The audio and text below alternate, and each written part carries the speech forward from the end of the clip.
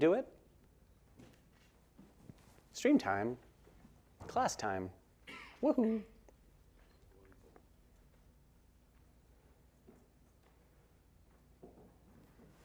All right, folks, good morning. Welcome back to day 3, this third and final day of QClass. Today we're going to talk about lighting. We're going to talk about QLab collaboration. We're going to talk about QLab Remote. It's a small topic, but a valuable one. And then we're also going to talk about workflow tools, which are all, it's our catch-all name for a series of tools inside QLab which are aimed at helping you use QLab productively and effectively, which aren't necessarily audience visible or audible. We'll talk about scripting as much as people have an appetite for. And all of those topics add up to most of a full day, so there's plenty of room to sort of let the class drive the agenda today. So as I have been saying, please don't be shy about raising your hand and trying to guide the discussion into the corner of your interest. That's perfectly okay, and in fact, wonderful. And particularly this afternoon, where we have a lot of space for that, or comparatively a lot of space. Okay, without further ado, introduction to lighting. Okay, we've all heard of lighting. It's very important. I believe it came in the beginning, in fact, to many people. Not all. My favorite creation myth begins, in the beginning, there was nothing but water and 2 ducks, which is a particular Native American creation myth, which I truly, truly love. And it just, for me, feels like it can start however you like. Water and 2 ducks is as good a start as any. Lighting, which has existed for an enormously long percentage of the time that people have been doing theater, really sort of entered into the chat for QLab in QLab 4, and has been, by design, progressing slowly as we recognize that QLab is, in the world of audio, kind of was, when it started, in a more wide open field. But when we started with lighting, there were a lot of other folks doing lighting control in a quite established way. And we have been building QLab's lighting tools slowly while trying to get as much information from people who use QLab for lighting. What is it that you use QLab for lighting for? What are you doing? How are you doing it? What do you need? What do you want? So we've been building these tools slowly, and we are right now entering into the beginning of a phase of more intense focus on that subject. So what I'm about to show you today is what QLab can currently do, but I think that it's worth pointing out that now is perhaps among the best time to let us know how you feel about the next steps we should take, because we're about to take them. QLab interacts with the physical world of lighting using 2 mechanisms. To start with, there is ArtNet, and then after that there are a small number of compatible USB DMX devices. Just to make sure we're all starting on the same page, DMX, which stands for Digital Multiplex, Plex, which starts with X, as we all know. Digital multiplexing. This was a lighting control standard developed throughout the 80s and early 90s, and I think it was ratified in like 1991, maybe 1990, as the way that we're going to communicate between lighting control devices and lighting devices. Mostly at that time it was dimmers, but also scrollers and moving mirrors and then moving lights. And now many, if not most, of our lighting fixtures in lots of theaters are LED fixtures, which take DMX straight to the fixture, and the DMX signal tells the fixture what to do and when, right?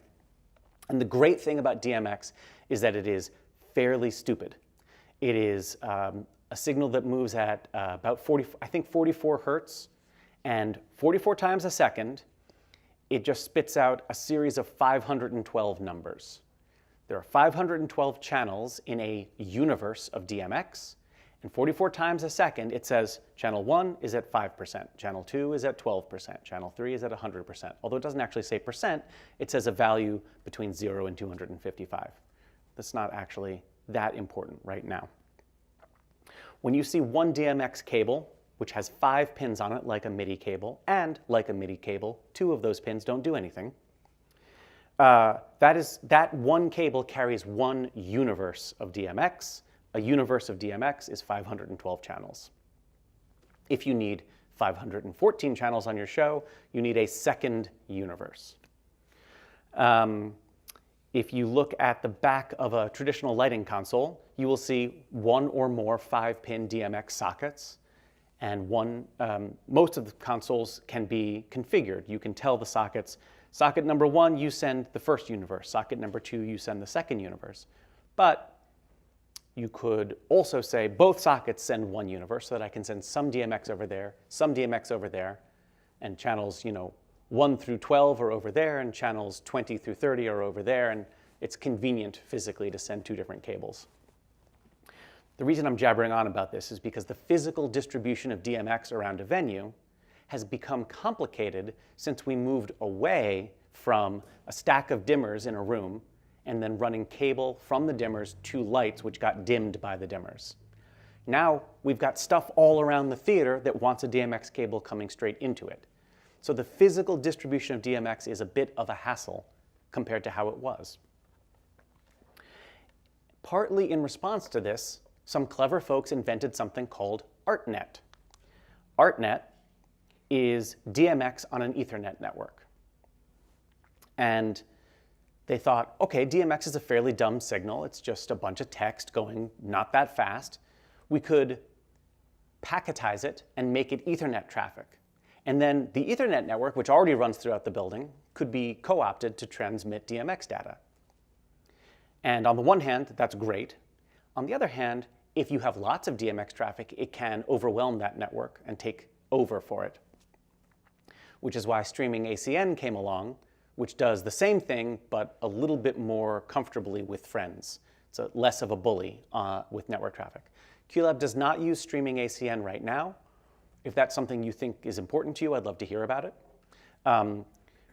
We use ArtNet for a couple of reasons. The first is we were confident with the knowledge that is provided by the folks who invented ArtNet. We were confident that we could implement it well inside QLab and reliably, which we're pretty confident we have done.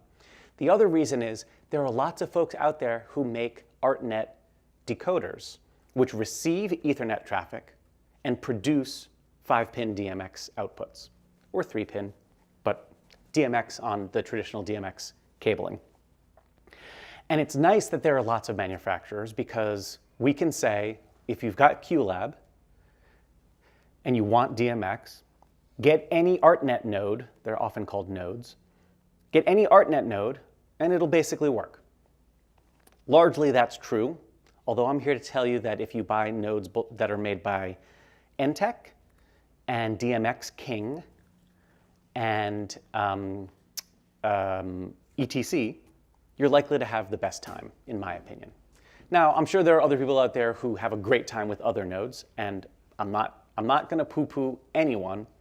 The only thing I want to point out is if the manufacturer of your ArtNet node is not a company with their own website and their own downloadable manuals, it's going to be harder to troubleshoot your problems.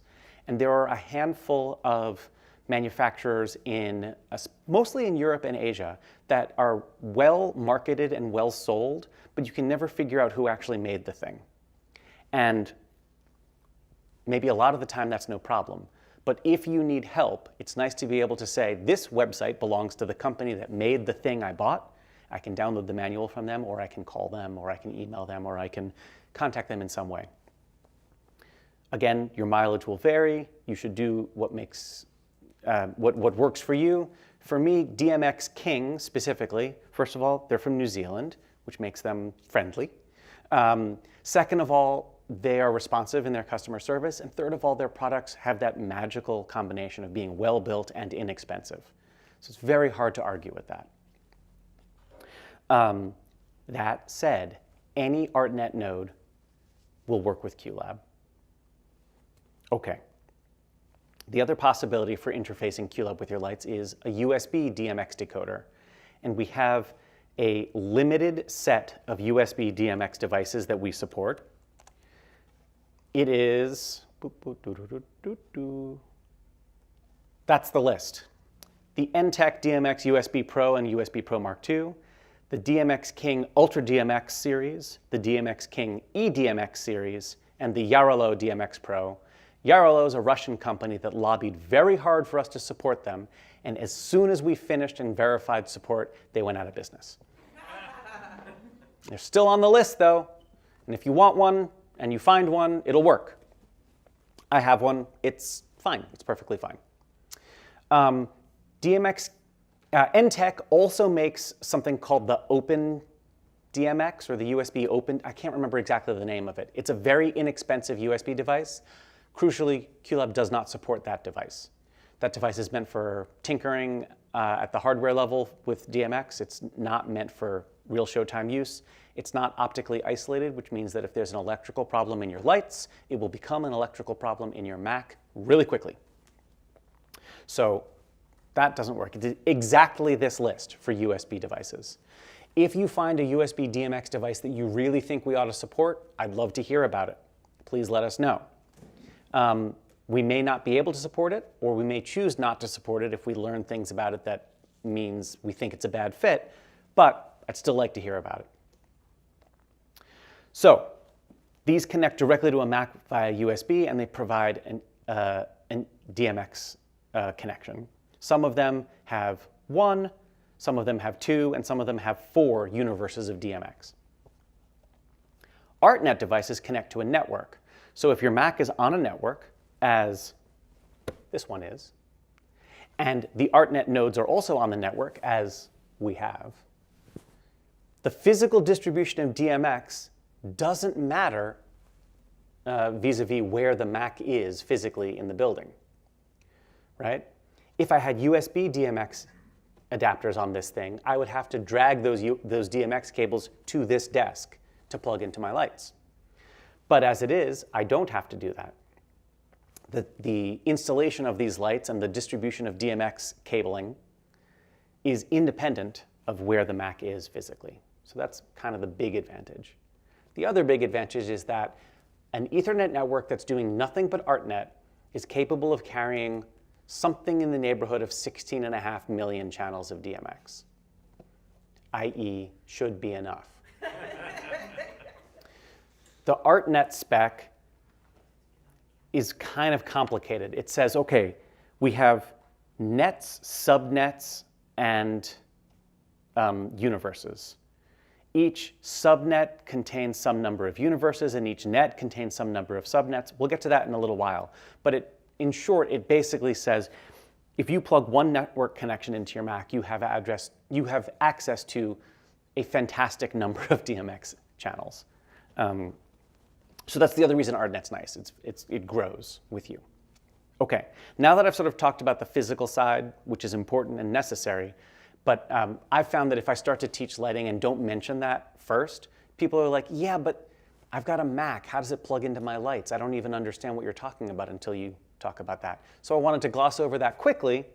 Now we'll talk about how QLab does lights, understanding that that physical side does happen. We'll get back to it in greater detail in a short time. In lighting, in QLab, you interact with lighting through 2 basic components. The light cue, which is a type of cue, which works basically like a fade cue, and the light dashboard, which is a window, which you get to under the window menu. The light dashboard is a set of controls which show you and let you modify the current state of lights in your system. So right now, there are 1, 2, 3, 4, 5, 6 lights that are controlled by QLab that are on at the moment, right? I have named them VX 1 through 6. There's a VX7 there, which is for putting a splash of color on here when there's no projection. VX short for Voxel. So the dashboard lets me select those lights. The sidebar of the dashboard lets me see if those lights have such parameters. Let me see the color parameter of the light. I also have a moving light, which is not turned on right now. There's a Mac, what is it, a Maverick? Yeah, not a Mac. There's a Maverick up there, Rogue Maverick. It's got color changing, and it's also got pan and tilt controls, so those appear here in the sidebar when that light is selected. So I can do simple control of the lights like this. I've dimmed them out, brought them back. I can open this up and look at all of the parameters of the light. So I can either adjust individual channels like red, lime, amber, green, etc., intensity, or I can use the color control here in the sidebar to adjust the color of the selected light. If I select multiple lights, I can adjust all of their color at once. And now we have a nice orange, right? So that's the basic interaction with lights. Live control here, cues live here like any other cue in QLab. A light cue, which has the Basics tab, which you all know about, and the Triggers tab, which you all know about, and the Curve tab, which we talked about a little bit with fade cues, also has the Levels tab. The Levels tab contains the light commands, as we call it, that tell QLab to do stuff with lights when you run the cue. So this light cue sets lights 12, 13, 15, and 14, yes, they're out of order, to these values. The yellow line on these sliders shows the current level of those lights. The slider and the numerical value here shows the level that the lights will go to when I run the cue. So when I run this cue, both here and in the dashboard, we see 12, 13, 14, and 15 fade live from where they were to here. The triangle arrowhead on the slider shows the direction that the level changed most recently. So things that went up most recently have an upward pointing to the right arrow. Things that went down most recently have a right pointing arrow. And controls with a circular handle were not recently moved.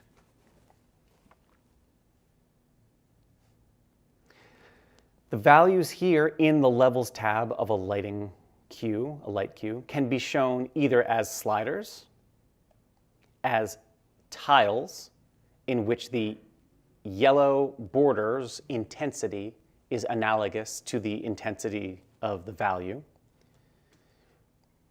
or as text, which is editable as regular text. There's some other controls here which we're going to work our way through as we talk about lighting. Yeah? There's, at the top of the Levels tab, a command line, which also exists at the top of the dashboard, which lets you control lights. Here, it lets you control lights live by typing, so I can say things like 12 through 15 at 0, and that happens.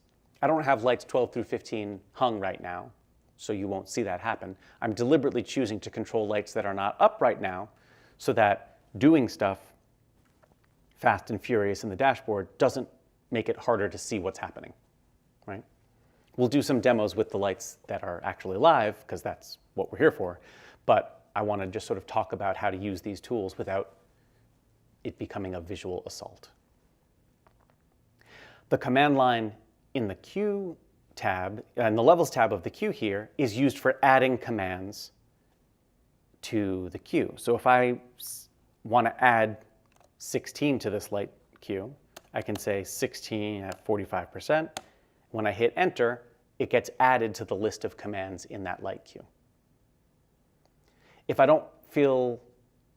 typing is not my preferred interaction, I can also choose add command, and I get a hierarchical menu of all the lights and light groups, which we'll talk about. And when I hover over a light, I see all of the parameters that belong to that light. So I can say, yes, 13, I want to change its hue. And now I've added 13 hue to my command list. And I can go adjust that to some number. You did, I hope, notice that there were times where I just wrote an individual, I just wrote a number, 13 at 10. But here, when I added hue, it says 13.hue. QLab has a syntax of name of light with a dot and then name of parameter. And that's the syntax for how we address a parameter. So if a light has red, green, blue, and intensity, we can say light.red to address its red value, light.blue to address its blue value. Light.intensity will address its intensity value, but also light, without any dot or suffix, will address what we call its default parameter, which for most lights is intensity. The default parameter is baked into the definition of the light. You don't have to worry about it. But that's what lets you just say, put those lights at 50. We all know that when someone says that, what we mean is the brightness of the light. But that's a cultural thing, right? That's colloquial. If you have a light that has no brightness, well, what's a light with no brightness? Well, it's not really a light. It's a DMX-controlled other thing, like maybe a smoke machine or a fan. It's not appropriate for the smoke machine to have an intensity control because perhaps that means brightness, and there's no brightness of the smoke machine. So maybe we say smoke machine at full. What we want is the smoke volume to be at full. Or maybe what we want is the fan speed to be at full. So different parameters can be the default parameter for different types of fixtures. Does that make sense? Okay, great. Something that I think is sort of the most significant, unusual thing about QLab lighting compared to other lighting controllers is that light cues are what we call sparse. And what that means is that light cues only contain commands for the lights that they contain commands for, and they have no effect on other lights. So I don't know if this demo is exactly set up to work right with the current plot. No, it's not. Give me just a second. For this demo, I'm going to briefly, let's put the lights back on. What's going on here is I have a demonstration of a series of cues that address lights 11, 12, 13, 14, and 15. The lights that I actually have in the theater are called VX1, 2, 3, 4, and 5. And I would like to use these for my demo. So I'm going to go and skip ahead in this lesson briefly. I'm not going to spend too much time explaining every little thing I'm doing because I want to get to this demo first, but it will give you a preview of adjusting the light patch. I'm going to go into Workspace Settings, Light Patch. I'm going to delete lights 11 through 15, which don't do anything because they're not actually here in the theater. Command delete. All of these cues which contain commands for 11 through 15 are now broken. Right? Hey, I'm talking to a light and it's gone. I will say, fear not, little lights, because I'm going to rename these lights 11. And QLab asked me, hey, all the cues that already talk to VX1, do you want to update those cues to now talk to its new name? I could say, no, leave them alone. I'm going to rename it back to VX1 later. Or I'm going to re-add a new light and call that VX1. But here I'm going to say, yes, update those light cues. So every light cue which previously addressed the light called VX1 now addresses that same actual light by its new name, which is 11. To make this even clearer, I'm going to get rid of all these other lights that are not part of this demo. VX2 is going to become 12, and I'm going to update light cues. VX3 is going to become 13, updating light cues. VX4 will become 14, updating cues. VX5 becomes 15, updating cues. VX6 becomes 16, updating cues. And VX7 becomes 17, updating cues. So my patch now contains lights 11 through 17, which are these same 7 fixtures, going by a new name inside QLab. And all the cues which used to address those 7 fixtures still address those 7 fixtures, just by a new name. And all the light cues that were broken because they talked to lights 11 through 17 are now no longer broken because 11 through 17 now exist. And those light cues that were sitting here wishing they could speak to lights 11 through 17, yay, my wish has been fulfilled, right?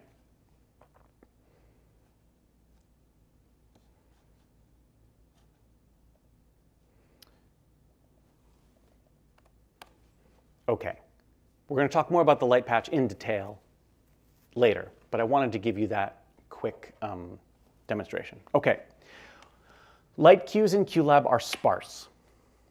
What that means, here I'm going to show you a sort of quick and dirty cue sheet, which describes what's going on while the lights do the same thing. They're not actually connected. I made this by hand. Does that make sense? Okay, great. When we boot up our lighting system, when we arrive in the morning, everything's off. So the starting point for our day is all 5 of those fixtures have an intensity at 0%, and our live levels indeed say 0. When I hit light cue 1, and light cue 1 here is sets 11 to 100, 12 to 100, and 13 to 100. Oops. And now I, of course, made a little mistake because these fixtures need a color. So now 11, 12, and 13 are at 100%.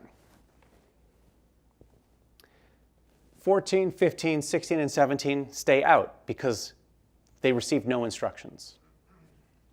Light cue 2 brings 14 to 30% and 15 to 50%. 16 and 17, still nothing.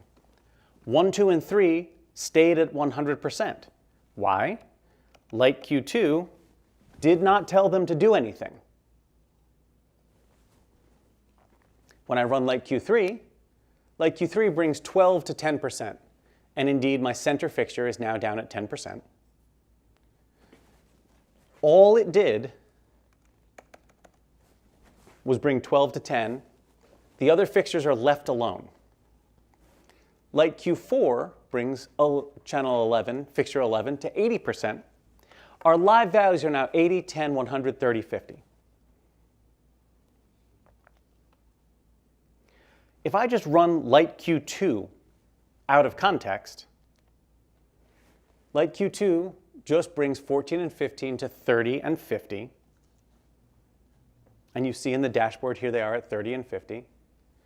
Although I think I accidentally, reset their color. I just ran light cue 2. It doesn't bring up 1 through 3, even though 1 through 3 are at 100% before light cue 2. Because unlike a console that does tracking, most lighting consoles, QLab does not by default assume that running a cue out of order means, hey, pretend we ran all the cues before this cue. I have nothing against tracking consoles. I think it's brilliant. I prefer it to non-tracking consoles. I, this guy, who admittedly is not a full-time lighting designer, prefer QLab's approach. I like saying, this cue affects these lights only, and when I run this cue, only these lights change. But many people, many completely put together and reasonable people, many experts at lighting design, say, okay, that's insane though, because here's what happens. Sometimes we rehearse the show starting at scene 2. And there was stuff in scene 1 that set me up for scene 2. So when I run light cue 2, I would really like light cue 1 to have run in the past, right? Completely logical desire. And as a result, we have an attribute in a lighting queue called collate. A light queue that is set to collate,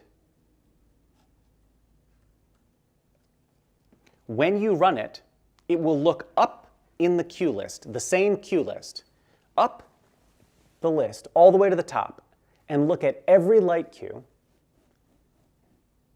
Imagine that they ran, collate the effects of them having run, include that collated result into itself, and then go. And because this is just plain numbers, it does that very fast. It does it in 0 human time. It takes some amount of computer time, but those time, that very small amount. If you are running a show, a traditional theatrical show, it may be wise to have the default posture be all light cues are set to collate. And then on an individual basis, you can tell light cues, no, you don't collate. I did a show in high school. For whatever reason, this really stuck with me. No, middle school. I was in middle school running lights for this. I think probably stuck with me because I think it's the first time I ran lights. And I was in front of the console, which we called Darth Vader, because it was large and grumpy and black and sparks shot out of it. And it was not a great piece of equipment, and yet they put children in front of it. And it had to be respected, and it could choke you. No. Darth Vader was a 2-scene preset. So I had a row of 18 faders here, and a row of 18 faders here, and then a crossfader here. When the crossfader was up, whatever these faders were doing is what the dimmers were doing. When the crossfader was down, whatever these faders were doing was what the dimmer was doing. We had a scene that took place in a hotel room in a cheap hotel. So we were up in the top scene, and the lights were like so. And the lighting designer told me, okay, now reach over here to number 18, which is the neon light outside the window. And while the scene is going, I want you to gently fade it up and down. Up and down. Because that's the neon light out in the alley. Because it's a cheap hotel, there's a neon light out there saying vacancy, vacancy, vacancy. And there I am, 13-year-old Sam, like trying to do this as evenly as possible. And Bob Briggs is yelling at me, Sam, has any sign blinked that way ever in the history of blinking signs? And I was like, no, all right, you're right, better. So there I was, like manually figuring out how to blink this thing nicely. That really stuck with me as a future designer. The cue that I want to turn that thing up and down, how do I have that cue only affect the sign and not anything else, regardless of what other cues have run or not run? Because as we work through the scene, there was a dramatic moment. I had to set up another cue, crossfade to the other cue, and then reach back over on the other side and keep blinking the sign. But while we crossfaded, I had to stop because I needed my hands over here. In QLab, I could have a light cue that brings the neon light up to full, then another light cue that brings it down to 0. And those light cues could keep running in a little group, in a loop, by themselves, while other stuff went on. Right? Here I could have a light cue that is a very long, slow fade of some of my fixtures, while here at any time, I could take another cue that brings up another light that has nothing to do with the long fade. You certainly can do that on a tracking console, right? You absolutely can do that on other consoles. For me, for this brain, I can't find any lighting console where it's easier to look at the two cues and figure out what does what and what won't affect what. For me, for this guy. So I find it super valuable, this approach. That's the end of that little demo. Are folks with me so far? Does this work for folks? Are folks already using QLab lighting? One is. Have you found the sparse cues to be to your advantage at any time? No, there's a person behind you who is using lighting. The fact that cues are sparse and don't collate by default, is that valuable to you? It is valuable. It is. Yeah. You've been able to make use of it. Yeah, great. But what I know about collate, that would also be very useful. Right. All right, folks, we're going to start in scene 3, please. Or actually, we're going to start halfway through scene 3. Exactly. Right? Yeah. Is that like a in-menu defaultable thing, where I can go with like a box and then I don't have to select collate every time? Yeah, so we haven't talked about this yet, but now is as good a time as any to. I'm going to go to Workspace Settings, and I'm going to go to Templates. In Workspace Settings, Templates is a list of every type of queue in QLab. And when you select any type of queue from that list, you get an inspector, which shows all the inspector tabs that that type of queue has. You can go to any control and set it to any value.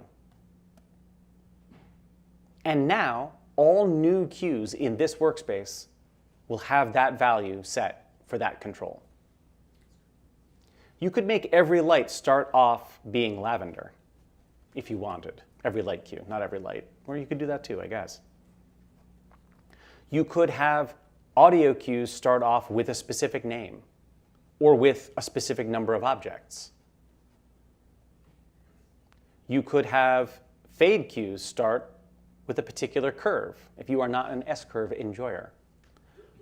When I work with that lighting designer, that sound designer who I've been assisting for decades, I do this. That, we have determined over the years, is her preferred fade curve shape. That's what sounds nicest to her.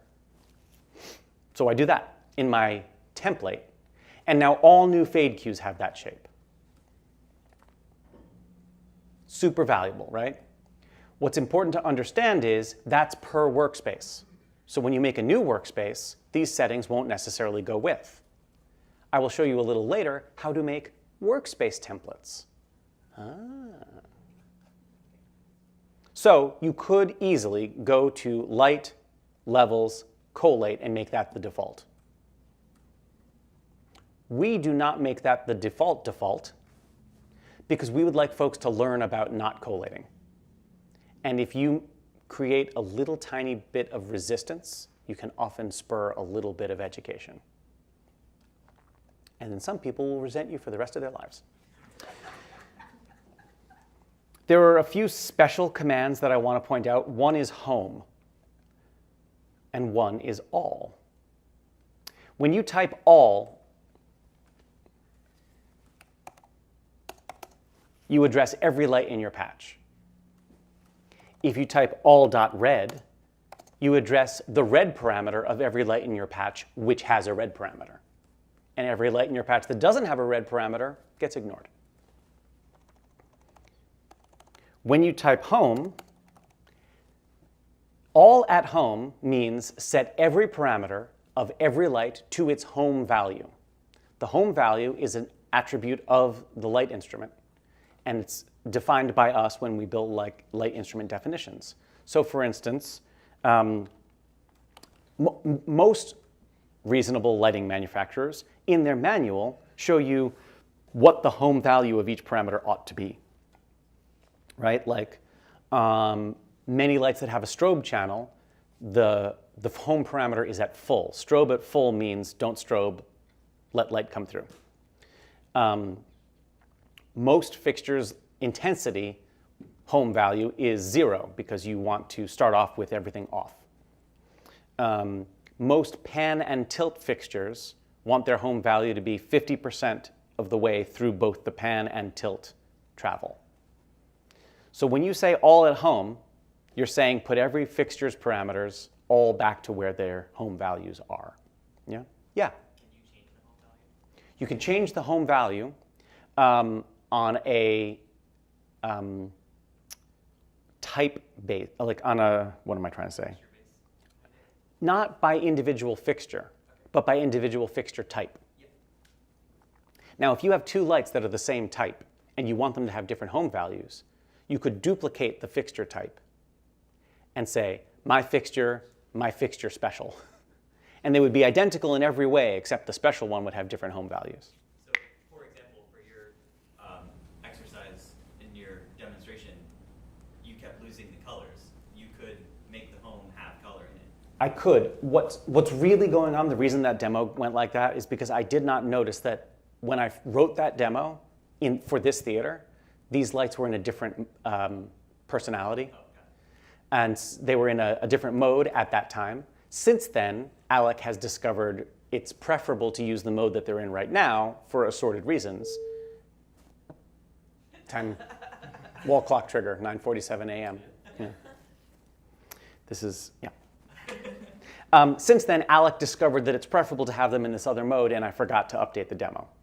So as it happens, in that demo, it wasn't that I was losing color because I was setting it to home. It's that I was losing color because I was setting it to a specific value that's pertinent to the other version of these lights' personality. But yes, you're absolutely right. And for folks with manufacturers haven't all agreed on what the right thing to do is when you home a color-changing fixture, right?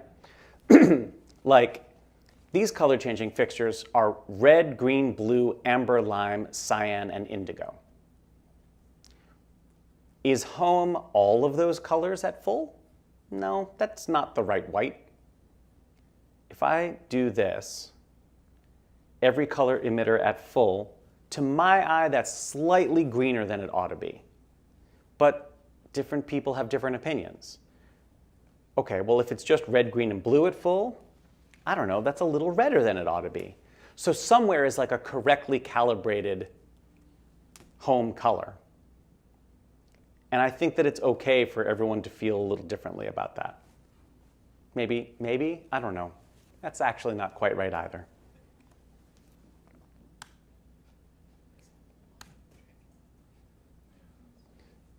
So all at home takes everything out, and then I have a hotkey here, which is not working. There we go. I have a hotkey which brings up that first cue that we've been using this whole time.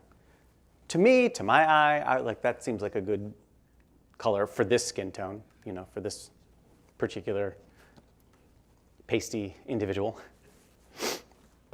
Although this is a fun moment to know that actually everyone's skin is the same color because everyone's blood is the same color, and the color of our skin is the color of our blood. It is the tone of that color that melanin adjusts.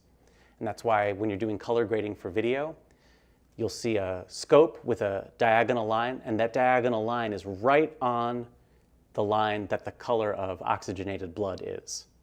So when you adjust the color of film or video, not film, you do it with video, you adjust it to blood color, and then from there you tweak based on whether people are sunburnt, whether people with of different ethnicities have different variation, but it all starts from the blood color. And there is something I think that we can all learn from the fact that all of our blood is the same color.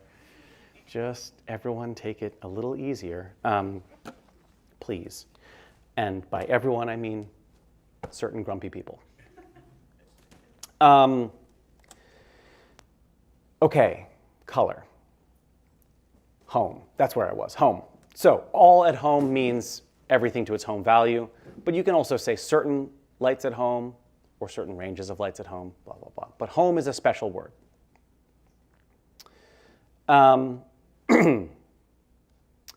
We started talking about the light patch, and I want to go into greater detail because that's where this programming of lights sort of meets real lights. So I'm going to go into Workspace Settings and look at Light. And we have 3 tabs: Light Patch, Light Definitions, and Light Dashboard MIDI. We can get to each of those one at a time. You don't happen to have a pilot with you? I don't. Okay, great, no problem. I should have mentioned it before if I wanted it, but I only... We'll see. These 3 tabs in Workspace Settings define how this workspace interacts with lights. There's also a window under the Window menu called the Light Library. And the Light Library is a list of all of the lighting instrument definitions that are available to QLab at all. The majority of these will be are shipped with QLab, and we ship about 1900 definitions. Maybe I haven't updated that number in my memory, but I have made many lighting definitions. So we're somewhere around 18 or 1900. And that's not 18 or 1900 different types of lights, because some lights have a zillion different versions of their definitions, right? These are ETC color source 2? Luster 2s, right? So luster 2s can be set to like 12 different modes that all behave slightly differently. So luster 2, yeah, here we go. Luster series 2, we have direct 10 channel, direct 9 channel, HSI, HSI plus 7, HSIC, blah, blah, blah, blah, blah, blah, blah. So these are all the different modes that the fixtures can be set to. You have to tell the fixture on the back panel of the fixture what mode you want it to be in, and then you have to use the corresponding definition in QLab when you tell it to speak with that light. And that's done in the light patch, and here's how it works. The light patch is a table. The leftmost column is the name of the light. This is what most light consoles will refer to as channel. And while, indeed, most lighting consoles will expect channel to be an integer, QLab goes its own way, and the name of a light can be any text. So we can have it be 11, we can have it be 100, or we can have it be, you know, Fred.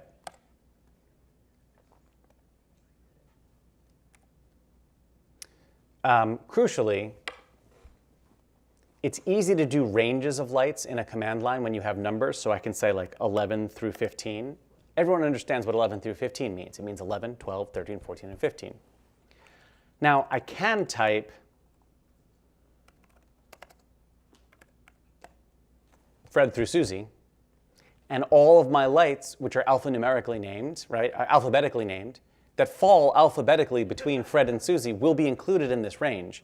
But it is not as instinctively easy for people to understand that, right? We've all, even I, with my rudimentary, limited, stunted math skills, even I have an easier time understanding ranges of numbers than ranges of text. But what is so often true in a boring conventional lighting plot, you have front light, top light, side light, whatever, but you often have a special. This telephone special, the door special, the window special. And what's common is for designers to give those specials a numbered channel like anything else. Okay, so my front light is all 1 through 10, my top light is all 11 through 20, my side light is all 21 through 30, my back light is all 31 through 40, and then my specials are 100, 101, 102, 103. And then you have a magic sheet, a document that you keep on your desk. 101 is telephone, 102 is door, 103 is window. In QLab, just name the light telephone. Because you don't have to do ranges often with the specials, right? The whole point of a special is it's individually addressed.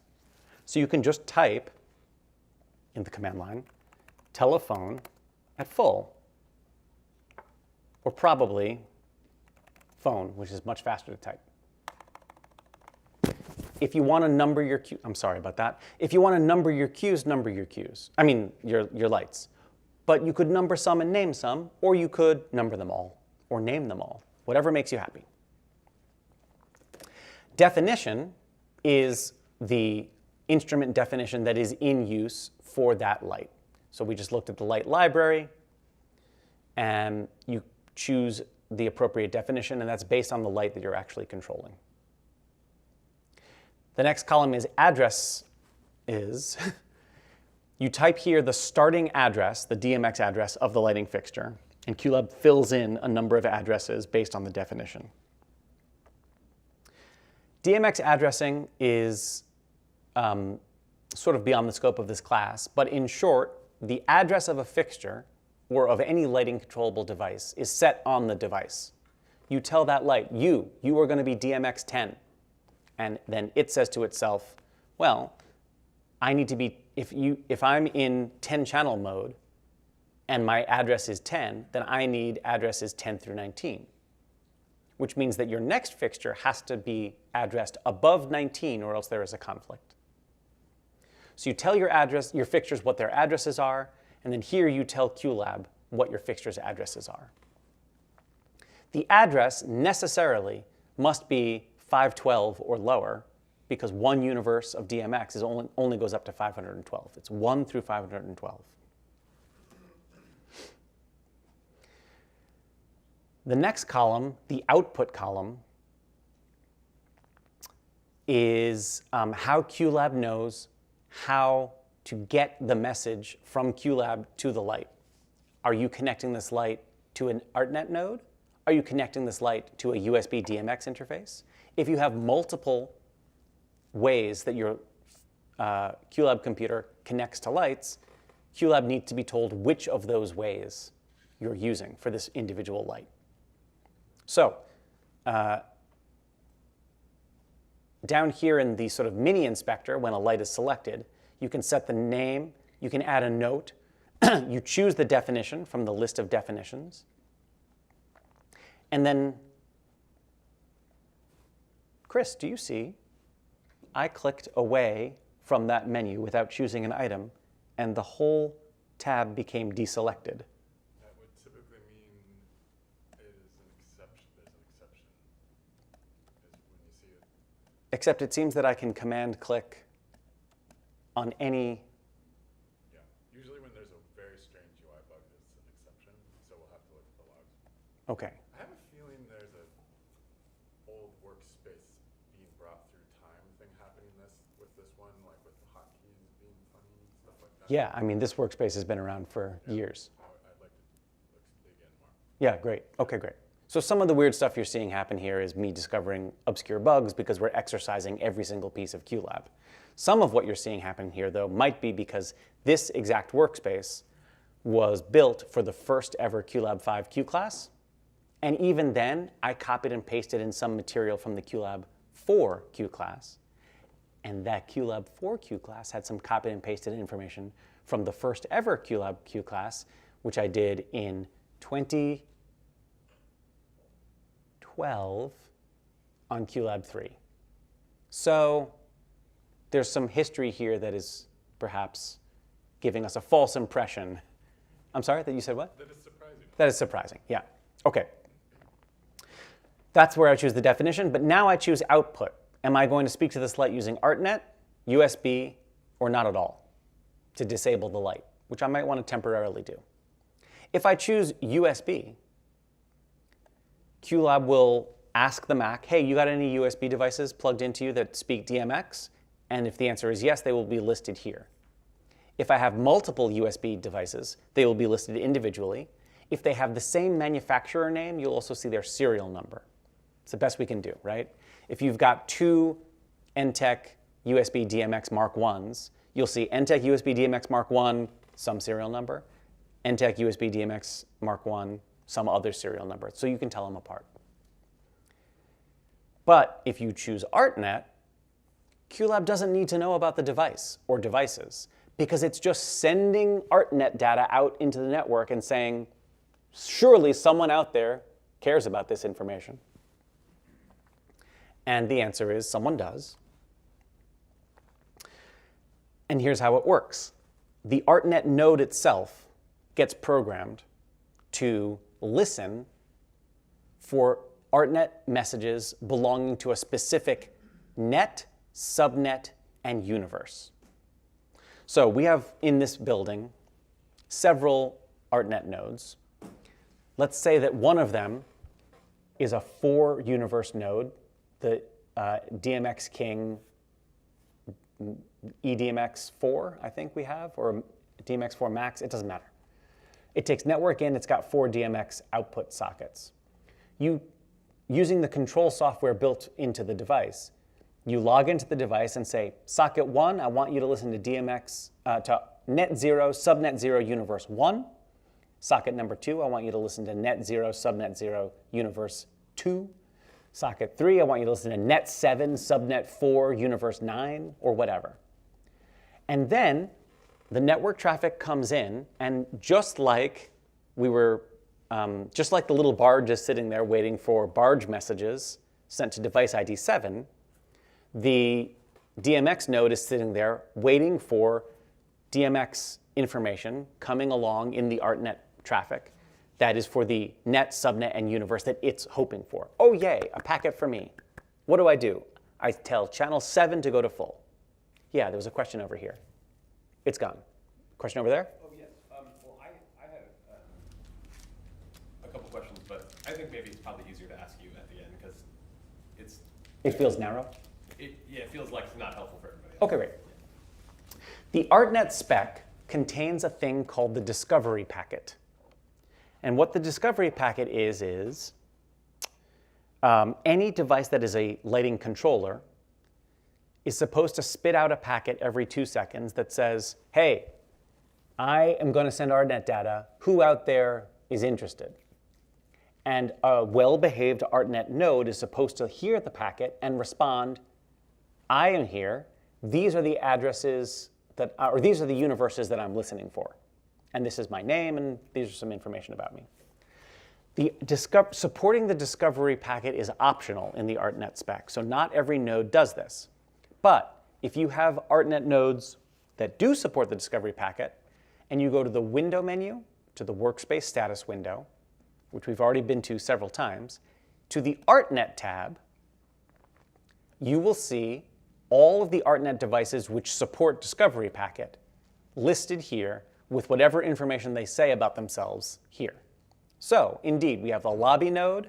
It's named lobby node because Alec configured it to say that about its name. This is its IP address.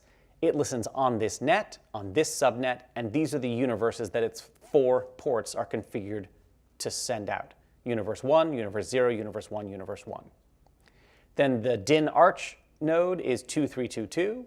Then the DIN 5 through 8 is 0000, and the DIN 1 through 4 is 0000. What that means is that there are a total of 9 physical ports in this building that the traffic for DMX Universe 0 will come out. So when I patch a lighting fixture to net 0, subnet 0, universe 0, address 10, 1, 2, 3, 4, 5, 6, 7, 8, 9 sockets, well, if we could magically put our little magic ear to those sockets and hear the DMX channels coming out, when we brought this fixture to full, we'd hear on all of those sockets, channel 10 at full, channel 10 at full, right? Or less magically, if we plugged a DMX tester in, we'd see it on the DMX tester. It's not quite as magical, whatever. You with me? That's part of why ArtNet is so cool, because I can put nodes wherever the Ethernet network in the building reaches, and then I can tell those nodes, you listen to this, and you listen to that, and you listen to the other. You can do the same thing with streaming ACN. Everything that's good about ArtNet is good about streaming ACN as well, with the exception of how easy it is to write software for it. ArtNet is easier to write software for. Streaming ACN is not as easy. Then, other things about streaming ACN are better, and other things about ArtNet are not as good. But that's neither here nor there right now. This is why my point here is to advocate for ArtNet instead of USB DMX, not to try to advocate for ArtNet instead of streaming ACN. Yeah? Okay, great. I forget how the net and subnet works. Is it? Yeah, okay. There are 128 nets. Each net contains 16 subnets. Each subnet contains 16 universes. That's the categorization of ArtNet. Why, oh why, did the folks who invent ArtNet feel the need to include net and subnet instead of just allowing some number of universes, 0 through 35,000 or whatever it is? I do not know. I'm sorry? Sorry, I was just trying to actually calculate the number. Oh, yeah. It's How at 128 times 16 times 16. 32,700. 32,700 universes of DMX. Times 512. Times 512. Should be 16.5 million. 7 million Yeah. channels of DMX. So I think it would be much more reasonable if the ArtNet spec just said universe is a number that can go up to 35,000, and there's no such thing as net and subnet. And the reason that I find that so frustrating is because if you go to System Settings, Network, it's up here now. Thanks, Apple. And you look at Ethernet, there's a thing called subnet mask. This subnet and this subnet have nothing to do with each other and don't mean anything similar whatsoever. But they both involve an Ethernet network. Great work, folks. Keep it up. Maybe I can get you a job with the USB consortium naming things.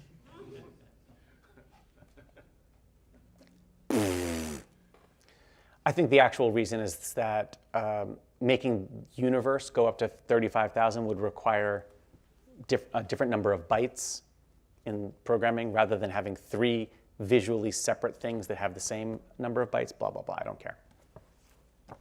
Point is, your net, subnet, and universe in QLab have to match the net, subnet, and universe on your ArtNet node, and your address has to match the address on the fixture, whether it be a light, a dimmer, a fan, a laser, a barge, or whatever. Yeah? There are some fixtures out there that require more than 512 channels. Some truly wackadoo fixtures.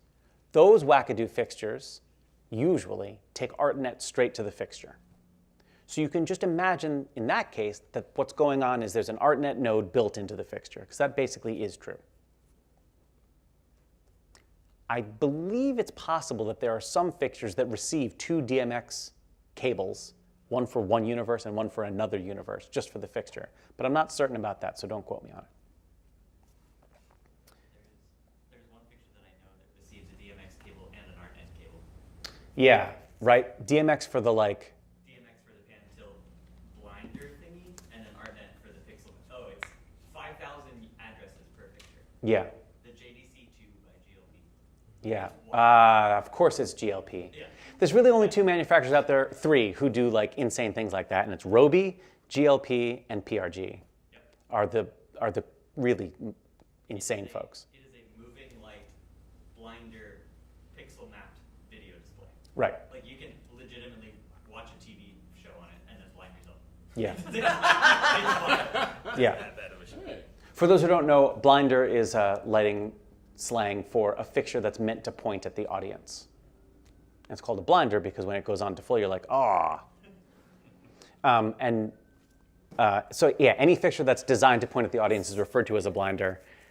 So it's right, it's a pixel map, right? I think what would be much more reasonable is just have an HDMI input on it. Whatever. Okay, the next column, groups. Lights in QLab can belong to one or more light groups. A light group behaves like an individual light, but all the commands you give to the group are given to all the lights in that group. So here I have an imaginary color source psych fixture that belongs to 2 groups called group psych and group lights. If I say group psych at full, this light will light up. If I say group lights at full, this light will light up. These fixtures belong to the group Voxel. These fixtures belong to the group sides. These fixtures don't belong to any group. Note is just a note. It's just for you. So I could say this light gets front light stage right note, a place to keep information about the light. We have some tools here for making it easy to make and patch lights, and I want to go through them real quick. To make a new lighting instrument, you either click this button or type Command to N while this view is active, and you get this little pop-up menu that lets you create one or several lights at a time. So if you're patching your lights and you say, oh yeah, I'm going to add all of my backlight right now, and I know I've hung 12 fixtures for my backlight. And then see here that Command D is next to definition. You can type Command D to pop up this pop-up so you can keep your hands on the keyboard. Okay, all my backlight is color source par, yeah. So I typed tab and I'm using the arrow keys. Now, do I want to give them numbers? Yeah, I'm going to call them backlight 1 through 12. So I'm going to start at 1, increment by 1, and prefix them backlight. And so now you can see down below in preview, my lights will be called backlight 1, backlight 2, backlight 3. Or I could forego that and just say they're going to be 501 through 503. Or I could go by 2s or 10s if I wanted to number them in some clever numbering scheme. When I create those instruments, QLab creates those instruments, poof, and here they are. And they start off selected and with the override symbol because they are not patched. They neither have addresses nor outputs. I could manually adjust all of them, or I can go to this button, Auto Patch Selected. I'm going to have them all use ArtNet. I'm going to put them all in Universe 6, maybe because that's how I set up my system, in Subnet 0 and Net 0, starting at address 1, go. And now we have address 1 through 6, address 7 through 12, 13 through 18, and onward, all in DMX Universe 6. Yeah?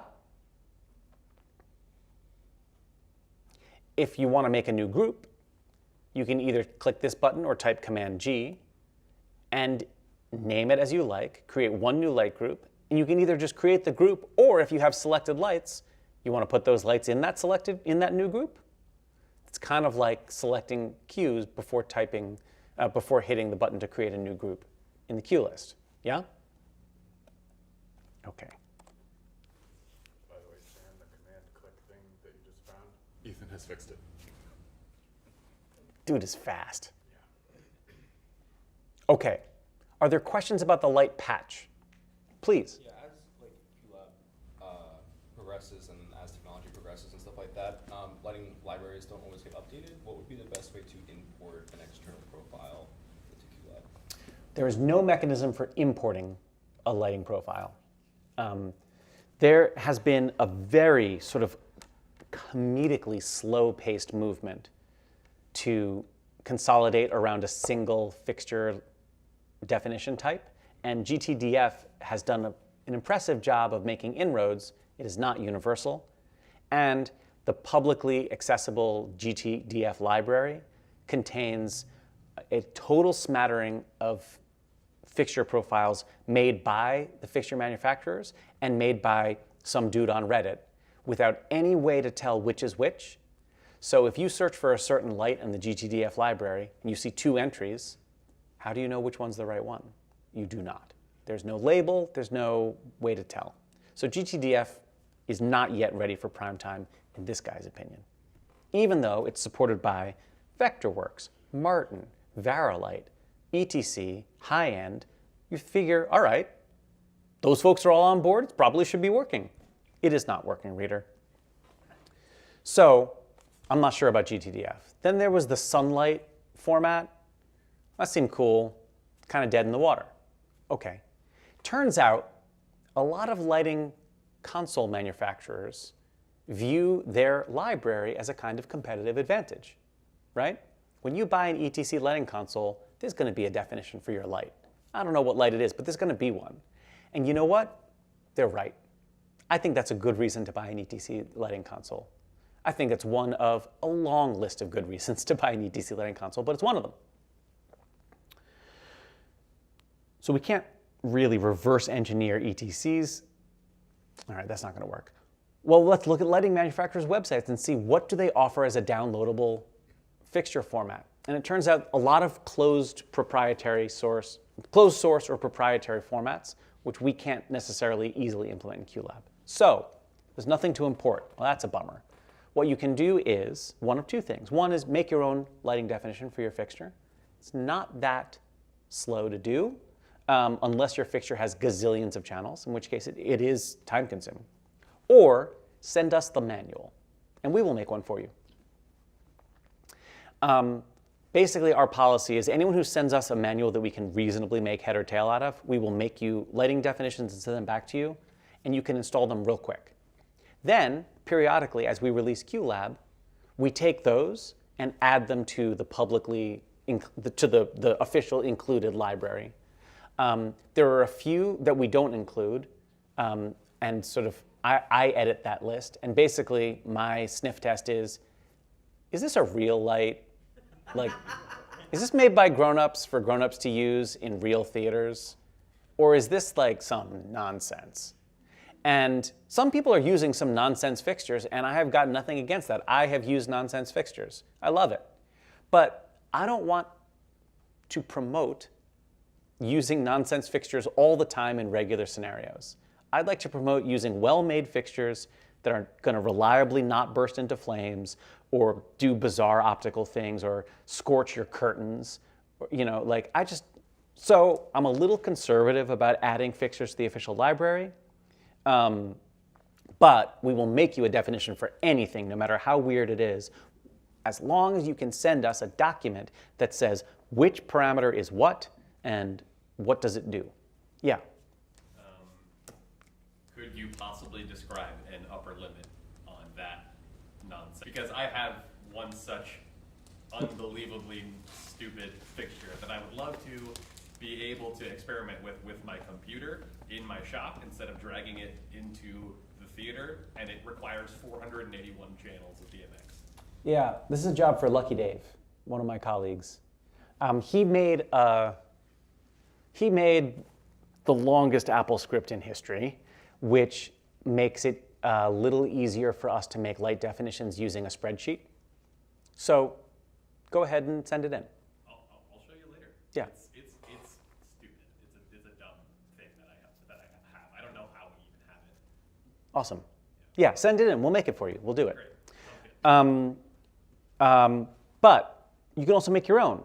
You make your own in the Light Definitions tab or in the Light library.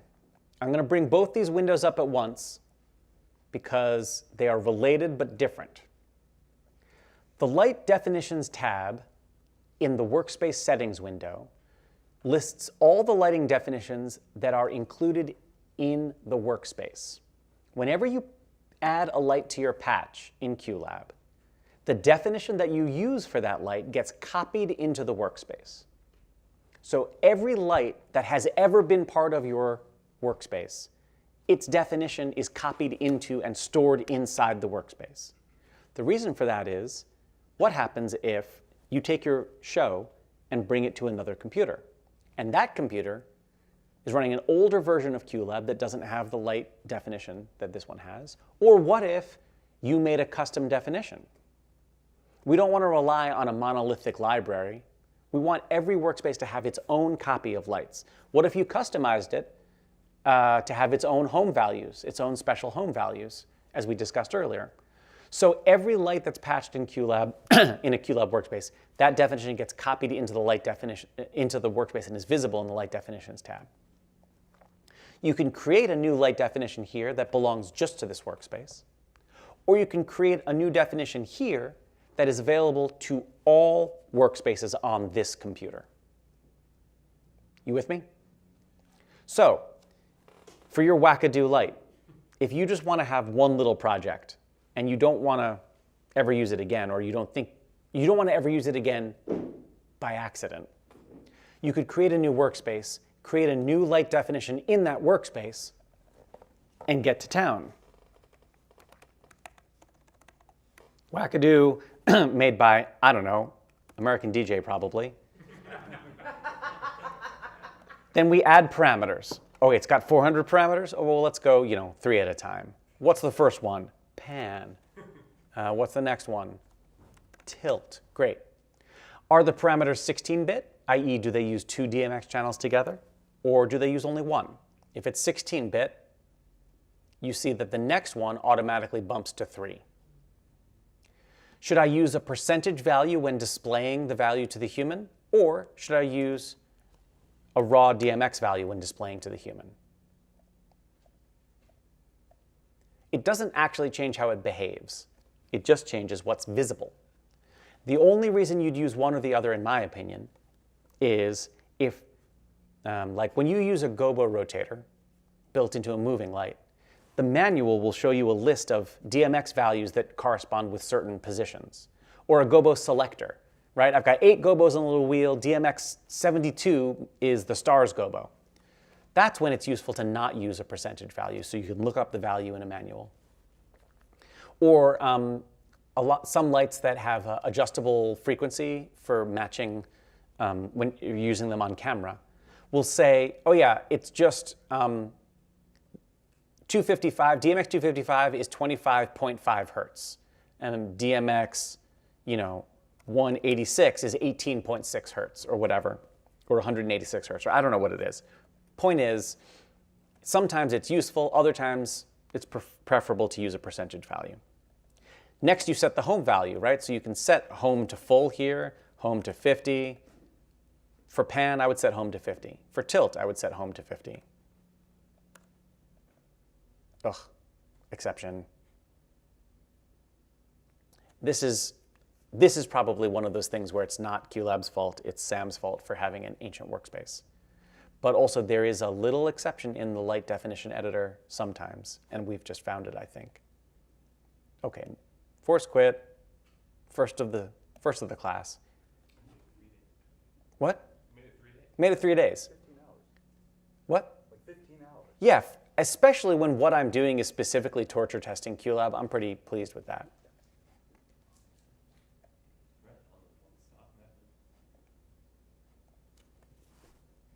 Now, Chris. Oh, okay, it just took time. It just waited for me to say, now, Chris.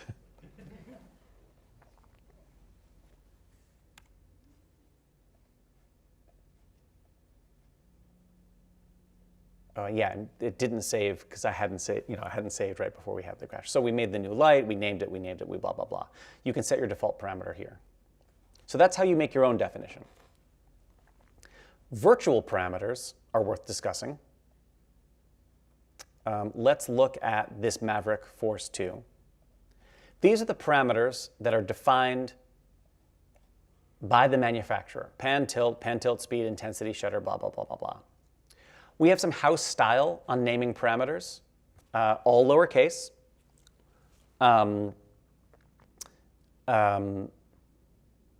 If we have a multi-cell instrument, right, so it's like a strip light that's got 6 cells in it, I say red for each cell is red space 1, red space 2, red space 3, red space 4, blue space 1, blue space 2. That's just house style. It's not important, though. If you want to use your own methodology, use your own methodology. Another house style is gobo channels. Everyone describes them differently. Gobo fixed, gobo static, gobo rotating, gobo non-rotating, whatever. We always say gobo 1, gobo 2, gobo 3. Also, gobo 1 rotation is always the rotation channel. Sometimes it's called different things on different fixtures. We always call the channel that means the brightness intensity, unless the fixture has both an intensity channel and a literal dimmer channel, which some fixtures do. Then we'll call them intensity and dimmer. Anyway, that's just house style, though. So the idea is that fixture library that we make should feel kind of consistent. If you make your own fixture, call things whatever you want to call them. We don't care. But virtual parameters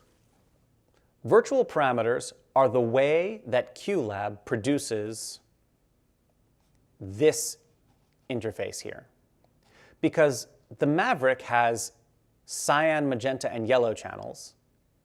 But in order to have a CMY color picker, we have to tell QLab, hey, those cyan, magenta, and yellow channels, they belong as a batch in a CMY color virtual parameter.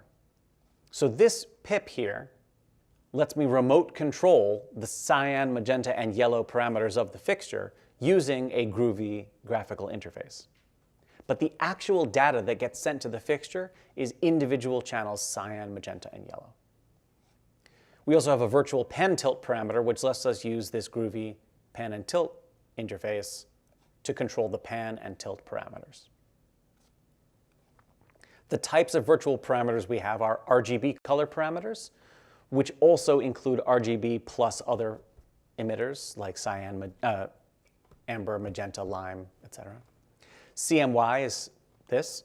HSI color pickers let you choose hue, saturation, and intensity. The pan tilt parameter, which you see here, and what we call a one-to-many parameter.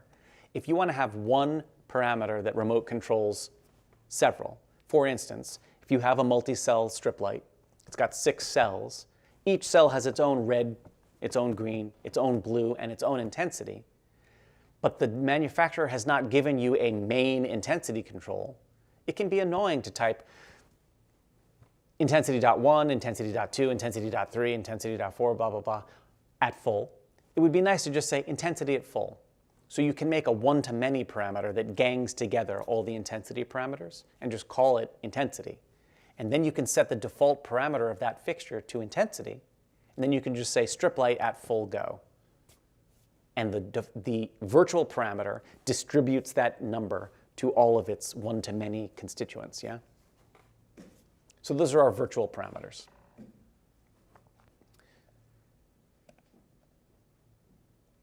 That is the light definition editor. And so that's how you can make your own light. And that's also how we will make a light for you. Do not be shy about sending lights to us. We're happy to make them. This bit of QLab is, we admit, not super speedy to use because it has to accommodate a sort of strange and wide range of possibility. So send us the things. We will make it for you and send it to you. And if it's a light that feels like there's some snowball's chance that other people are likely to use this thing too, and we think that it ought to be so, we will include it in a future release of QLab. Yeah. I try to keep up with the biggies. I try to keep up with ETC, Varilight, Martin, Chauvet Professional. Chauvet DJ I keep up with slowly because they make a truly alarming number of new fixtures every year. It's stunning how fast they move at Chauvet DJ. But Chauvet Professional is a little more modest, although they release lights in a way that is hard to understand, right? Like the Storm 4 has been coming soon for quite some time. It may be here now, but it took it was more than a year that it was coming soon and the DMX addresses were not available on their website. So I was like, let me add it, I'll type it up. Anyway, it doesn't matter. Yeah? Speaking of Shop by DJ, you have 2 iterations. There's a space in one of them and not in the other, so there's a sorting issue.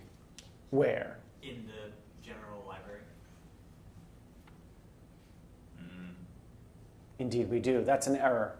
Just letting you know. The Slimpar T12BT should have had that space. That's one for me. Do you mind writing it down though? Yeah. Could you get for me that the Slimpar T12BT has a typo in its manufacturer name, which is a missing space? Thank you for that. That's a mistake. But can you blame me? Look how fast they go. I mean, come on. That's a lot of lights. Also, if it makes you feel any better, your Shop by DJ inventory of fixture profiles might be better than UTC's. Just saying. Yeah, take that. As somebody who uses them quite a bit. You hear that, Nick? Nick Gonsman is the Yeah. product. Yeah, no, I'm a big fan of Nick. We're very friendly. That's completely a joke. ETC's fixture library folks are incredible, and they also, well, never mind. They are really, really good at what they do. That is the sum total of my opinion there. They are really good at what they do, and I admire them. Some of these are subtle but interesting, right? iLED Mapper was a program that came out for iPhone many years ago. I don't think it exists anymore, but it made a 4x7 grid of squares on your phone screen, and each square was an RGB light. And so you could hold up your phone and send ArtNet to it over Wi-Fi, and it would do stuff. And in fact, we did a production of Be More Chill at the summer camp where I teach. And there's a song in that play called Cell Phone Hour, where all the high schoolers are talking to each other on their phones. Oh my God, did you hear what happened to so-and-so? And do you hear what happened at that party? And so we put iLED Mapper on all of the campers' cell phones and had a very elaborate cue playing over their phones, lighting up the side of their face. Then they would hold up their phone, and it was really cool. It worked really, really well. And all you need is one excellent Wi-Fi access point that is not connected to the internet that all the phones are connected to. So that's why we have iLED mapper, because it's just too cool to not include. Any other questions about the light library? Yeah. It's not about the library, but Oh, yeah. for ArtNet, how do you know which network interface it's going out, or is it just going out all of them? Yeah, that's a great question. So the first answer is the broadcast packet is supposed to deal with that for you. So, I'm sorry, the discovery packet is supposed to deal with that for you. QLab is supposed to say like, hey, ArtNet nodes, are you out there? And they say, yes, here I am, here's my IP address. Oh, if that's your IP address, then I know what net you're on. If you go to QLab menu, QLab preferences, hardware tab, down at the bottom, ArtNet lighting network interface. Automatic means QLab will figure it out. But if you have ArtNet devices that don't respond to the discovery packet and or are weird and or you have a very esoteric network setup, you may need to choose a specific network adapter. Right? So here right now I've got two active network adapters. I've got the built-in Ethernet port on this Mac, and then I've also got an Anchor Ethernet adapter plugged into a USB port. If I know for sure that the Anchor adapter or the built-in Ethernet is on the physical network that all of my ArtNet stuff is on, I could choose that. And in fact, I do. I know that it's the Ethernet, the .5 subnet. I could choose that here. But because all of the DMX nodes on this network respond to the discovery packet, then that means that QLab already knows that they're all on the .5 subnet. It means that leaving this at automatic and setting this to .5 will make no difference. So it's not outputting to the other? No, it's not flooding the .6 network. Now, in fact, it's not flooding at all because this next checkbox, use broadcast mode for ArtNet lighting, when you check that box, it amplifies dramatically the amount of network traffic coming out of QLab for lighting. Because broadcast mode for ArtNet says, I don't care what nodes are out there, and I don't care what they can do. Every IP address on this network is getting packets from me. If you have nodes that don't support the discovery packet, you may need to use broadcast mode because QLab can't find out what IP address is receiving. There's a little more nuance to it, and I'm glossing over some details. But in short, buy DMX King or other well-behaved ArtNet nodes, and then you won't need to really worry about this. I mean, there are plenty of other well-behaved. Doug Fleener, I forgot to say Doug Fleener earlier. Nothing they make isn't great. It's a little clunky looking, but great. Yeah? Are there any similar third-party Ethernet adapter concerns with ArtNet as there are with Dante? How you said There used to you're getting be. the right piece of hardware to work ArtNet or whatever. There used to be, but since the advent of 2.5 gigabit and 10 gigabit Ethernet, it turns out that gigabit Ethernet is now the most common type. You really don't need to really worry about it. I mean, maybe truly flaky ones, right? I like Anchor. I like Belkin. The only reason I like Belkin, though, is because there are a lot of products that Belkin sells which were obviously designed by Apple. Like, obviously.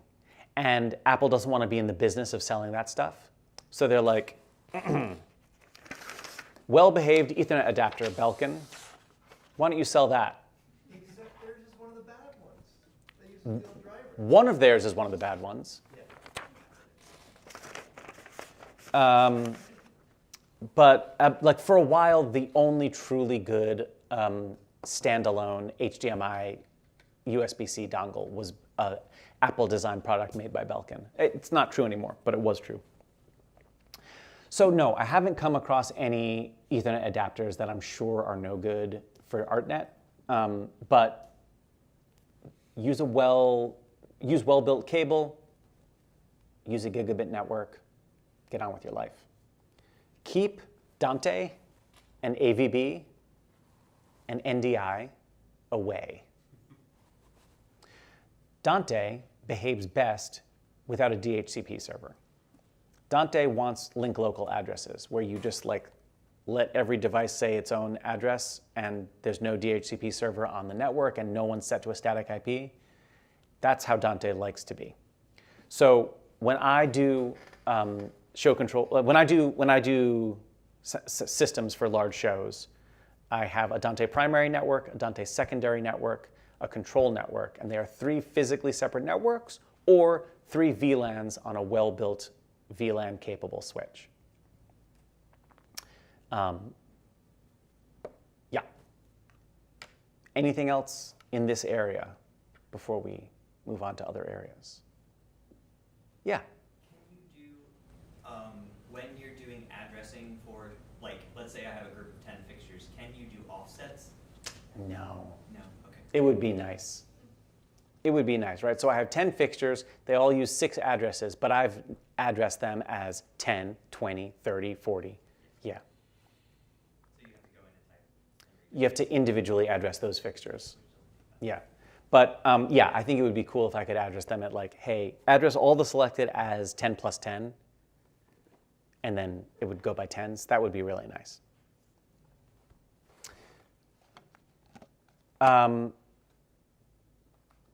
Broadcast mode, automatic. We got there from this, we got there from that, we got there from any questions. Yeah. Other questions about lighting patch? Okay. If you have made changes to a lighting instrument in one, or created a fixture in one workspace, and then you subsequently decide, I'd like to make that that instrument definition available to all the new workspaces on my Mac, you can save to library, and it will save it to the Mac's library. That library lives on the Mac, not in QLab itself. So it doesn't send it to us, but it saves it to that Mac's library, which is stored in your home folder, in your library folder. If you copy a fixture from the library by virtue of patching it in QLab, and you make some changes, and then you decide, no, I was wrong, I wish to go back to the default, you can update from library, and then the version of the light definition that exists in the workspace will be replaced with a fresh copy from the library. Likewise, in the light library, no, never mind. Forget that. That sentence was going to say nothing. You can, of course, also export. This export button at the bottom of the settings window also allows you to export light patch and import it into another workspace. So if I build a light patch for the house plot in this theater, in this workspace, and then someone comes along and says, hey, I'm doing the next show in there and I'm not rehanging lights. Can you give me your light patch? Yeah, I can export the light patch, send it to you, you import it into your show, voila. Yeah? Okay. I have a question about your question. For the offset, was Yeah. It was the desire is to, if you're starting at, let's say DMX1, to be able to say jump an entire 10 before the next. Yeah, here, so these 5 fixtures are addressed 211, 218, 225, 232, 239. They're continuous. But you want to leave gaps between them. Leaving gaps makes it easier to remember the address of your fixtures when you're standing on the floor looking at them. So I'll have, that's 211, that's 221, 231, 241. Great. I'm just writing up an issue for it. Yeah. There should be an existing issue. Okay. Or a commentary in an existing issue about speeding up patching. Okay. Now, leaving gaps, of course, is effectively wasting addresses. So if you've got a crowded show, you don't do that. And also, since batch patching like this is so easy, it's also not that rare to be like, all my cyc lights address 1, and then I just go sequentially so that I can use the existing auto patch tool. But in another environment, it can be really nice. Yeah. Well, and that also helps for changing profiles too. Like sometimes you want to leave room for the highest profile and not sure which one you want to use yet. Yeah. And then if you want to downsize, you can do that easily. Yeah, if you know you have enough channels Yeah. to do it that way, right, that could be really convenient. You're absolutely right. All right, that's the light patch, the light definitions. We're going to do the light dashboard MIDI tab, and then we're going to take a break. The light dashboard MIDI tab allows you to assign MIDI controls in the physical world to controls in the light dashboard, because folks like to lay their hands on things to control lights. Mouse and keyboard is nice, but look at any lighting console. There's sliders and wheels and knobs and things, right? So when you look at the light dashboard MIDI tab, you'll see a list of every light in your patch. And you can select an individual parameter of that light and either hit the capture button or describe a MIDI message using this menu and this text field. And QLab will attach incoming MIDI messages of that sort to that parameter. If you have a fader surface with motors in it, you can send MIDI feedback by finding your MIDI device and telling it what channel you're going to send MIDI to. So Alec and I collaborated on a thing called the Pilot, which is a MIDI fader and encoder surface for QLab. You can tell a fader to control the intensity of light 220. You could also use a fader to control all light's intensity if you wanted, or just the selected light's intensity.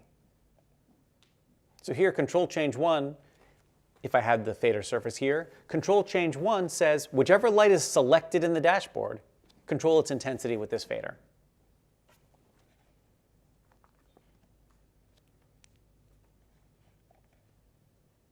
Your special selectors up here are selected, and then every group, light group that's in your show, then every light that's in your show, and subcontrollers comes first. We'll talk about subcontrollers later. So this gives you a way to assign MIDI messages to control your fixtures. Any MIDI surface will do. Motorized MIDI surfaces make the most sense because then when you make a change on screen, your change is reflected in reality on the control surface. But non-motorized surfaces do fine as well. Remember, yesterday I said I'll only ever say this one nice thing about Behringer, which is that they support OSC very robustly. The other nice thing that I used to say about Behringer was that the Fader X is the, or no, what is it called? The X Touch, whatever it is. They have a little 8-fader controller with a bunch of buttons and a bunch of knobs. And for a while I was like, that's the only motorized MIDI control surface under $2,000 that's any good at all. And I'm now comfortable saying it is no longer the only one. And since I don't like to recommend Behringer for any reason because I find them to be both physically and ethically disgusting, I encourage you not to buy them. They steal things from people. They buy products, rip them apart, copy everything, and they got caught in court once because they copied a mistake that someone else had made. The same mistake showed up in their product identically. It doesn't seem to stop them. And also, Uli Behringer is a huge anti-Semite, so screw that. Yeah? I was just going to say that at Rutgers we have Midas M32 boards, and they're very similar to the Behringer X32 since Behringer Bought Midas. Yeah. Yeah, because Midas had backed themselves into a niche that was unsustainable financially for them. They had really great consoles that were really only usable in a kind of narrow context. So they were ripe for taking over. The M32 console, as I understand it, is slightly better made than the X32 console. So the physical build quality, which is the X32's real weak link. If you just take ethics aside for a moment, the X32 is affordable, flexible, powerful, but they've got like a 50% failure rate. And if you're one of the people whose X32 has never failed you, then you say, what are you talking about? These things work perfectly for years and years and years. It's a tank. But if you're one of the people who's not one of those people, then you discover the other thing, which is it's just like some of them are not very well made. And like you drop it slightly and it's over. So I would really rather people buy SQ6s instead of X32s for their small console. Slightly more expensive, but it's like triple the reliability and like 10 times the ethics. And also it sounds slightly better in my opinion. That said, the little Behringer fader thing is not bad. The faders are way noisy, but it's not bad. And that's what I was using until I got fed up with it and Alec started building something and then we collaborated a little bit. So now I like the one we make. But I also found another one. Who makes it? It's gone. It's out of my head. It's invisible to me. Motorized fader surfaces are groovy, and you can use them. Non-motorized fader surfaces, Akai makes some really good, cheap, non-motorized MIDI controllers. A lot of like inexpensive MIDI pianos have a little fader surface built in, which you can use for this. So there's some good stuff out there. And I recommend it. I would love to hear about how people are working with physical controllers and how it's working out for them, and what they would like to do that they can't, or what they would like to do that they can, that they wish worked differently, for what reason. That would be really interesting information for me. Any questions here? Okay, let's take a little break, you know, the little 5 to 10 minute range. Use the restroom, get a drink of water, stretch your legs, whatever. And when we come back, we will wrap it up with lighting and move on. Thanks.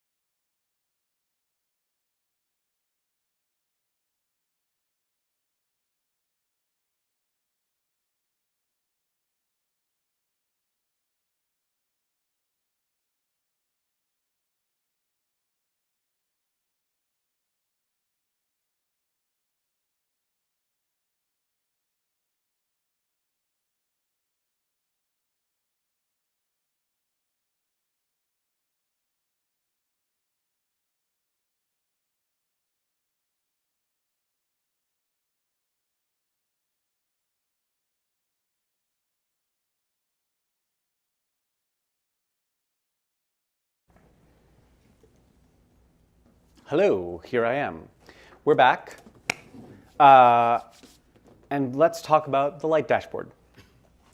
So I've started, I've already started using this a great deal, but I want to go through this interface entirely and in detail because there's a lot of power in here, which is easy to blow past. The first thing I want to talk about is sort of a fundamental premise of lighting in QLab, which is the idea of changes versus all. In QLab, in the dashboard, we use the word record and the word update together with the word changes and the word all. And record and all go together, and update and changes go together. In short, is like this. When I make some changes in the light dashboard,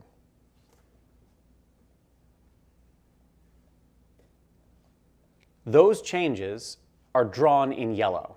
The things I changed are drawn in yellow. And when I make a new cue from the light dashboard, I click New Cue with Changes, and I get a light cue where everything in the Levels tab of that light cue is one of those yellow parameters. Crucially, none of the parameters that I didn't touch are recorded into that cue. But if I go and make some changes,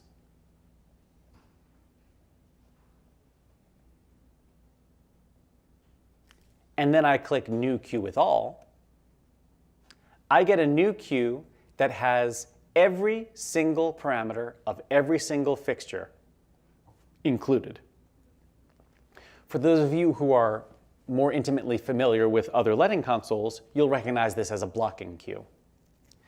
Every parameter of every fixture in my show has a value in this cue. And so when I run this cue, it is a definitive statement of, yes, all the lights should be like this now. If I add lights to my workspace after the fact, those lights will not get added to this cue. The cue doesn't know that it has all the lights or not. However, the first command in a new cue with all, the first command in a light cue, which is created with the New Cue with All button, is all at home. So in a sense, even if I add new lights, they will be represented in this cue. They'll just be represented in this cue at their home value. So those lights can be guaranteed to be set to their home values whenever this cue runs. Making a new cue with all is the way that you create a dividing line in your workspace. Also, it's a way to help you clock where collated cues will stop looking up, right? It's not that the collated cues won't look past the new cue with all. It's just that you know for sure that the new cue with all has commands for everything. So the collating cue doesn't need to look up past the new cue with all. Any cue that has all with home in it is going to sort of be definitive. Does that make sense? Okay, great. If I make some changes in the dashboard, these two buttons will also light up, record all and update ... And they have ... dots following an old macOS convention. Anytime you see an ellipsis in a button or a menu, what that is supposed to mean on the Mac is more input is necessary from you before anything actually happens. That was the original definition of an ellipsis in a menu item or a button on macOS. So when you say new workspace, QLab makes a new workspace. Salud. But when you say new from template, which has an ellipsis, QLab asks you what template before actually making a new one. Close closes, save saves, but save as ... requires you to put in the name that you're saving as. So the ... means more input before action. Strictly speaking, view changelog ... shouldn't have the ... because no input is needed from you. I'll take a note. But there's this is, I'm saying strictly speaking, but Apple's guidance on this is ambiguous because view changelog ... does require you to close this window before you can proceed. So in a sense, you do have to take another action before you can go on, which is get rid of the window. So opening a modal counts as ... So it's, I'm not blaming us. I'm blaming Apple for their ambiguity here in view changelog. Check for updates ... requires you to say OK to get rid of the message saying no new updates, or requires you to click the button saying yes, do the update, or no, don't do the update right now. So that's why there's the ... Yeah? So record all and update ... When you click that button, a little tiny menu pops up. Do you want to update the latest queue, the selected queue, or the originating queue? I'm going to define all those in a moment. Or record all. Do you want to record all to the latest queue, the selected queue, or to a new queue? And what update will do is copy the yellow values into either the latest queue, which is listed here, talk about that in a sec, or the selected queue or queues, if multiple queues are selected, or the originating queue, which I'll talk about in a minute. Whereas Salud, record all either changes the latest queue, selected queue, or it makes a new queue with every value. So record is a overwriting change. If there are values in the light queue that you have selected, and you choose record all to selected, those values that currently exist will be erased because everything that's in the dashboard is being used to put into that queue. Does that make sense? Latest queue is a QLab concept that we've come up with to answer the question that stage managers and directors often like to ask the lighting designer, what queue are we in? Now, in the world of audio, the question of what queue are we in is a known and understood nonsense question, right? Because if I'm playing my weather, what queue are we in? Well, do you want to know how many different sounds are playing right now? Do you want to know the group queue that contains those sounds? What if I'm also still playing the transition music because it hasn't faded out yet? We're in several queues. What queue are we after? I can answer. What queue is next? I can answer. But what queue are we in is vague and difficult to pin down. Folks who do, for example, sound for dance find this mystery mysterious. I know exactly what queue I'm in. We're in dance 7. I'm playing song 7. But I encourage you, if it sounds like I'm speaking nonsense, I encourage you to think expansively about the idea that multiple queues can be running at once. So being in a queue means nothing. But lighting, usually, on an ETC console, on a Grand MA console, usually you are in one queue because all the lights that are up at the value that a queue told them to be in, unless an effect is running, which we categorize as separate from queues. But since QLab has sparse queues, the look that's on stage right now could be the result of several queues, if I'm not using collating.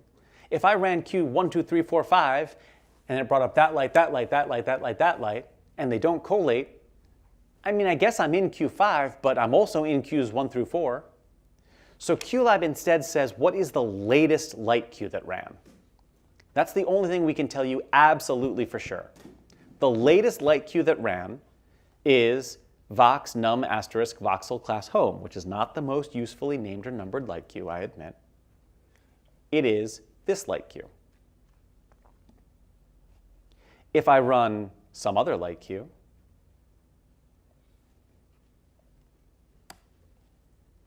that is now the most recent light queue that ran. Whether or not things changed, that's the most recently run light queue. So latest is the most useful thing we can definitely tell you that's true about lighting in QLab in terms of what queue has happened. And record all and update allow you to update the latest queue. And the idea of the workflow here is run a light queue. Oh, no, don't like this. Change, change, change, fix, fix, fix. Now I like it. Update latest. Right?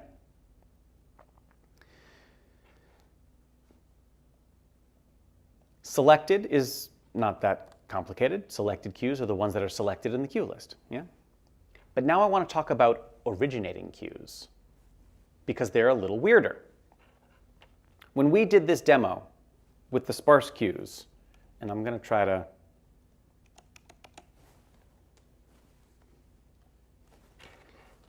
oh dear. Oh no, no, no, no. Botch that, Sam.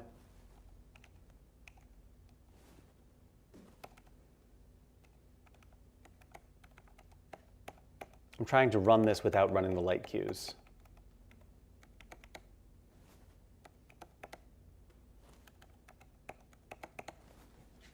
Okay. Why is 2 lit up? It's not important. When we did this demo, the live values of 80, 10, 100, 30, 50 were the result of multiple queues that ran before. The queue that is responsible for each of those live values is called the originating queue for that value. So, at the moment in time when the live values are 80, 10, 100, 30, 50, Q4 is the originating queue for light 11. Q3 is the originating queue for 12. Q2 is the originating queue for 13. And Q2 is the originating queue for 30 and 50. If I make changes in the dashboard to lights 11, 12, 13, 14, and 15, and then I choose update originating queues, I suppose I could, I realized just now as I was saying it, I could just do it instead of describing it.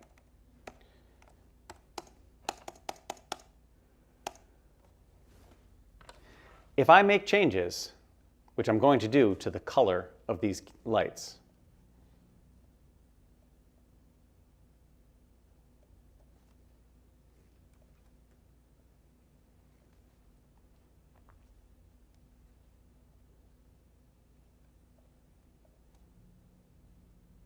oh, no, I'm not, because these, I didn't, because we had a QLab crash. So we have to go to the light patch and recreate that change that I made. We're going to get rid of all these suckers. We're going to renumber U11 and update, 12 and update, 13 and update, 14 and update, 15 and update, 16 and update. This is the most exciting part of the class, right?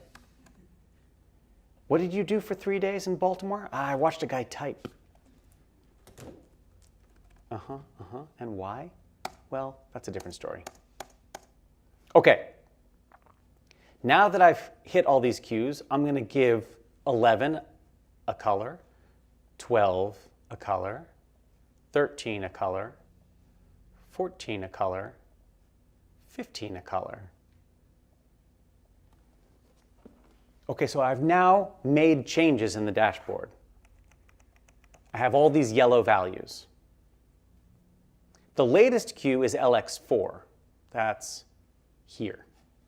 If I update latest, all those color changes I just made, they're going to end up in LX4. But if I update originating, now each queue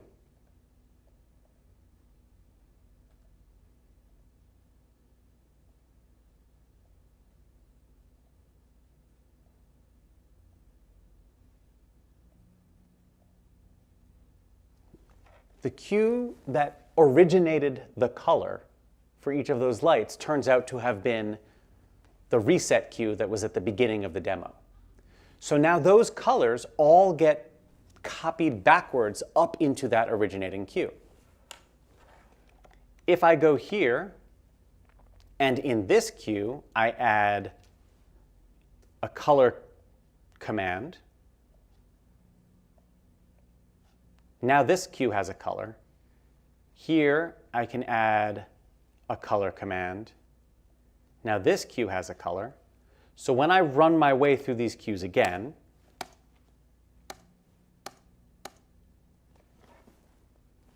if I now want to make more color changes,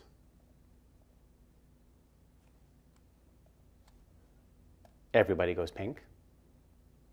And I update originating. I have 3 originating queues to update. Why 3? Well, in light queue 2, I added a color here. So that's the originating queue for 14. In light queue 1, I have a color for 11. That's the originating queue for the color of 11. When I do this, update 3 originating queues, light 1 is updated with the new color for 11. Light 2 is updated with the new color for 14. And the other 3 colors are updated back here in the reset queue. Does that make sense?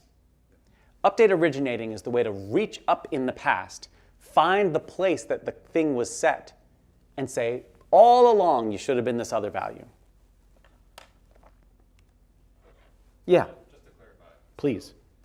going backwards, if you have, let's say, light Q1, let's say we're talking about one light just for simplicity. Light Q1 sets color, light Q2 sets intensity. If you chain light Q3, you make changes, whatever, and you update backwards, it will update both queues because the intensity was in Q2 and color was in Q1. If I make changes to both color Yeah, and you intensity. update the, not latest, Yeah, okay. yeah. This feels potentially dangerous. Update originating? Yeah, like, No more so than trace, right? I suppose not. But is there a certain, is there a command Z on that? If I accidentally update originating and now it's like, oh, my whole pathway for that light's now different. I actually don't know. Let's try it. So here in the selected queue, I'm going to say, well, we're going to combine demos, right? 11 through 15 at full. Nope, that's at 10.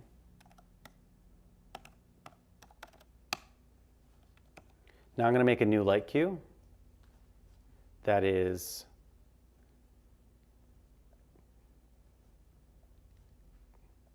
color it this dramatic pink. And while I'm at it, I'm going to make sure that 11 through 16 are all in my Voxel group. Yeah, so Voxel, which is a group, at color, at pink. So let's go. So first, I bring my intensity up, but I see nothing because no color is set. Now I bring my color up, very, very pink. Now I want to say, you know what? That intensity is wrong. The intensity should be like this. If I update originating, that updates this originating queue.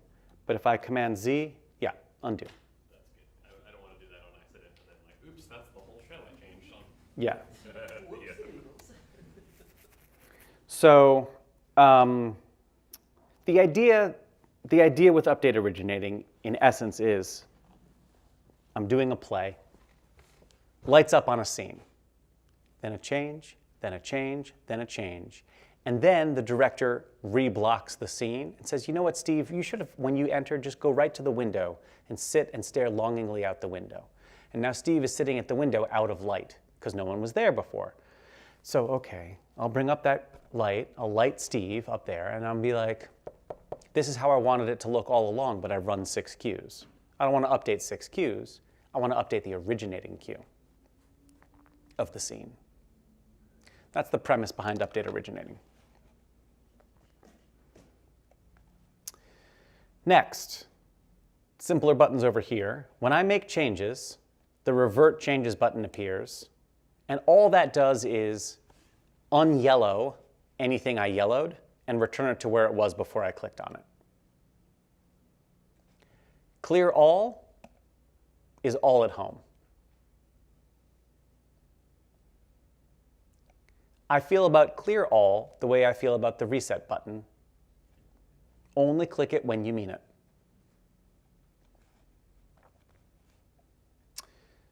Next,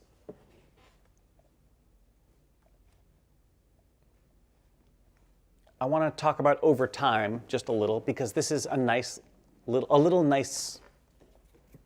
this is sneak, all right? 11 through 15 at full, that's fine. But 11 through 15, maybe I'd like them to fade in. So I type 11 through 15 at full, then I hit Tab, over time 5, then Enter. Just a little bit gentler, right? So if you're in the middle of a scene in front of an audience and you're like, oh God, someone's wandered off into a different area, they should be lit. Oh dear, 16 at full over 25 seconds. Let's just creep that in so that no one notices how wrong I was about that light not being up. Or so that it feels as though we have now decided to draw your attention to that wandering actor. Or whatever, right? Just a nice little tool.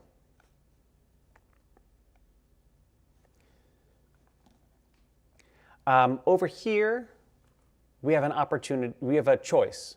We can look at all the lights in the patch, or we can only look at the lights in the patch that currently have levels in queues in the workspace.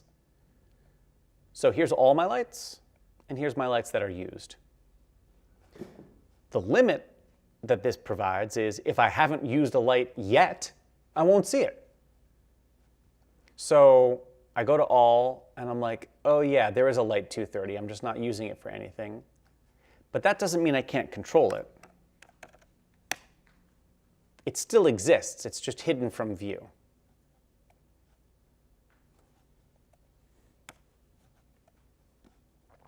That's all unused. And then the other thing you can do here is choose whether you're looking at sliders or tiles. Tiles, for a lot of folks, can be a little easier on the eyes, but also it can be a little more difficult to parse and it takes up more space.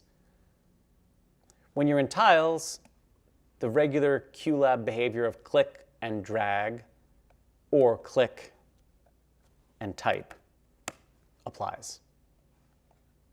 If I'm only using dimmers, I love tiles. Yeah.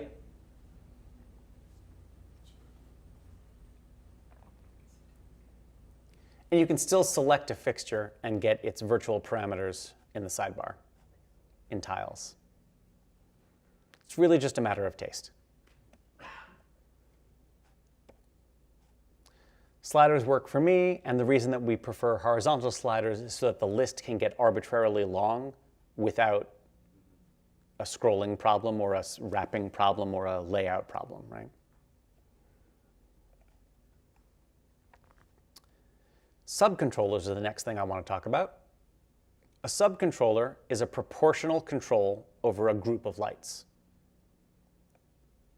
Used to be called submasters, still is on many fixtures. That's a word I'm trying to get rid of from my vocabulary, so it's a word we're also trying to get rid of from our vocabulary as a group. The way a subcontroller gets made in QLab is by taking a light queue and ticking the box Use as Subcontroller. The values recorded in the light queue are what those values will be when the subcontroller is at full. When you reduce the subcontroller, you get a proportional reduction of those values. You can, of course, always go and change something individually. So I can use the sub to get lights to sort of a mixture that I like, but then reach in and tweak.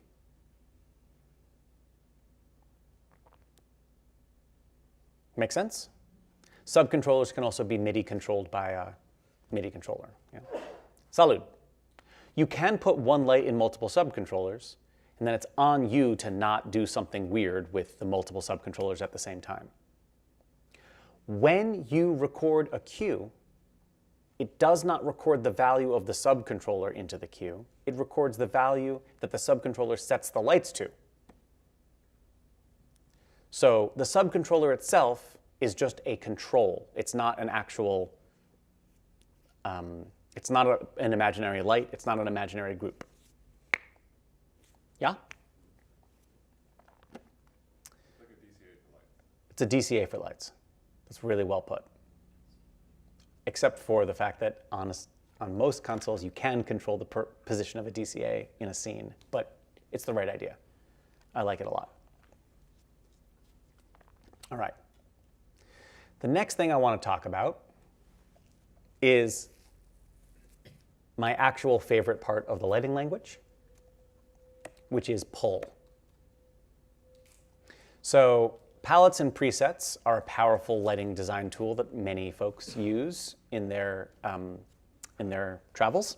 A palette, by convention, is a collection of information that cues can draw from.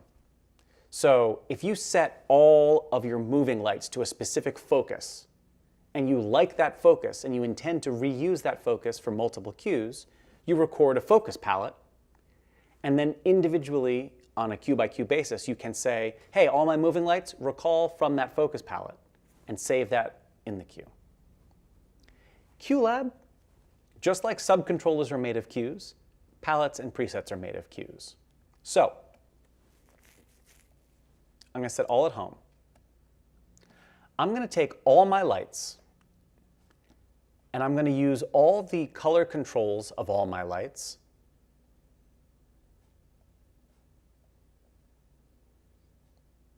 And I'm going to set them all as red as they get. And I'm going to record all to the selected cue. No, mistake. I'm going to record all red, red. All color red, all color red, all color red, all color red, all color red. Great. I'm going to update the selected cue.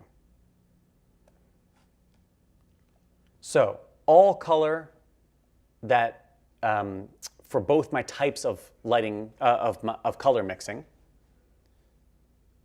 are going to be at full red in this cue. This cue is now going to be number A. And then for cue number B, I'm going to say all.intensity, or just all, at full. All.color, let's type, equals QA. When I send everything back to home, when I run QB, it sets all lights to the intensity on its own, and it sets all lights color to whatever the value is stored in QA. QA is effectively a color palette.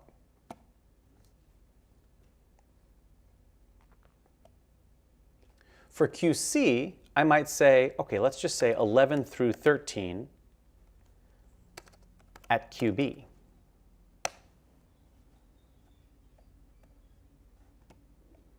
Wait, I think this has, yeah, there we go. This had stale data in it. So when I go to black and I run QC, QC brings 11 through 13 at whatever they are in QB, which itself is intensity at 100, color at QA. So this is a nested pull. C pulls from B, B pulls from A. You can also pull proportionately. Lights.red at QA times 0.5 scales the color value to 50% of whatever was stored in QA. Pull, in the lighting language, is the way that a light cue can be used as a palette without needing a distinct type of information called a palette. So when I use QLab for lighting, I make sets of palettes, which are just cues with different color combinations I like, different intensity combinations I like, different beam positions, focus, whatever. They don't need to be categorized. And similarly, a cue which is a palette could contain all kinds of information. I could have pan and tilt and intensity info in here, and then just pull color, right? All.color, pull from A. So that selectivity allows me to be more flexible with the palettes, more flexible than palettes would permit, because in existing consoles, you can have color palettes, which can only contain color information, and then focus palettes, which can only contain focus information. And if you want to combine them, you have to make a preset, which is a combination of a palette and a palette. Instead, we just say, record a cue, it has data. Pull out all the information from that data, from that cue, or pull out only certain information. If, I see you, I'll be right with you. If, after you've done that pull, we change the source information,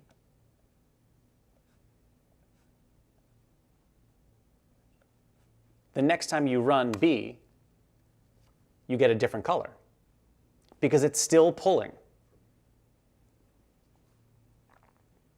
If you want to guard against that, you can say, well, I'm going to pull from that cue, but if I change my palette later, I don't want this cue to change. This cue should always be this pink, no matter what.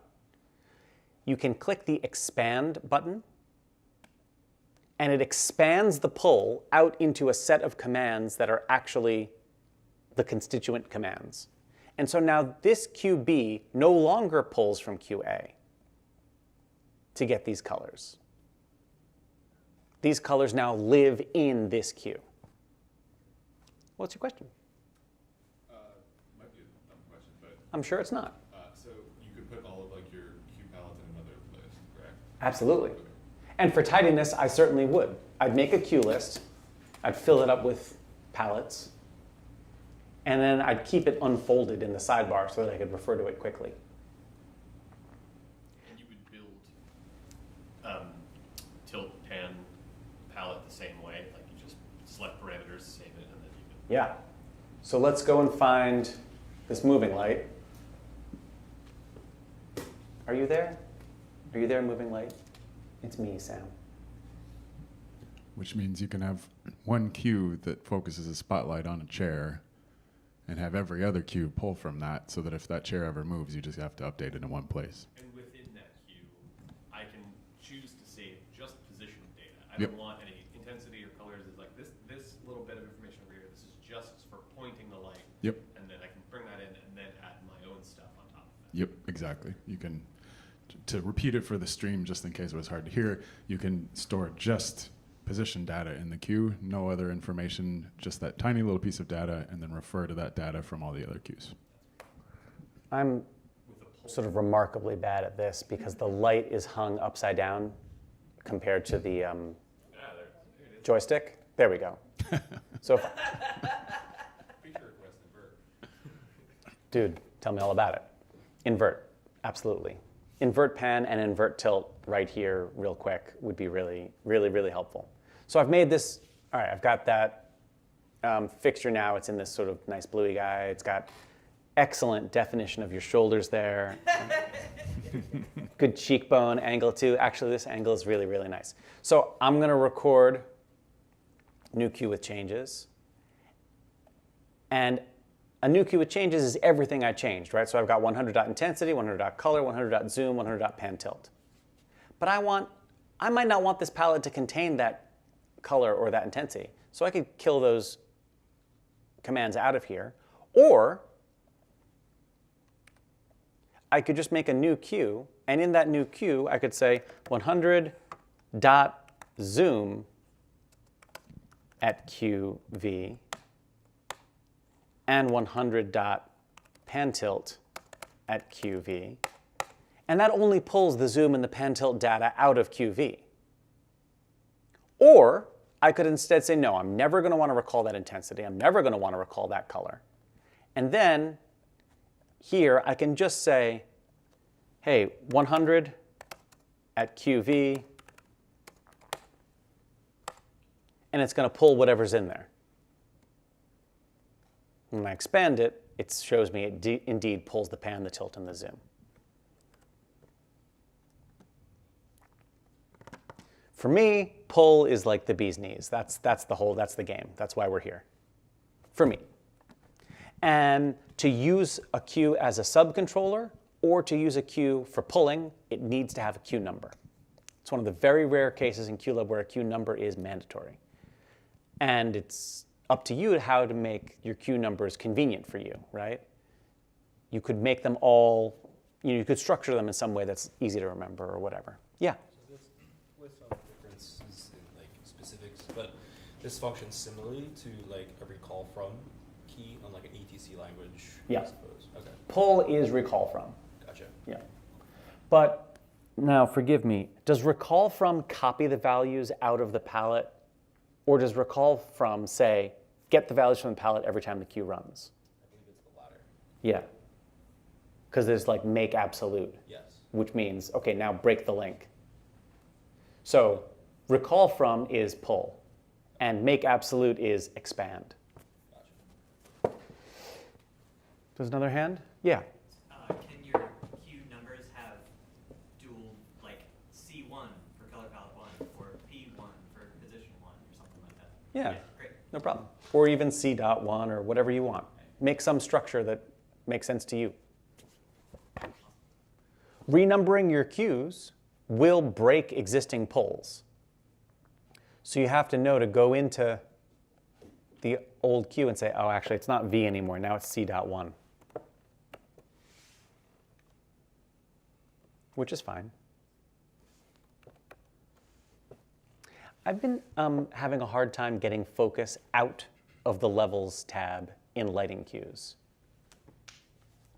In most other queue types, if I change the selection by using Command up or down or the plus or minus, most of the time that pulls focus to the queue list, but focus seems to really want to stay in the Levels tab of lighting queues. You're doing command. It's Yeah, that's interesting. Okay. I don't know if that's a choice or not, but if it is a choice, let's examine it. And if it's not a choice, I found a thing that's not a choice. Yeah. Okay, how are we doing? Is there anyone here who thought they might want to use QLab lighting who now feels like they're ready to? Great. I work with QLab lighting side by side with ETC lighting every summer, right? I teach at a performing arts, visual and performing arts summer camp. So all of our performers are between 11 and 17. And we do 19 fully produced works in 8 weeks.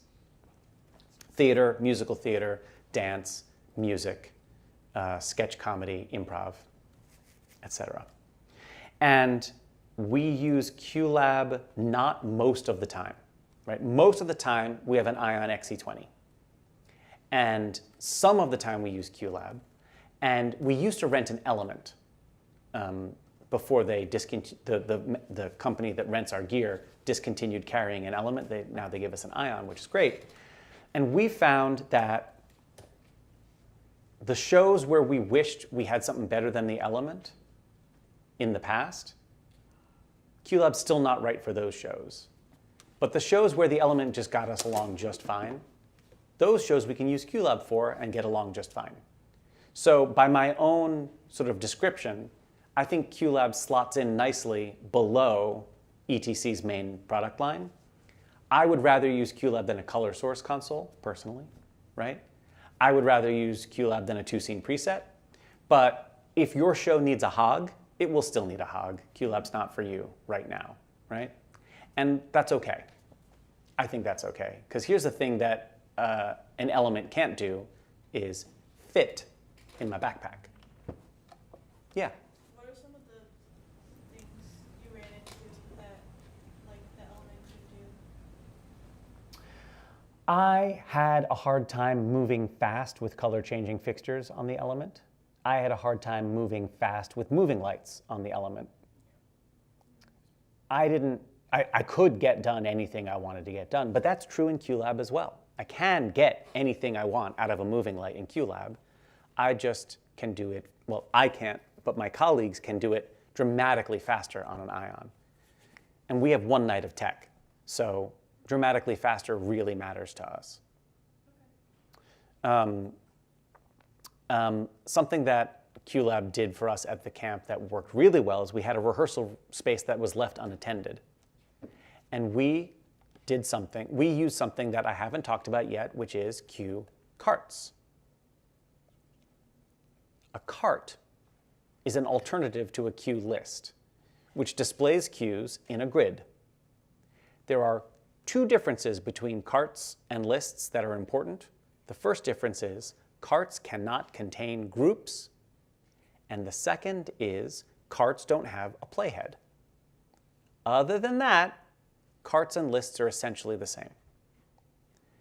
And you're right, like, other than that, Mrs. Lincoln, how did you enjoy the play? What I'm trying to point out is that the grid of buttons in a cart are not buttons for queues. The grid is a grid of queues. These are queues. They're not buttons that start queues. Does that make sense? So in this unattended rehearsal space, I made a cart and I made light queues.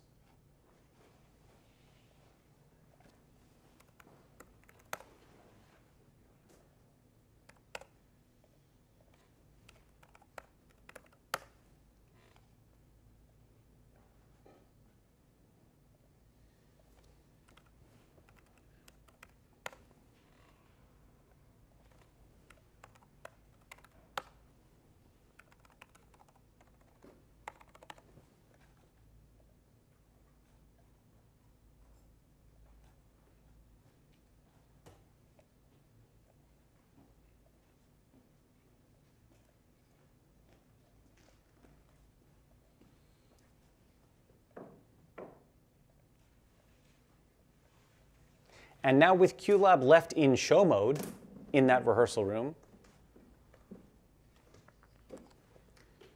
anyone could walk up, grab the mouse, and turn the lights off in the rehearsal room. Anyone could walk up and grab the mouse and get to work in the rehearsal room.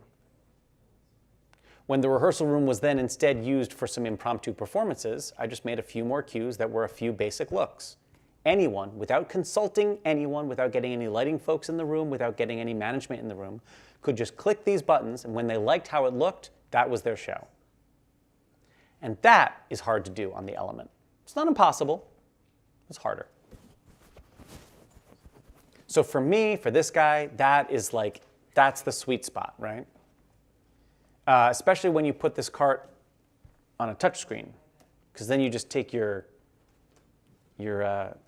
capacitive mouse stick finger and go bop, right? And that's the game for me. I suppose it's a good time to talk more about carts, though, since we've brought them into the room. When you have a cart selected in the sidebar, the inspector gives you 3 tabs, basics and triggers like everything else, but also a grid size control. You can have up to 15 by 15 cells, or down to 1 by 1.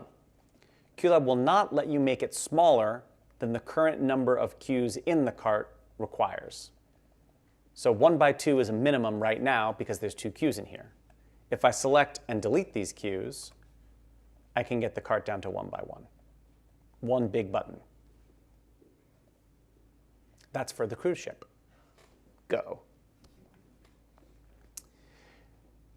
Queues in a cart have a second trigger action that's worth mentioning, right? If I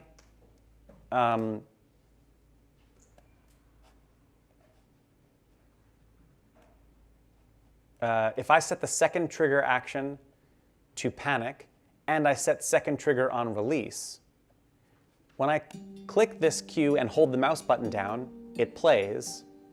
When I let go, it does its second trigger action. That's rather different than other cues, right? Rather different than list cues. So that can be, it's called a dead man switch, which is a terrible name in terms of it's just an ungentle name, right? But it comes from, I think, from trains, where if you let go, if the train operator has a heart attack, you would like the train to stop going, please. So it's called a dead man switch because if the man is dead, then the switch switches. But I find it very brutal and also only men, and I don't like that at all in either way. So it is a conscientious person switch. How about conscious person switch? That's even better. Attentive person switch. Right? Oh, because my little freak show operator with the mouse that doesn't work very well, he'd have quite a problem with this button as well. Anyway, I'm sorry. Please. So, just asking about the mouse click, we don't have a playhead. So previously, the space bar was sort of the universal code.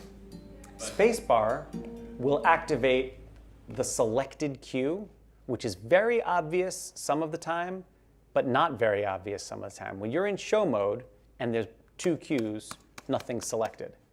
When you're in edit mode, you see this highlight? The selected cue will be triggered. But there's a shortcut, which is, oh no, never mind. I take back what I said.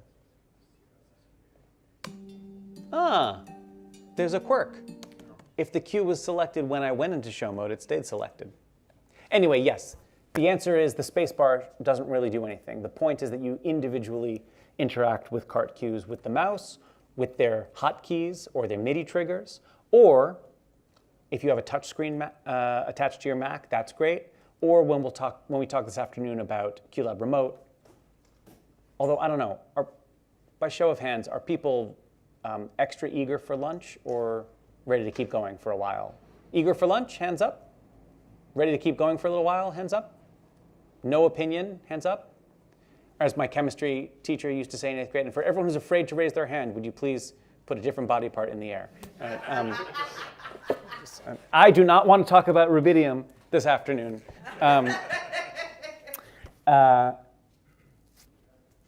Sorry. Really went far afield there. All right, well, maybe we'll talk about QLab Remote shortly, but QLab Remote is a great interactor with carts as well. So yeah, the carts can't contain group cues. That's one big limitation. There's sort of no user interface paradigm that we could figure out that would make the most sense to put a group queue in a cart. So if you want to use a cart to start a group queue, all you have to do is put the group queue somewhere else, make a start queue that starts that group queue, and put that start queue in your cart. Where did it end up? Well, you get the picture.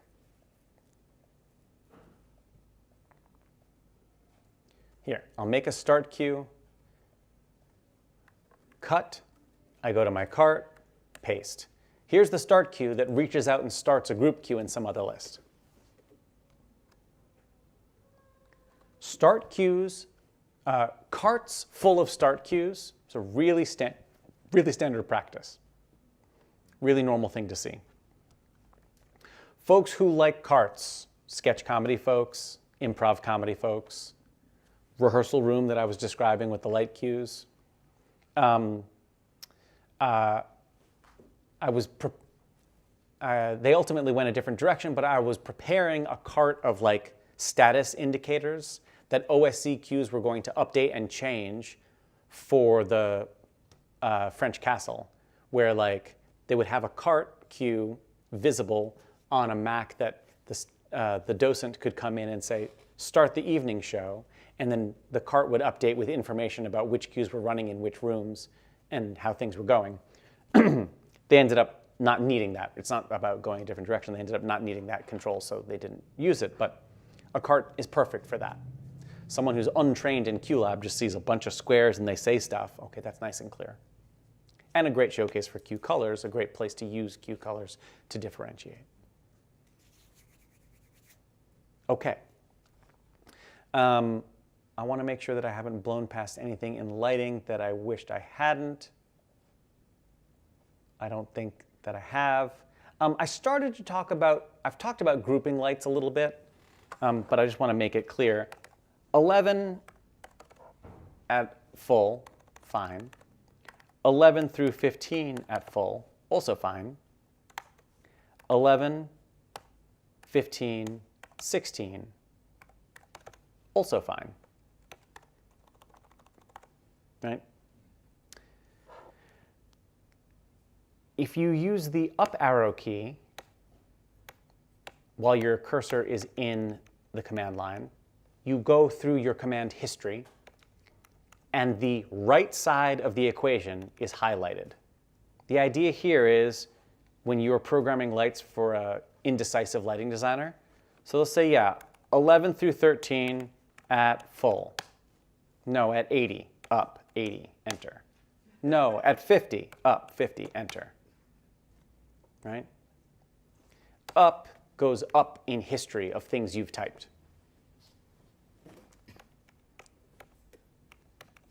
Left and right moves your cursor.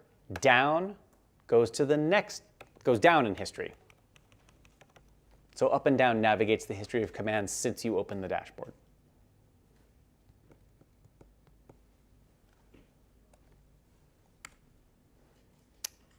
That, I think, concludes my lighting pitch. Is there anything you want to talk about lighting, Chris? No. Great. I guess I'll just wrap up then by saying that the main advantage of lighting in QLab is that all the other powers of QLab are available to you while working with lighting in QLab. So let's look at a timeline group.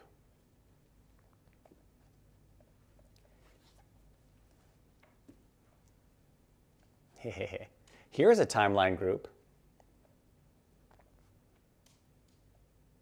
that has a piece of music in it. That piece of music, if we look in its Time and Loops tab, has slice markers.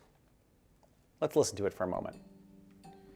Mark, mark, mark, mark, and so forth, yeah? While it's true that I've put them on musically significant, tempo significant, I'm not really just following bars and beats. I'm following moments that I, as a designer, want to highlight.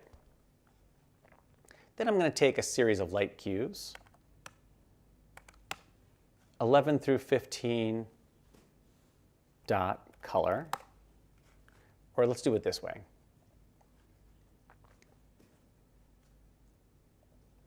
Make sure I'm in my base cue here. Yeah, okay, great.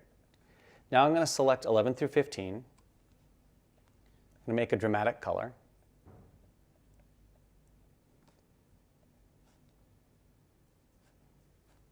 Update selected. Now I'm going to make a different dramatic color.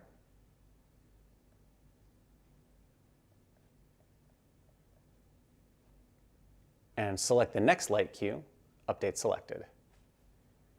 Now the next one, new color, update selected. Next one, new color, update selected.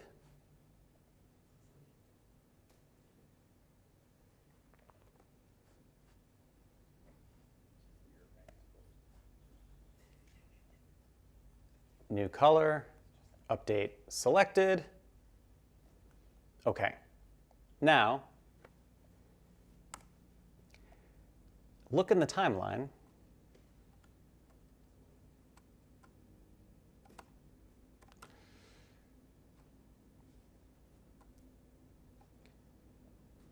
Notice that for the audio cue that has slice markers, those slice markers are visible in this interface as those little green lines.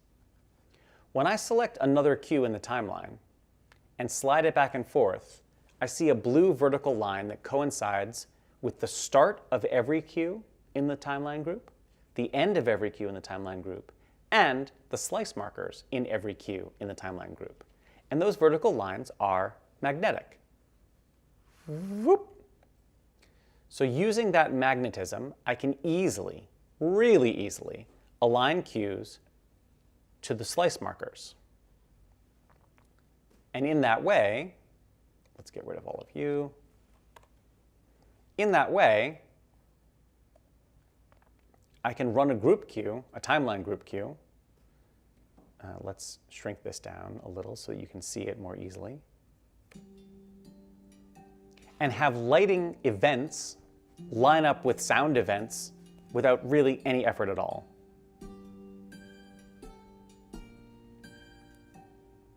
Now, I wouldn't call this necessarily the most tasteful choice, but it does get the point across, I hope. Works with lighting, also works with video cues.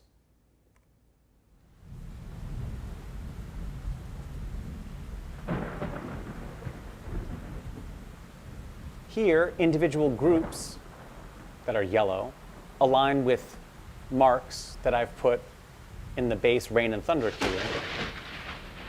And each of those groups is a little goofball emoji thunderstorm moment.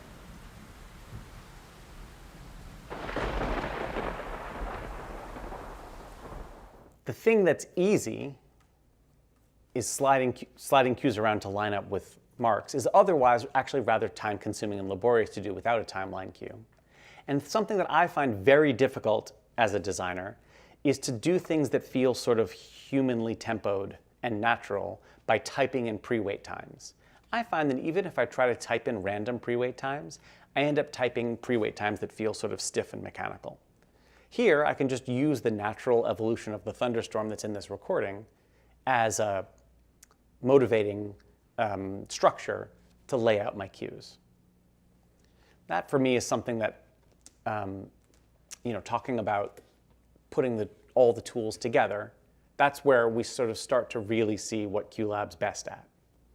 And that's a reason why doing lighting in QLab can make some things that are hard to do other ways very easy to do. Admittedly, there are other things that are easy to do on other platforms that are hard to do in QLab, but this is one example where the opposite is true. Now, at this same performing arts and visual arts camp where I teach, when we do the dance concert, I usually stage manage. The lighting designer sits over there with the ion, and actually every dance is cued by a different dancer. So the lighting designer's designed a house plot, but every student who comes to design a dance piece, and they all have their own level of knowledge and history and skill, they sit over there with the lighting console, they work on their looks. The sound folks sit over there with a QLab computer. I sit in the middle as the stage manager, and I've got a computer open that's using QLab Collaboration, which we haven't discussed, but I can see their computer.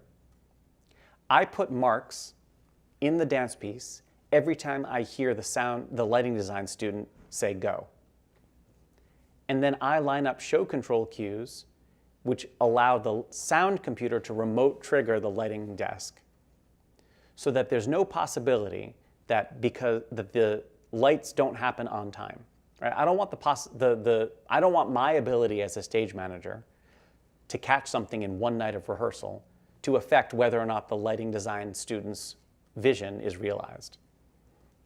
So I use QLab's tools to enable me to produce a completely reproducible series of events, which the lighting and sound computer robots talk about for me. That's the kind of thing that I'm getting at when I'm trying to sort of build these features together and build these ideas together. Yeah? And you do that with slices and OSC triggers? I do that with slices and OSC triggers, that's right. But I could easily do it with slices and light cues or slices and video cues. Because all of QLab's different tools all sort of boil down to cues in a list or a cart, any technique that works for one can work for another structurally. Yeah? Anecdotally, I find whenever there's a who's going to be in charge, lights or sound discussion about how the network is going to work, I show the lighting team this in the waveform that they can just pick where they want their cues to go, and they say, oh, you drive. Yep. Yeah. Yeah. So the MIDI show control spec says clearly, what you must not do is have a device that just spits out MIDI show control data willy-nilly at all times. What you must do is have each individual cue in your system optionally transmit MIDI show control for itself or not. ETC broke that spec. When you turn MIDI show control on, every cue that goes on the console comes out of the MIDI show control, comes out of the console as a MIDI show control message. And in time, I have come to feel that that is the correct move to break that spec often. It is often true that if the lighting console is just blasting MIDI show control data out, then, for example, the video system can just listen for cues, respond to the cues it cares about, ignore the cues it doesn't care about. In QLab, if you want to use QLab to send MIDI show control, you can take a MIDI cue, go to settings, change it to MIDI show control, and say the number of the cue you want. But sometimes it might be convenient to have QLab behave like the lighting computer. So we also have, under MIDI, a MIDI show control broadcast option. With MIDI show control broadcast turned on, you pick a MIDI patch, a message format, and a device ID, and then QLab, anytime a cue with a cue number goes in QLab, a corresponding MIDI show control message will be sent. So if you're not doing the timeline with the light cues lined up to the waveform, but you still want to easily remote control another device, the MIDI show control broadcast is the way. If you do want to do it this way,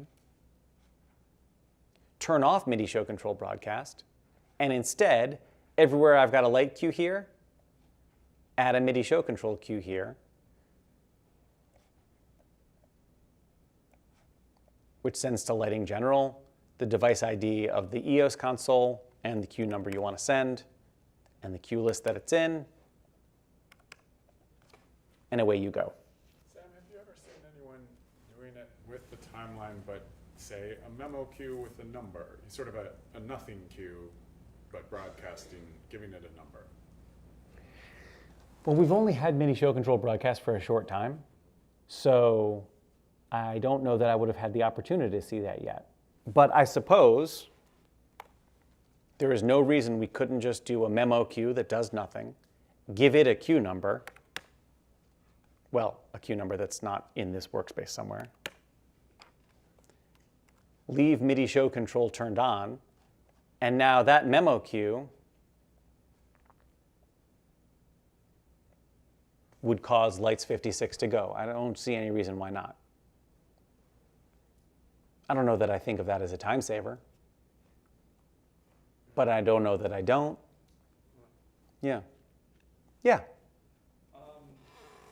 So I was just kind of curious about like groups and timelines. Just looking at this interface, I can see potential utility in maybe a non-live show context for like a sound designer working on animation or something. Have you guys ever thought of adding like an export group as file format feature for, I don't know, like export to like WAV file or something for like a video file with like audio interspersed in different parts of the timeline? Once I've built it in QLab, what would be the advantage of exporting it? I guess, I don't know, like for non-live show context, so like maybe like uploading to YouTube if you're like an animator or something, or putting into like a film or something. Yeah. So just using QLab simply as an authoring tool. Yeah. We've thought about it. Every time you add a feature to QLab, you open the door to adding a bug to QLab, right? So yes, I see what you're saying. And it's got some interesting appeal to it. Let me show you how to do it without us having to add anything. First, I'm going to go to the internet. And I'm going to find Siphon Recorder and download it.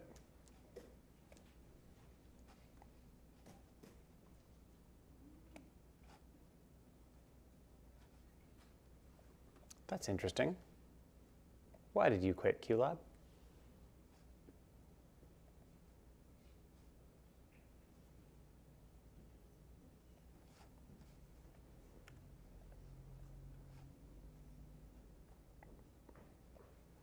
don't you send me this after the class? Yeah, why is it doing what it's doing? Siphon Recorder is a really interesting piece of software. It needs to install Rosetta.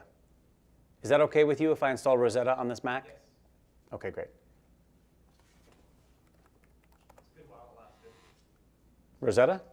No, being Rosetta free. Oh, yeah.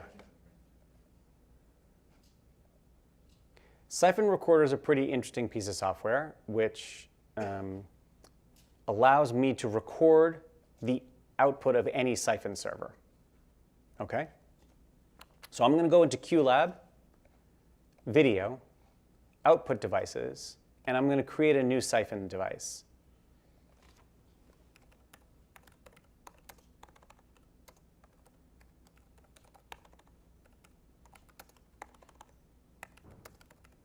It's going to be 1920 by 1080.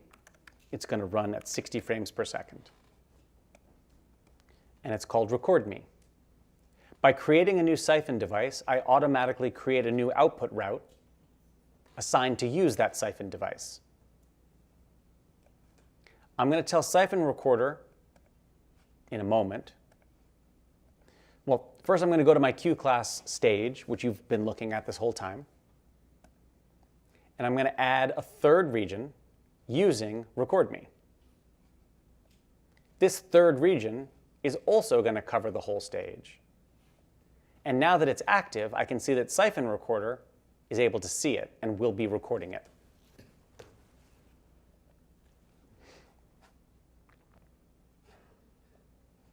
Remember my Snow White demo yesterday?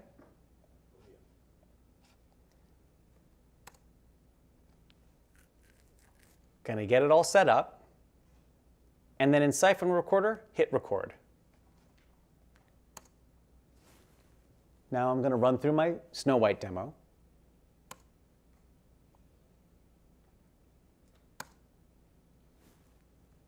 And she walks across the forest. I wonder what I shall see. I shall see this pine tree. We look at her a little more closely. Rack to Dopey. Rack back to Snow White. And iris out.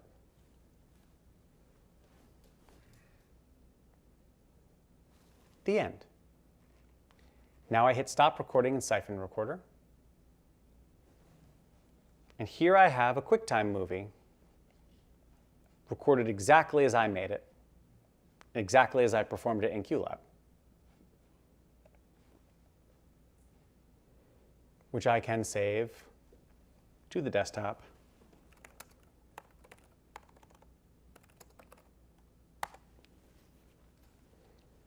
So there we go, done. On the other hand, Siphon doesn't carry audio. For that, we need to install a piece of software which I knew for a fact required a computer reboot to install, so I didn't want to do the demo with that. NDI does pass audio. So I could have done all this with an NDI output instead of a Siphon output and used an NDI recording app. Also, none of the NDI recording apps that are free are any good, and I didn't want to adjudicate that right now in front of a class. But you could use NDI and use an NDI recording tool. Yeah? There's a large video art mapping installation a couple blocks south of here that we're weirdly not associated with.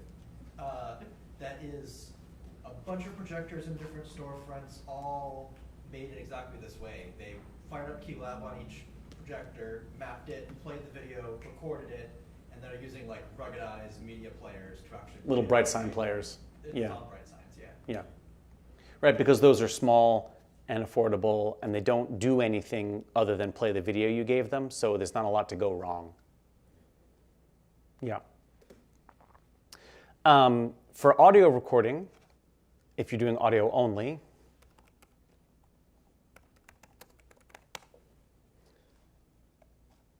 Black Hole is like Siphon for sound. Black Hole lets you install an imaginary 2-channel, 16-channel, or 64-channel audio device. And when you send audio to a Black Hole device, it just sits in the computer waiting for another program on the same computer to pull that audio out. So Black Hole works just like Siphon, but for sound. I also have had very good experience with Rogue Amoeba's audio hijack and loopback. I find that they don't work exactly the way I imagine they would work, so it takes me a couple of extra steps to make sure I'm doing it the way I think I'm doing it, but they are impressive.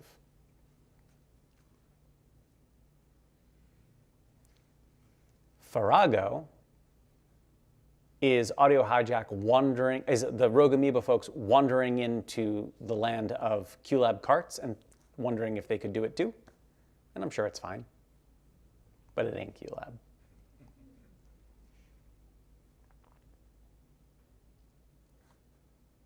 So without us doing anything differently in QLab, a little bit of elbow grease and these tools, you'll be right where you want to be.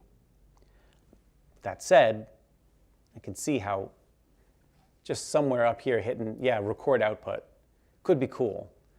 And the question is, can we add that easily without adding an enormous amount of hassle, overhead, opening the door to bugs, causing who knows what kind of trouble? Right now, we can say to someone who uses copyrighted material in QLab confidently, oh, we can't duplicate your material. So, you play back your own thing, we don't have anything to do with copying it. But if we add a recording tool to QLab, it's reasonable for an anxious person to say, wait, you can record my stuff. And then there's built-in copy protection for video outputs in Mac, and how do we interact with that? And it just gets a little dicey. I'm not saying no, I'm not saying never, I'm not saying definitely anything. I'm just saying adding recording tools is a little bit more of there's an ellipsis after it. Further investigation required. Was your hand up, or were you just holding your hand up? Okay, great. I have a follow-up question. I may have missed it if I zoned out when you were saying, but did you have a way that you wanted to use a recording output that you were thinking of? Well, it was mostly just like an export group function, I guess. So like in a lot of DAWs, like Cubase, you can like set up a timeline where you've got like the video file you want to put the sound effects on, like at the top, and then you can place the sound effects in the timeline and different like audio tracks and everything. And I just thought that the timeline interface on like UI in QLab would lend itself to being able to do that kind of sound design work with a group export function. So. And I guess I'm specifically thinking like the export in your workflow, the export then goes into what destination? I guess, I don't know, I've got friends who are animators who sometimes complain about the DAW interfaces that they have to work with, and QLab just seemed very intuitive. Gotcha. QLab has, QLab's the only tool I know of at all where it doesn't seem like the folks who made it assume it's an audio tool that can also do video, or a video tool that can also do audio. Right? Editing audio in Final Cut feels like a punishment, feels like someone wishes that you couldn't, but admits that you have to. And likewise, dropping a video file into Logic so that you can compose your score to match the video is a little bit like you can bring in one video file, and the start of the video file is the start of the timeline, that's the end. And if you want more, go pound sand. Whereas in a timeline group, it's really easy to put the video wherever you want in time, and the audio wherever you want in time. It's the only tool that's like that. So maybe an animator who's gotten their animation just like they like could then drop it into QLab and use a timeline group to easily add sound to their animation rather than using the generally horrible audio editing tools built into their animation software. Yeah, or I was thinking like a sound designer that gets hired by an animation studio who's given a set animation to work with. Yeah. Could like very smoothly incorporate the workflow from the group timeline function in QLab into the, again, this isn't a live performance context, so I know that's probably not. Well, no, I mean this is why I'm asking is because it's always interesting. My ears perk up when I hear someone saying, "Oh, I want to use this tool for something," and it's a little bit outside of the vast majority of folks are using it for live playback, and that's kind of the whole idea it's designed around. And so for most folks, recording the playback is sort of doesn't even really make sense because the playback needs to be different every night. You know, that's part of the deal.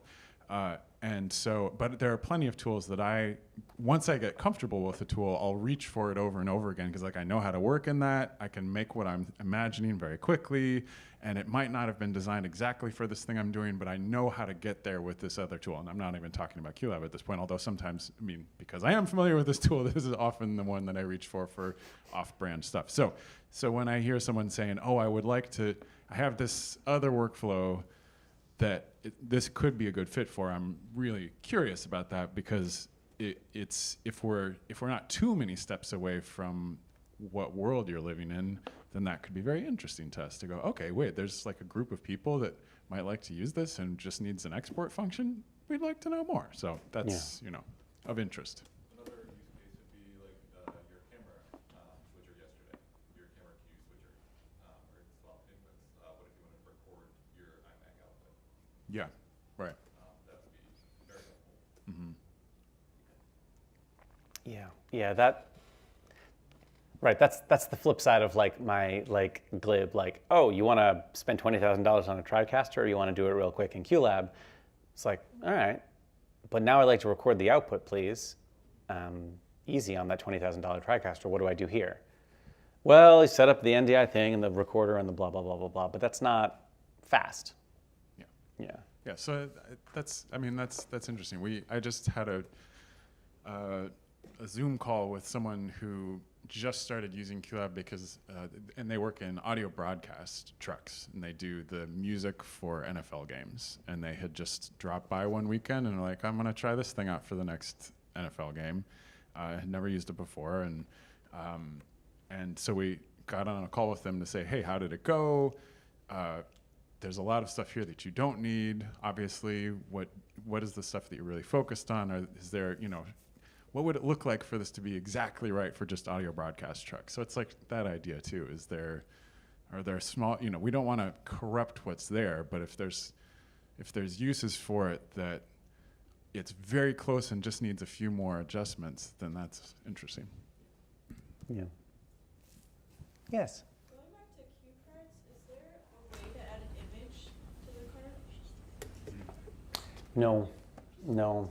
Text is the name of the cue and the color is the color, but there's all this space here, which seems like it'd be a great spot to put a thumbnail, right? Yeah. It's something we've heard about before, and I understand the appeal. I think it's a good idea, and I think it'd be nice to do it. Yeah. +1 from QClass. Have you considered nesting cue cards, where you have like one at the top that then populates different cue cards at the bottom? I don't know if we've considered it or not. I find every time, any nested type of, like when I have a Stream Deck and there's a button for more buttons and then another button for more buttons, every time I get lost. So for me, I find like what I would prefer, this guy, is I would like a cue in QLab that lets me say, hey QLab, now display this other part of QLab. I would like to say a button that says, show me this other card, show me this other list. Rather than actually nesting, I would like navigation tools for me. But I don't know, maybe nesting, maybe I'm unreasonably persnickety about this and nesting carts inside carts could work. Since we can't put groups in carts right now, I don't know how it would make, I don't know how exactly that would work visually. Yeah, not necessarily nesting, but like you were saying, like where you select that and then it populates, like let's say you were doing camera stuff. Going back to that example where like you hit select camera 1 at the top, and then you have a bunch of cues for camera 1, like position. If you have camera presets, if you have a PTZ camera, things like that. Easily go to. Yeah. Like, at that point you are going to like TriCaster roll or like like that. Yeah, right. If this button is not a button that does anything other than shows all the buttons that belong to camera 1, and now this is show all the buttons that belong to camera 2, or scene 1, or scene 2, or whatever it is. Yeah, and so I guess the sort of meta note is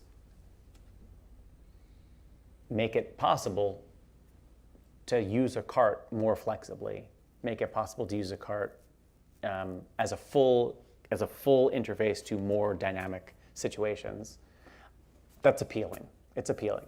Or like, if you're doing fully, like, I have all of my laughing sound effects on this group that I can like just go laugh and then select what I want really quickly rather than have to like select whichever from the list. And Yeah. just use your navigation. It's appealing. It's appealing. I wanted to, wait, there was another hand. I wanted to delay. I wanted to talk about QLab Remote because we've gotten close to QLab Remote a lot of times. So here's my iPad running QLab Remote. I've connected, and I'll show you how in a sec. I can pick any of the lists or carts. And then QLab Remote is an independent control, right? So here I am on the Mac. I'm looking at this Q list. Remote's looking at this Q list. But if this person hits go,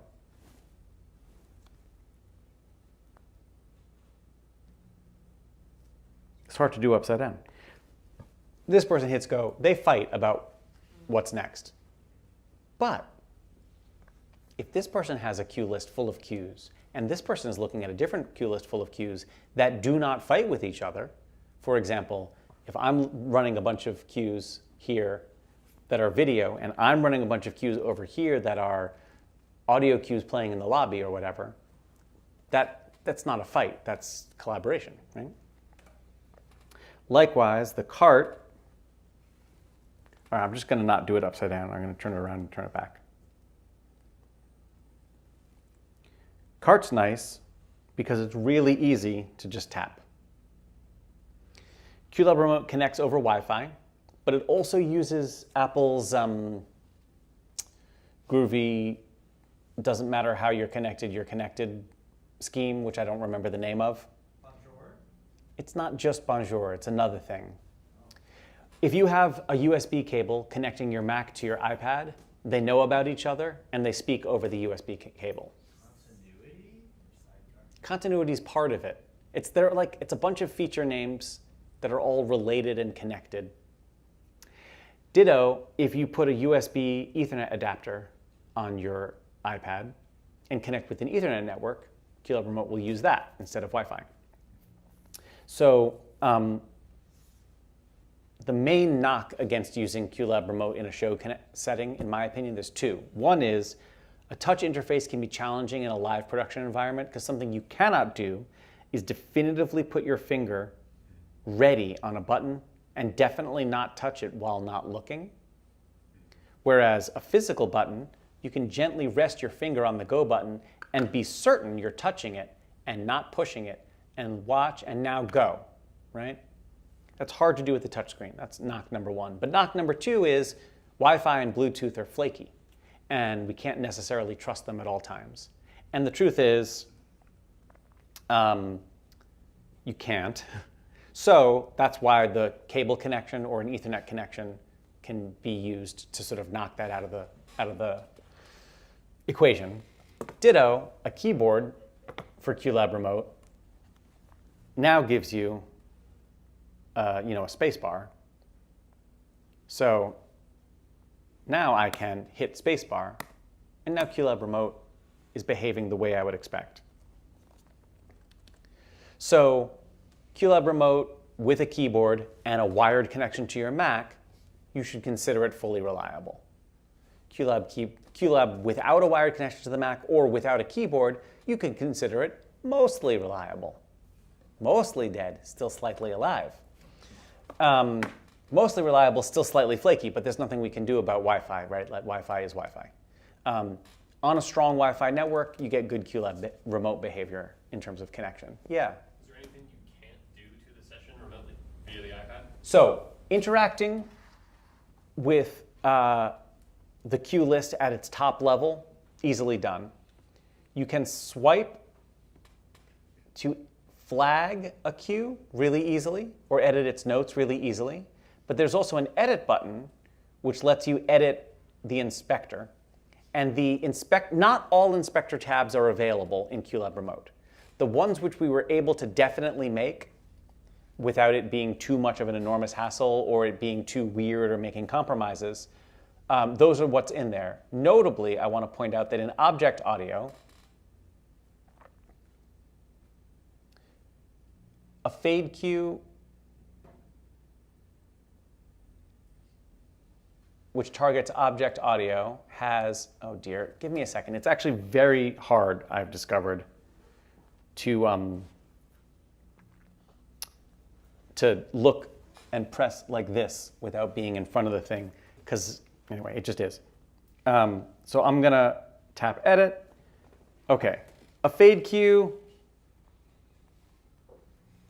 Oh, I don't have the most recent version installed on this, I don't think. Fade cues can control levels. You can control the triggers tab, the basics tab, the levels tab. We have a path editor going, but I'm not sure. Is it out now? I'm actually not up to date on this. It is a work in progress. The geometry tab is there. The light levels tab is there.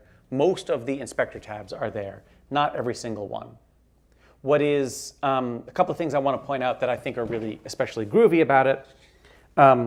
This button lets you enable or disable the buttons on top of the sidebar, the go button, or the controls at all. So you can prevent yourself from accidentally hitting go if you're using it just to view.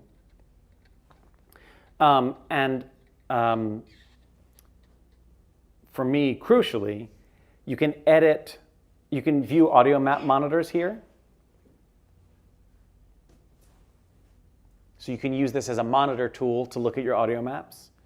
And you can edit, oh, here we go, video stages. So you can do your warping by turning on the grid, coming down from the booth and standing where it makes most sense, and using your finger or a pencil.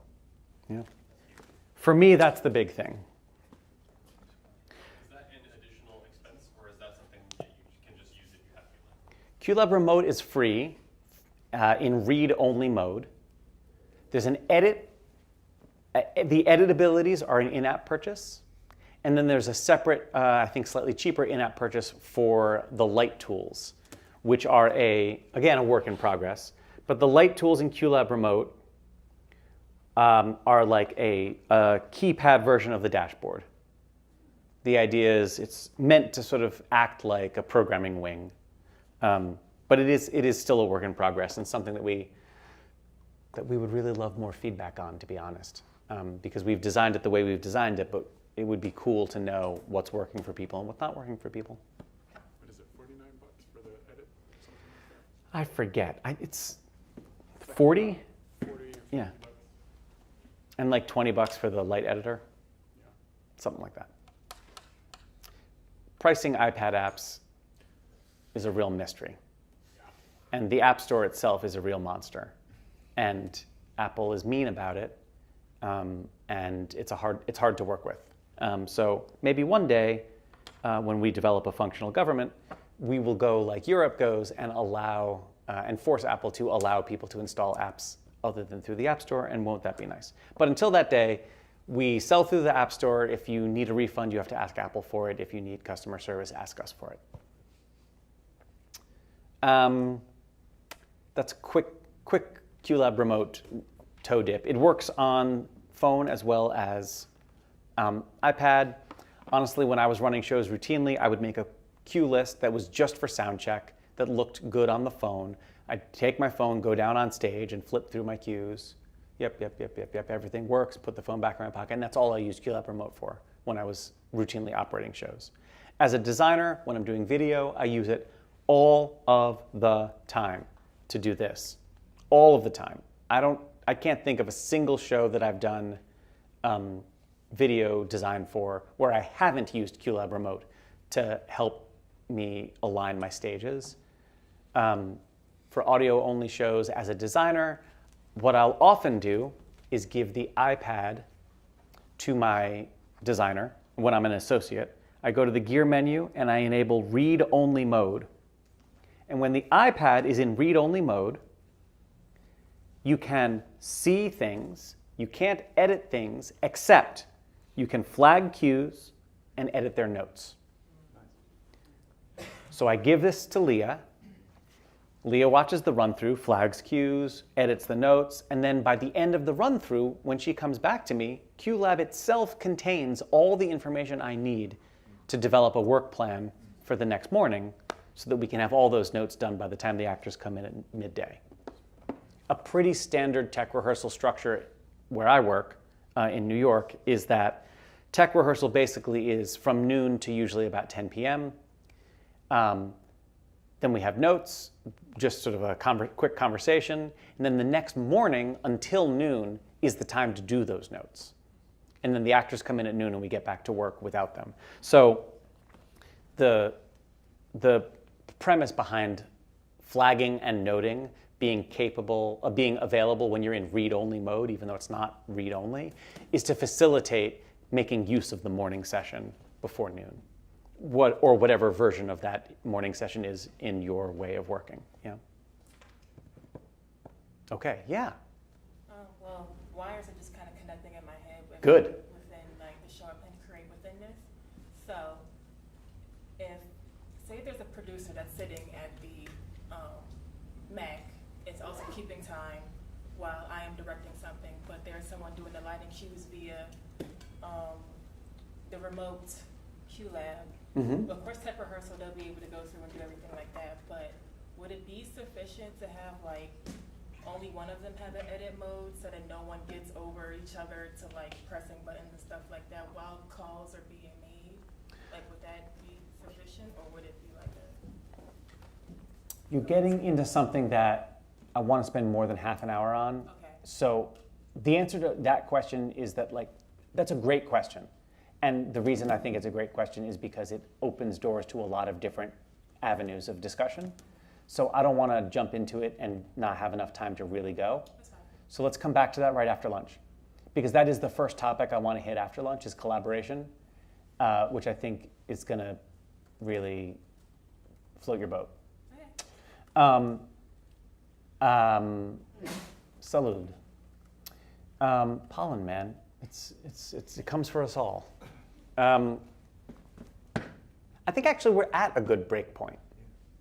So let's do that. Let's break for lunch. Let's come back at 1:45. Wait, 12:30? Yeah, 1:45, slightly over an hour. We'll resume at 1:45 and we'll talk about QLab collaboration first, which is going to be our first sort of full team hands-on experience. So if you have your Mac with you, you will be participating in this next topic directly. Yeah. The iPad is $40. iPad is $40. Yeah, great. The edit unlock. Great. We'll come back at 1:45. We'll talk about QLab collaboration. We'll talk about workflow tools, and then we'll go where the class leads us. And if you are following along on the internet, your questions are indeed most welcome, particularly this afternoon, to guide us through other unknown topics. Thanks so much.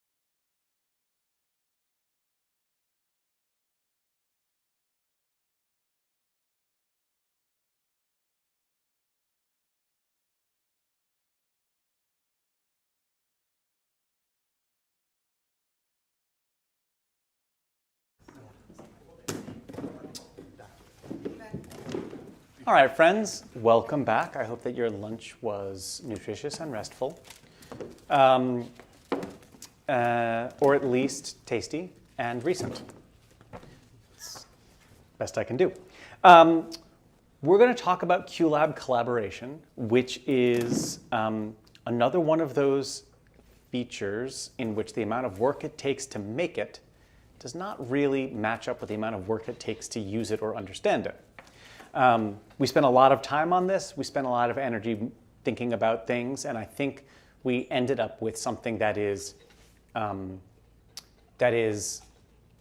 like, it feels like no big deal, and it is a big deal. That's what I'm trying to say, and I don't really know what the words are for that. But QLab collaboration, the premise behind it is, in some contexts, it's easy to get a lot of folks who are ready to work on your show, and you want to have all those folks pushing on QLab at the same time, right? In an educational environment, when I'm at summer camp, I've got plenty of young individuals excited to get their hands on QLab, but one person can only type on a keyboard at a time. One person can only use the mouse at a time.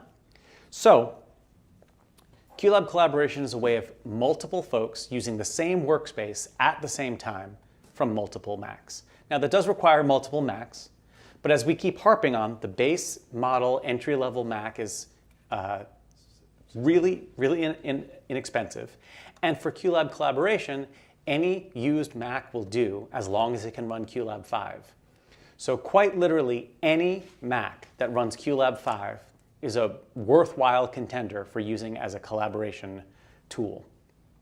I'm going to do a little tiny bit of terminology, then we're going to start playing. We use the terms primary and remote when talking about QLab collaboration. The primary is the Mac that's hosting the workspace that everyone's working on. So this Mac is the collaboration primary right now. The remote is going to be all of you. Each of you has a remote, or a remote Mac, or a remote workspace, which is what the workspace window is on your computer, when what it's actually showing you is a copy of this. Yeah? Connecting to QLab using collaboration requires a local network, or any network and a VPN. Basically, if the two Macs are able to file share or able to screen share, if they can see each other when you open a new Finder window and go to network, then you're good to go. Some IT departments at some universities believe themselves to be the most important department at the school, and they will have rules. My advice, as strongly as possible, I've often said IT is the natural enemy of the stagehand, and in the wild, you will only find them in a predatory posture against each other. If you are making theater in an environment with managed IT, buy your own network switch, go to Staples, spend the $200 on your own Wi-Fi network switch, put a sticker on it that says, not a network, just for art. Promise up and down that you will never connect it to the internet, and then don't use the school Wi-Fi for collaboration or the school network at all.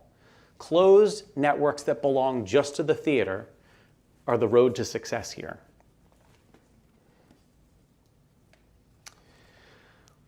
I'm going to go to Workspace Settings, Collaboration,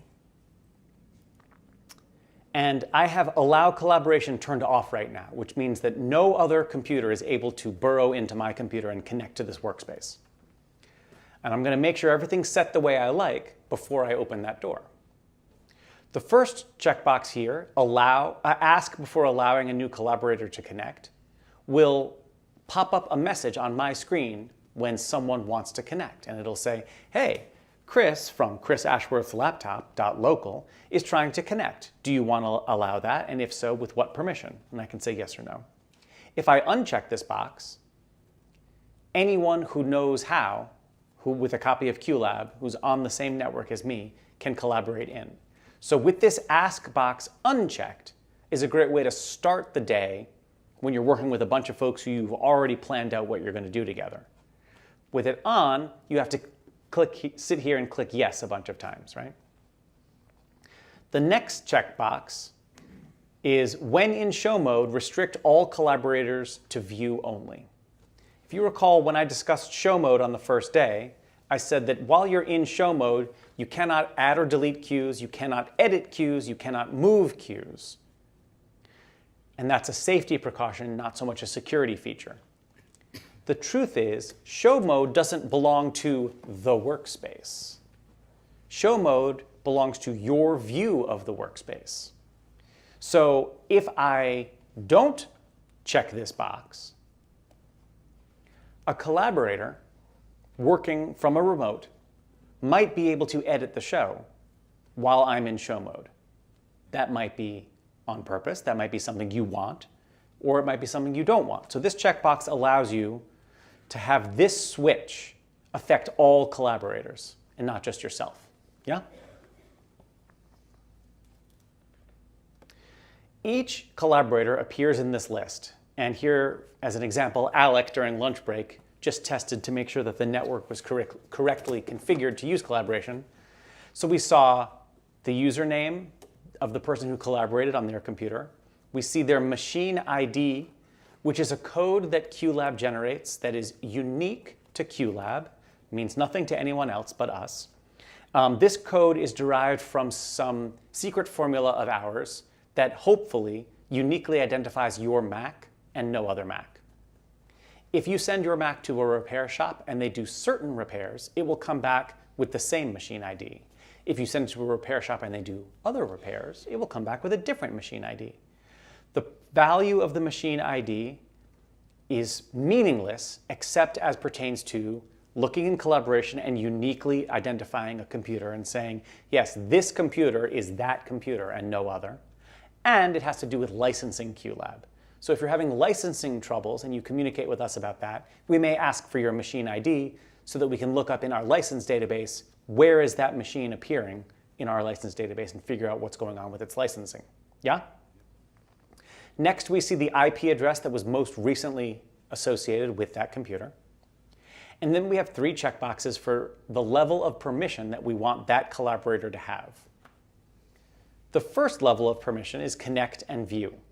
When that box is checked, that means that Alec on this machine can connect and view my workspace.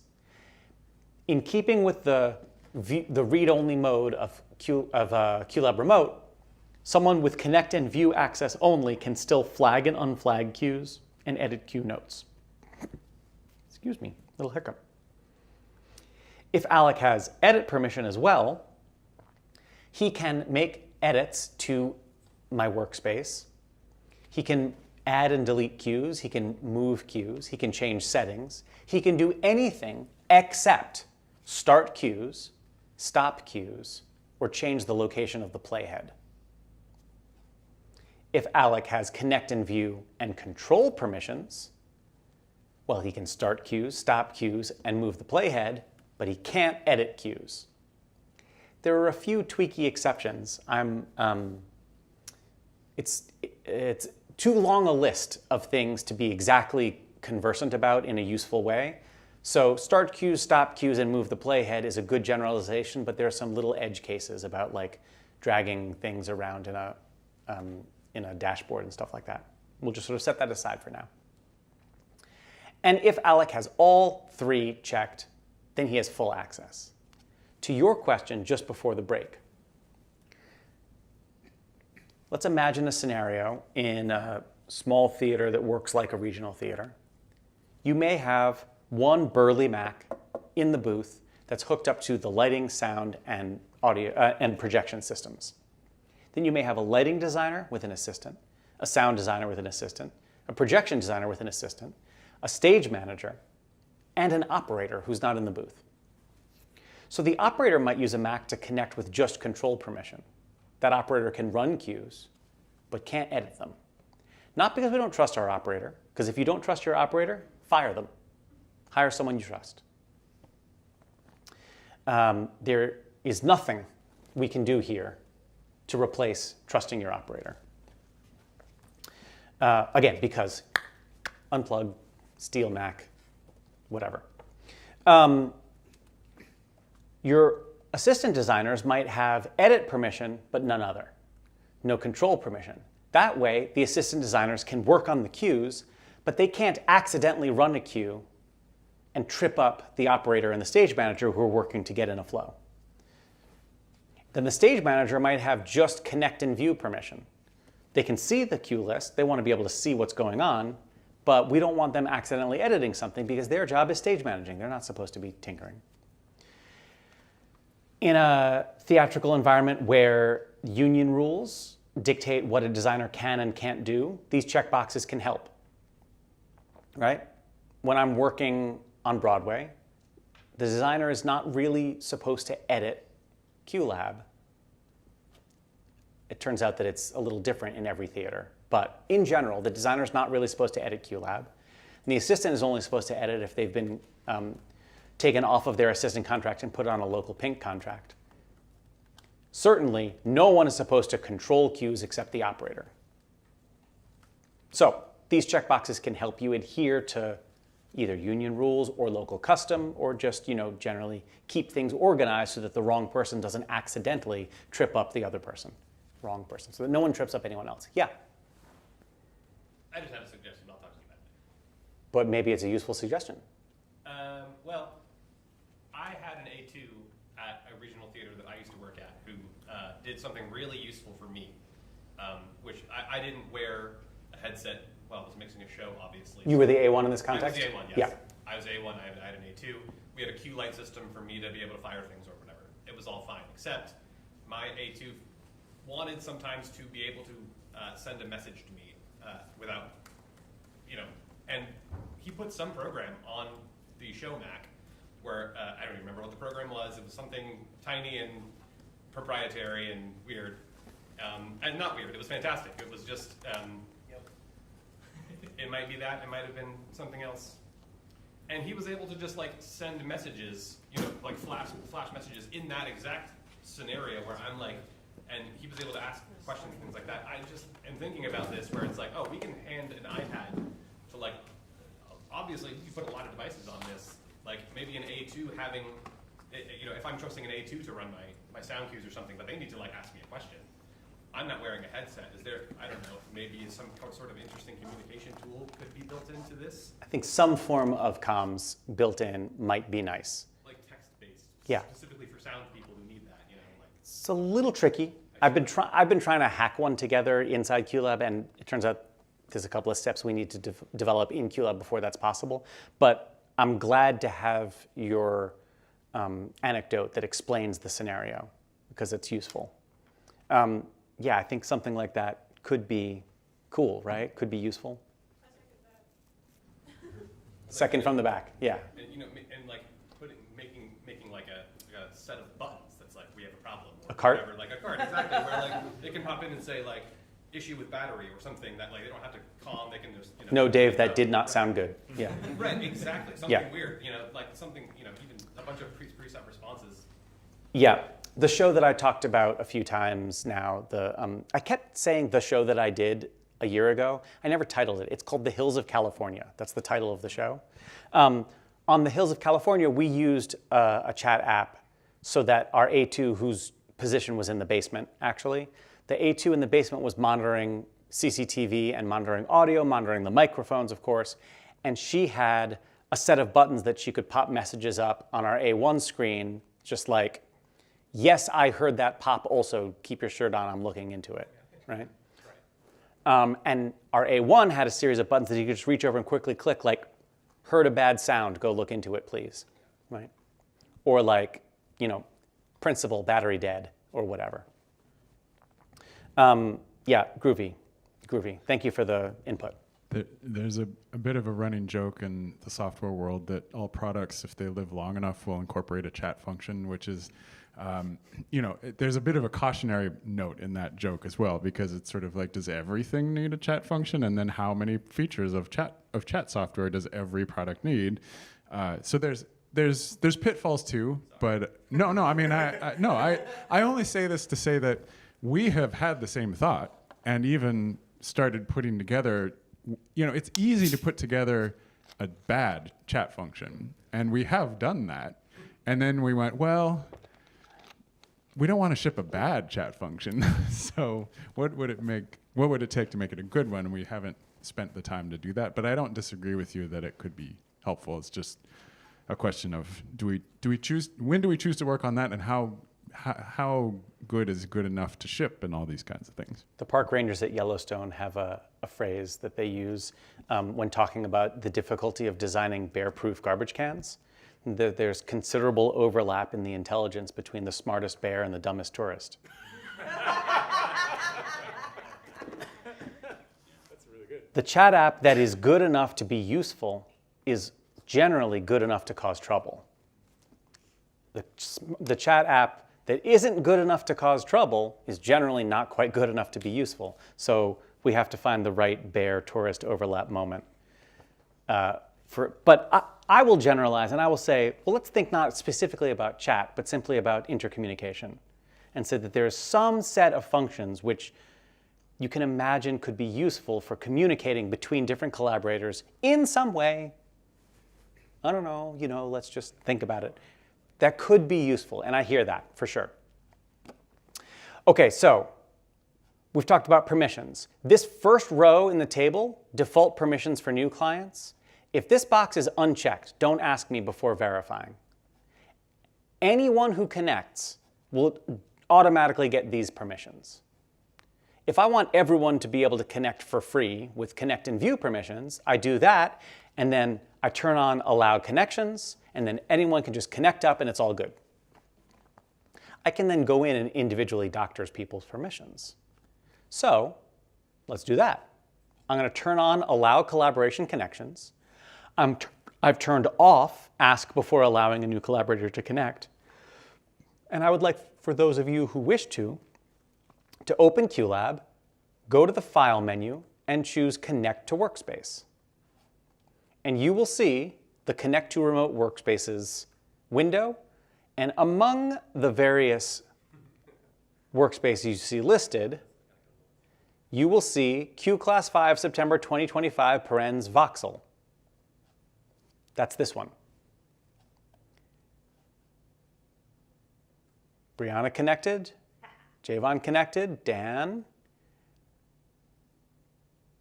And you see what's happening here for me. My list is filling up with the names of folks who have successfully connected. I see your username. In parentheses, I see the file sharing name of your computer. I see your machine ID, and I see your current IP address. If I turn off allow collaboration connections, you'll all get booted off. You'll see a workspace window with a purple title bar and a purple ring around the go button, I hope. That purple title barred window is my workspace on your computer. You have independent view. You can move around wherever you like. But I invite you to look in the sidebar at QList SO6 collaboration, and for everyone to select some Q in this list so that we can demonstrate what's going on here. And in fact, just for the purposes of this demo, could nobody select the first Q, the group Q, except for me? What does it say? Anything more than that? Could not connect the primary workspace, has denied the request. Okay, so I think I may be getting the requests. So I have Zach's MacBook Pro trying to connect to my workspace, and Alexander's. What's the name of the primary? That's 5 September 5. Is QClass 5 September 2025 parens Voxel appearing in anyone's list of eligible workspaces more than once? I don't see it. You don't even see it once. Are you all on the Voxel Wi-Fi? There's a different workspace that says QClass Day 3. That's mine. Yeah. Suspiciously similar. I apologize. That's fine, but MGSAV JMNB619ML1, which is, how do people usually pronounce your name? Mason Gross School of the Arts. So. Oh, I see. There's a system here. Yeah. All right, great. All right. For the All first right. 4 letters at least. VJM is the name of our theater, and then NB is my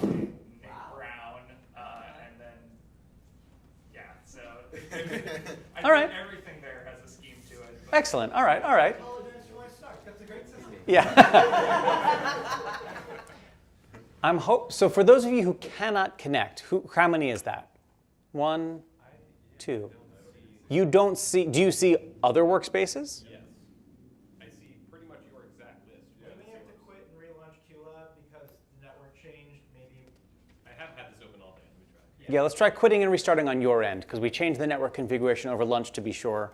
Is that right, over lunch? Yes. Yeah. I'm glad to hear that it's not what you were worried about, Christopher, though. That would have made me very anxious. Same. Yeah. I jumped straight to the worst case scenario, so I was excited. Super interesting. Are we all using QLab 5.5.3? I'm on point 1. I need to update. Let's find out if you do need to update. I am, but I'm on 5.3, but It's truly peculiar. I don't know what the answer is. I wonder if restarting your Mac would make a difference. I guess relevant, is there an upper limit, hypothetically, to how many different machines could connect to one workspace? I've been told that there could be, but I've done this with way more than this many people. And it's been fun. Yeah. My current, I think, high watermark is 64. Wow. It was chaotic. But is there like a hardware, like a software limit in there that like you can only do 128? No, we have not introduced a limit. If you hit a wall, I don't believe that it's because we built it into QLab. Who's Lynn Wood? You were connected and are no longer. Is that true? That is true. I was wondering if because we are so similar, if I disconnected it, seems to pop up on it. Because technically I'm using it. Because it's like it says Winwood and then it was marks before. I see. I think that you should try restarting your Mac. I wonder if there is some network. So, what's the most succinct way to say this?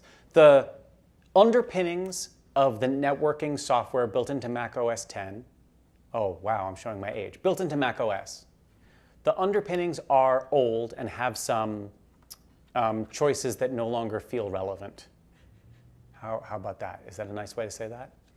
And a restarting of the Mac will clear out some cached information which might be standing in your way. And while you're doing that, I'm going to proceed with the demo, yeah? I'm sorry? I'm on a different subnet. Ah, Like I'm on 192.168.12.15. everyone else is on 12. We're all on 12.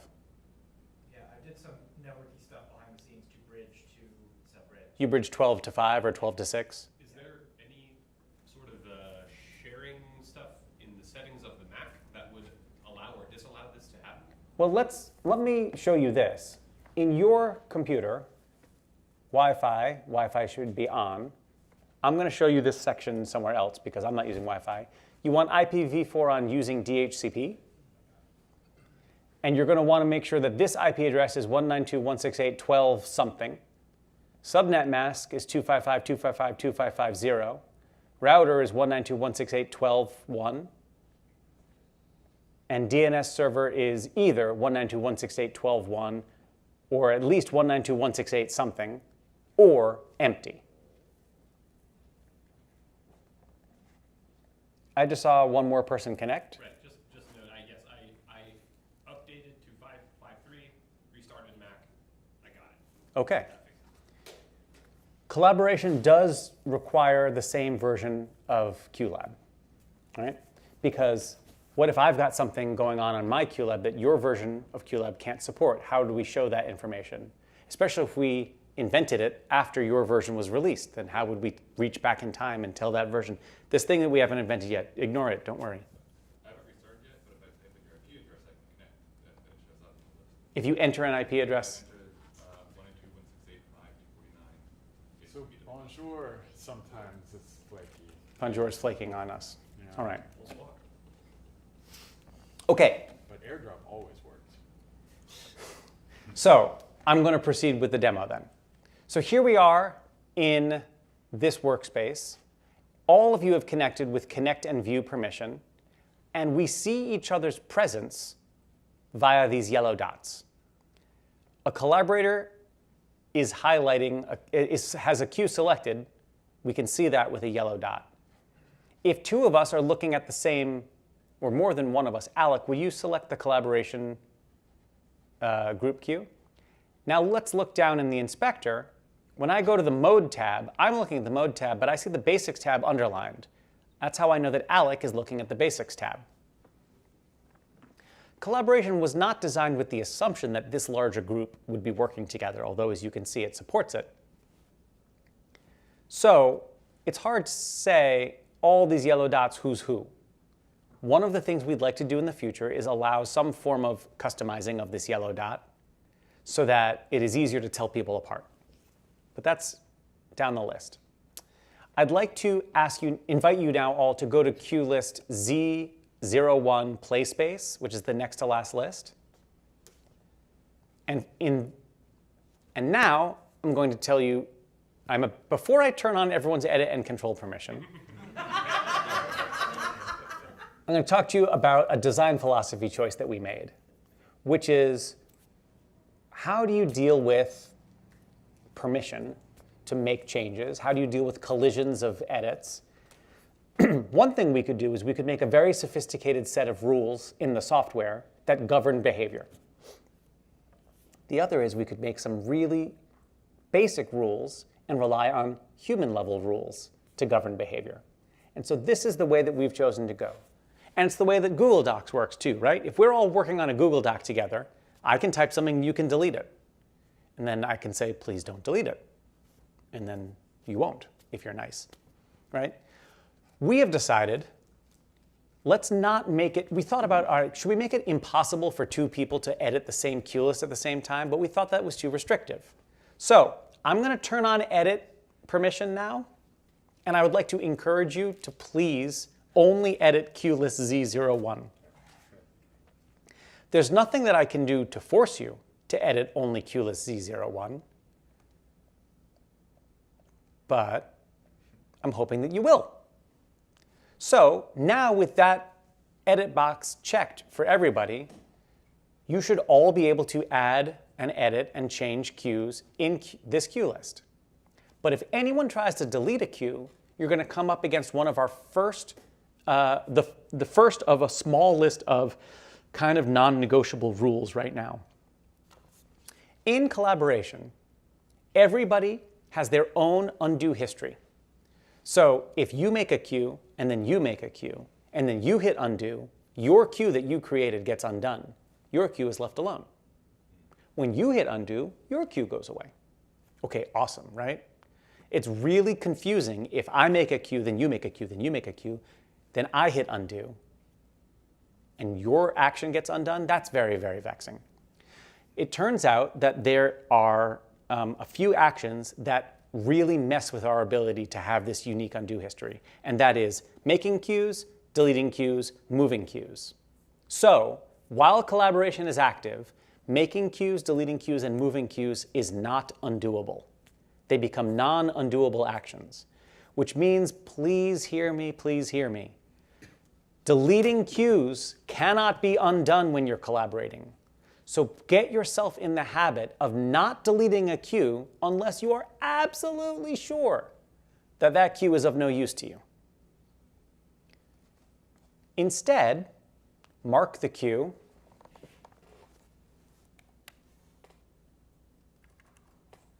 or something, right?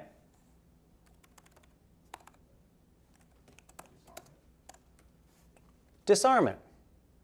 Disarm it and skip it. Ooh la la. Get yourself in the personal habit of not deleting queues unless you're absolutely certain that you don't want the queue. Because to undo making a queue, even though undoing is blocked, is actually quite possible. If I make a queue and I can't Command-Z undo the making of it, I can still get rid of it by deleting it. To undo moving a queue, even though undo is blocked, I can manually move it back to where it was before.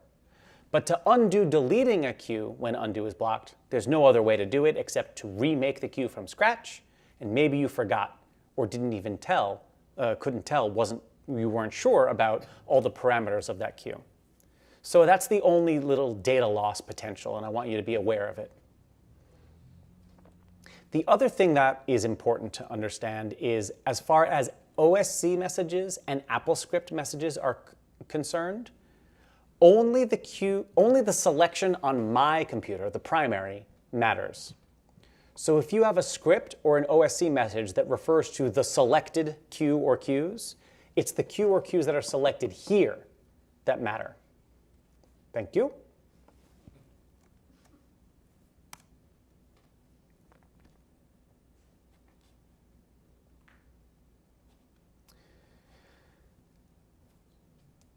QLab, so a couple of things to talk about other to that. This has nothing to do with OSC. If I turn off OSC access in network, collaboration is unaffected.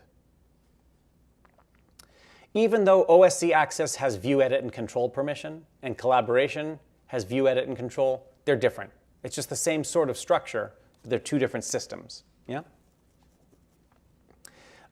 We talked about undo, and we talked about how everyone has their undo history, but actually everyone has their own undo history in two separate ways. You have your own undo history in the queue list, and you have your own undo history inside Workspace settings. But in the light dashboard, we all share one big undo history. Could someone please open the light dashboard? I make a change. Would whoever has opened the light dashboard hit undo? No change? Is it bystander effect? I'm sorry? I'm making several changes. Are you seeing it in your dashboard? And if you try to undo, does it undo? No. Are other folks moving things by hand? No, I think they're moving by undoing. It's just slow. So we all share one big undo history in the light dashboard. And that is because the light dashboard, unlike the queue list, immediately affects real life. And so there is no such thing as multiple states of possibility. Either the light is on or is not on. Right? So we all share one big undo history here. Do you want to say more? You have a... No, I just noticed that this is the first time I've seen you teach this class where you didn't give control command. And was it because you didn't want people distracted? The last time I did this class... No, I'm teasing. Usually when Sam teaches this class, he has given control command, which means that the entire section he just taught, there's stuff flying around and flashing behind him on the screen. And I have a feeling that maybe he didn't want to compete with that this time. The teacher becomes the student. And I learned that that makes it... So I was taught something early on in my teaching history. If you have a handout to give to the class, you give it before they leave, not when they walk in. Teachers in the room, someone just went, you teach. Don't give the handout at the beginning. Everyone reads the handout and ignores you. Don't give control ability to folks. I'm going to be, who knows what's going on up here, crazy projection. I can't see it. It's not substitute teacher day. I know who sits where, right? Sorry, was elementary school not quite as scarring for everyone as it was for me? Have I outed myself? But you have discovered that you can control lights in the dashboard without control permission, haven't you?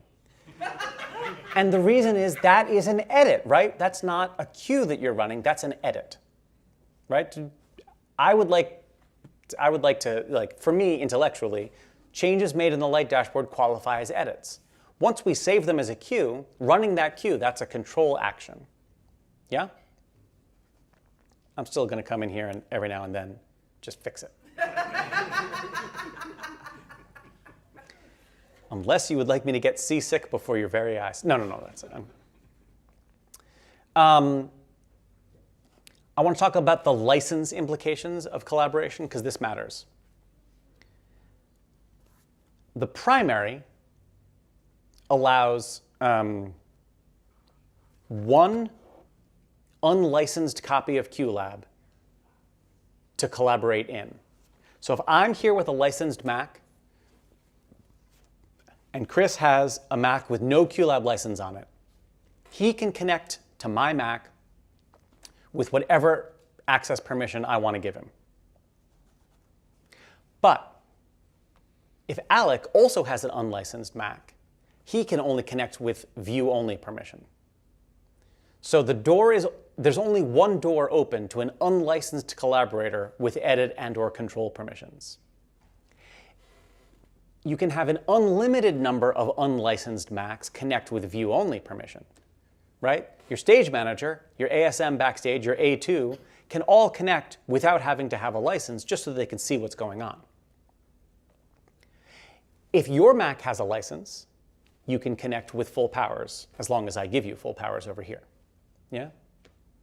So in short, one person gets in the door for free, an unlimited number of people get in with view-only permission, and an unlimited number of people with their own license can get in with full access. Crucially, while collaborating, your computer behaves as though it has my license. So if I have an audio license installed, and you have a lighting license installed, and you collaborate into me, during the time that you're collaborating, poof, you have no lighting license, you have an audio license. The idea is the primary's license dictates what's really going on. Yeah? Question? It was that. All right. We tried to put this in the exact sweet spot between being as permissive as we possibly could while being able to make money off of things that are of value. Right? Yeah. In the opposite regard, so let's say I have all three licenses and you only have audio, but I want to do some funky video stuff. Can I just swap licenses and give you my license and you give me yours? And then, like, in the Well, see what I mean? so here's the thing. Licensing in QLab is really easy to deal with as long as you understand it. Yeah. And it's easy to think you understand it fully and you don't. So let's spend a moment so that you do. When I go to the QLab menu, manage your licenses. When I sign in, I can install or remove licenses that are in my account. But if you come over here and you sign in on my Mac, you can install or remove licenses that are in your account. So if you travel with your laptop to a theater, you've got the full bundle license and you want to do whiz-bang video, but the house computer has only an audio license, your license, the policy from us on QLab 5 licenses is that your license can be installed on 2 computers at once. That is the end of the policy. In QLab 4, the policy was you could install it on 3 computers at once, but you had to use those 3 computers according to a fairly specific set of circumstances. Now we just say install it 2 times. So you can come to a theater, come to the theater's Mac, sign in with your account, install your video license, then sit down at the tech table, collaborate in, do whiz-bang video. The only thing I want to caution you about is not forgetting to come back and remove your license before you leave. Otherwise, in half a year when you're at another theater, wishing you could install your license there, oh, I left it at that other theater. We do offer some license management tools that allow you to remotely deactivate a license. You can go to our website, QLab.app, sign into your account. Save your keys. Yeah, thank you. Good call. Good catch. Oops. Streamed access to the whole me. All right, sign into your account, go to licenses, and look, here are my licenses. So let's view details here. I've got my video license installed on my MacBook Pro and on a Mac called the QClass. I could remotely deactivate the QClass. The next time that Mac connects to the internet and launches QLab, QLab will holler up to the license server, anything I need to know, and the license server will say, yes, you're done. Goodbye. Right? Did I hear a inhalation? I was just remembering, before I founded this company, I worked at a computer security company in Colombia, and I was giving a presentation in a meeting, and I did what Sam almost did, which is I entered my password into the name field during the presentation in a room full of computer security experts. My office mate thought that was so funny that to this day he uses that password as his online name for every account he has ever made since then. He's still trolling me about it. Ouch. So you have some recourse if you leave your license at the venue. I have a lighting, you have an audio, we can merge our cards, you can't do that. Sure. Leave my audio installed, come over here and install your lighting also. That makes sense. License. Yeah, you can have. I could have as many licenses installed as I like, right? So we sell rental licenses. Rental licenses have a start date and a duration. So something that we get asked a lot about is with rental licenses, look, I'm doing a show. I don't have enough money to buy a license. I'm doing 3 weekends spaced out over the course of a year.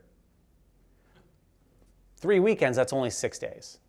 So can I buy a rental license for each weekend only? Yeah, no problem. But it's spaced out over a year, and I don't want to think about it in advance. You can go to our store and buy the 3 rental licenses today. Pick the start date of each of your weekends. Install all 3 licenses now. And on the day in question, that license will wake up, do its thing, and when it's done, it will fall back asleep and vanish. So you can install as many licenses as you like, and they overlap, they don't conflict. Likewise, my audio license, your lighting license installed, their powers combined, Wonder Twin powers activate. We do a show, it's phenomenal. Then you're done, you remove your license, leave mine, go on your merry way. Yeah?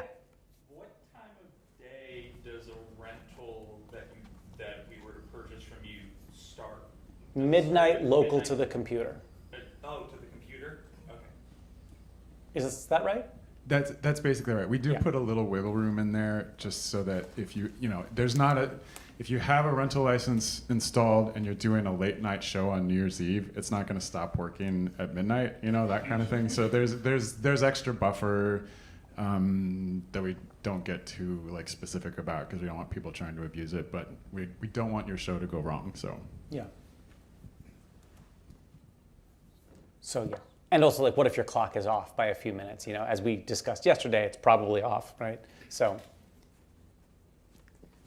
midnight, which is how I generally feel at that time of day. So, fuzziness is appreciated. Was there a hand up? No? Okay, right. So, why did we get to license? Because we were talking about what license situation applies during collaboration. Right, so even if you all didn't have the demo licenses that we set up for you on the first day of class, you would all be at minimum able to view-only collaborate. And of course, as we all know, view-only includes flagging and editing notes. Someone's just testing. Well done. And I have become very much in the habit of putting, if I have an available Mac, putting a Mac in view-only on the stage manager's desk, right? It makes the stage manager feel nice to know what's going on. It gives the stage manager an opportunity to look over and see, oh gosh, Sam is making cues at a blistering rate. I best not ask him right now if he's working. I already know the answer. He is, right? It also helps with my personal little pet peeve, which is a stage manager calling hold when the lighting designer asks for a hold, and calling holding for sound when the sound designer asks for a hold. Ideally, if they just see me blistering away, they don't even need to call for a hold, and we can just save a little tiny bit of interpersonal conflict. Collaboration questions. Have we addressed the scenario you were thinking about at the beginning of lunch? Yeah. I find this a really, really useful thing. And in terms of human level rules, when I'm doing a regular show, I just have one cue list. If I'm at summer camp and I have several campers working with me, I will simply say like, I'm going to work on scene 1, you work on scene 2, you work on scene 3, and we stay out of each other's way. It's not that hard. The easiest solution to not accidentally editing the same cue at once is do not try to edit the same cue at once. Look for the yellow underline and the yellow dot before you go to town. On the other hand, if someone's doing something interesting, go find the yellow line and watch them. Right? So it's a good teaching tool as well. Yeah? Have you considered disabling the delete function during collaboration? Or making that a feature, I guess? No, honestly, I haven't. One that you can toggle. Yeah. I think what we'd like to do, and we were just talking about recently in one of our recent developer meetings, is we want to take another pass at those 3 things: move, delete, add, and just see what clever stuff we can come up with to either make them undoable. There's a fundamental conflict where there's some operations that if 2 people do them, it's an undefined thing to try to undo it. You know, Like, what if Chris makes a group cue, and I put an audio cue in it, and then Chris deletes the group cue, and now what? Now what? so there's just some logical conflicts in some scenarios, but not all. So we want to see if we can just make that thing work better. So the underlying question is like, could this work better, or could you make it a little? The answer is, I think we could. I don't know exactly how, but I agree with the question, and we're interested in continuing to work on that part. I do like the idea of, at minimum, introducing one more step of friction before deleting cues while collaborating. Yeah. You could do it, I don't know if it's possible, but I mean, you could do it so that if you delete a queue in the queue list, it moves it over to a new queue list that's always Yeah. deleted queues, or queues to delete, and then Yeah, and sort of similarly for undoing a deletion, if the undo of a deletion doesn't have anywhere to go, well, we could put it in this sort of holding area of like, this thing came back from the dead, and it doesn't have a place to live now, but it's over here, so you can put it where you want it. You know, like that idea. Yeah. So I'm going to jump ahead in the class a little bit. I have a list here, cut cues. And in my scripts list, I have a cue, cut selected. And what this script does is moves cues to the cut list. When I type the hotkey trigger, Control X. So if I want to delete this cue, I hit Control X, and that cue is moved to cut cues. My script also prepends the cue number with a little X, and the reason I changed that is, yeah, I'm moving you. The reason I did that is because I used to have this script and I had, a cue number, and then I deleted the cue, and then the designer who I was working with wanted to make a new cue with that cue number, and I couldn't do it because that cue number is taken up by a cue in my cut list. So now when I Control X cut a cue, in the cut list, it has the little letter X prepended, which means if I cut another one, it will be XX1569, and so forth.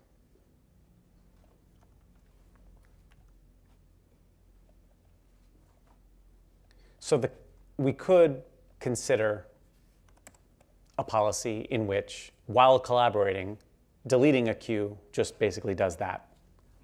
There are worse ideas and harder to understand ones. Really, the thing is, we want to make a thing that when it happens, no one's like, why on earth did QLab do that, right?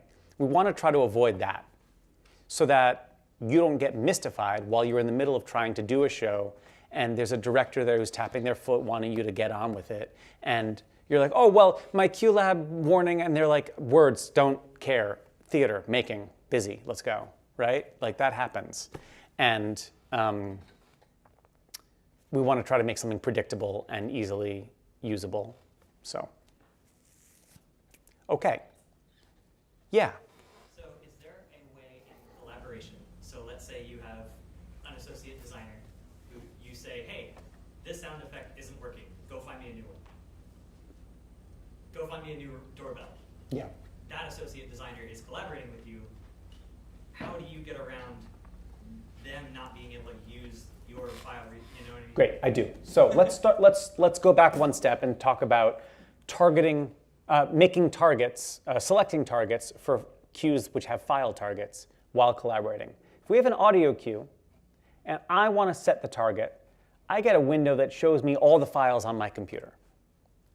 But if one of you selects this queue, this audio queue, and tries to select a target, what you see is an interface that we built, which is basically just all of the media inside the folder that contains the primary workspace, which is pretty groovy, right?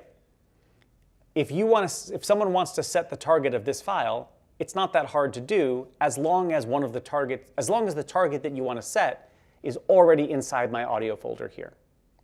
So the answer for now is that your associate should also have a file sharing connection open onto this Mac. And then they can drop a file into the audio folder here, and then when they open up the target interface within QLab, that file that they dropped in using file sharing will appear within that list. Does it also work in conjunction with Dropbox or Google Drive in that regard? Dropbox and Google Drive and iCloud Drive and Box.net and all of those are all two-edged swords, multi-edged swords, swords with many shapes. Specifically, Google Drive is my enemy.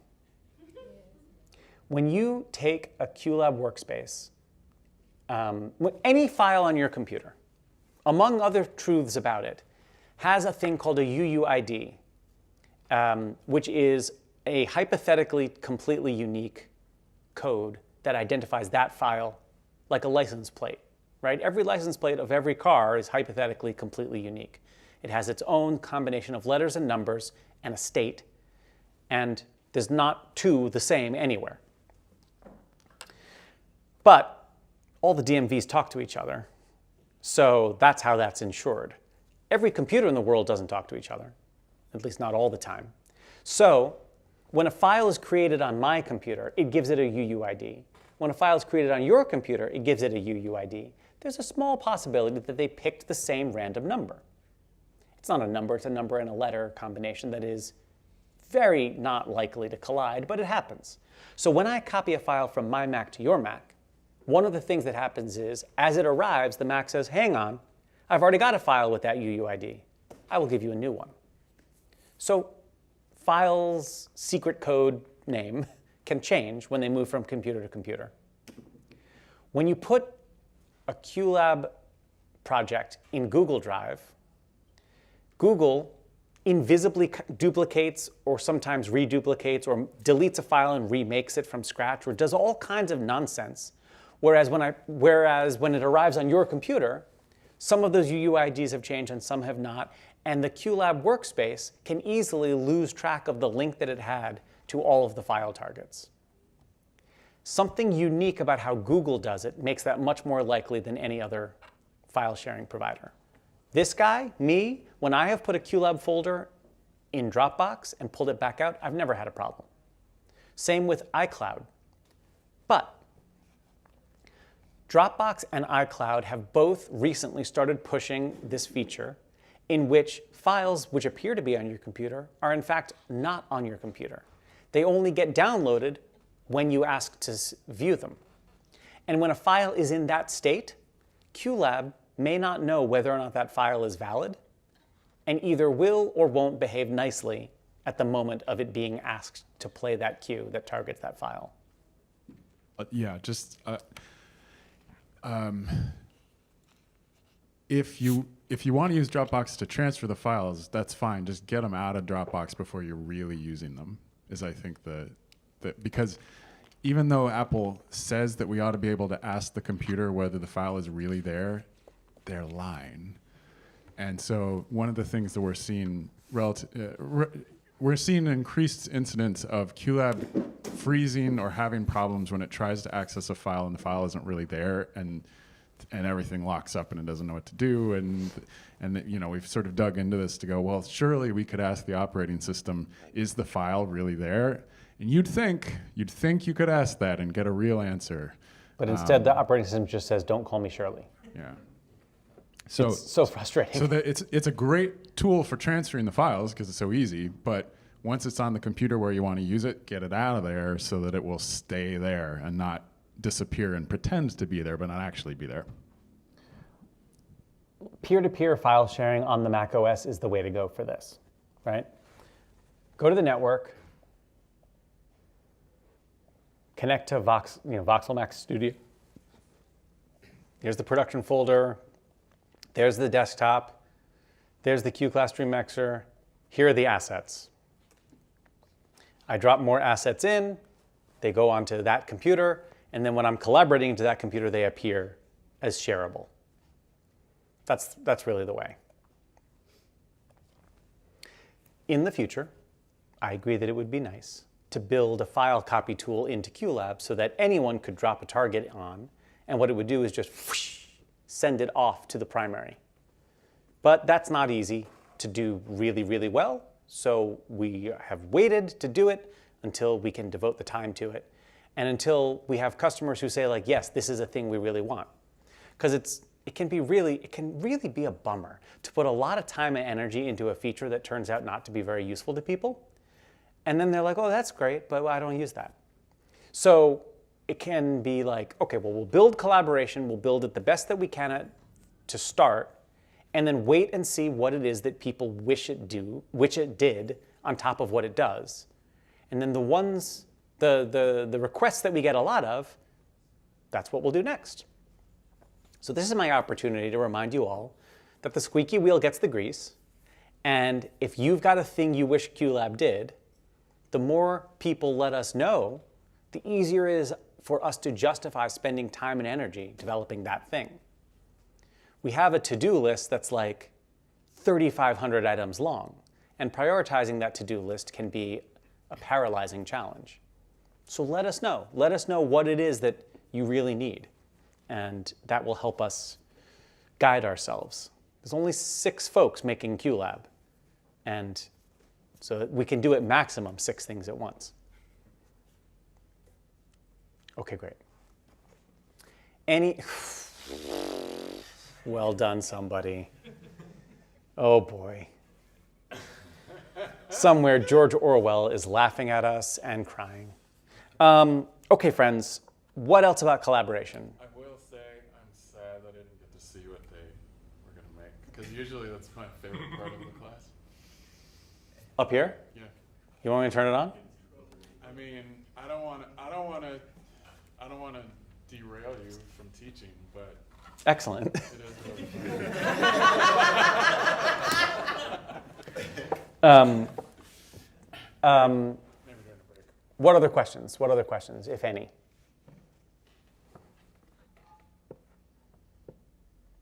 Yeah. There's one person at the bottom of the list who you're quietly cyberbullying and not giving permission to even do anything. Oh, that's so rude. I'm sorry. Apologies, C-Star, from La Mac. That was unintentional.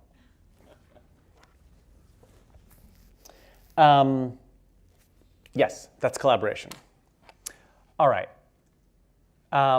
If folks are ready, if folks want to keep playing around here, that's fine. We can spend some just playing around time, and maybe you will derive questions. But if no one says that that's what they want to do next, I plan to move on to workflow tools. Okay, great. So if I put QLab into show mode, suddenly none of you can do anything anymore, but neither can I. So I go out of show mode, I go to Workspace Settings, and I turn off Allow Collaboration Connections, and poof, disconnected.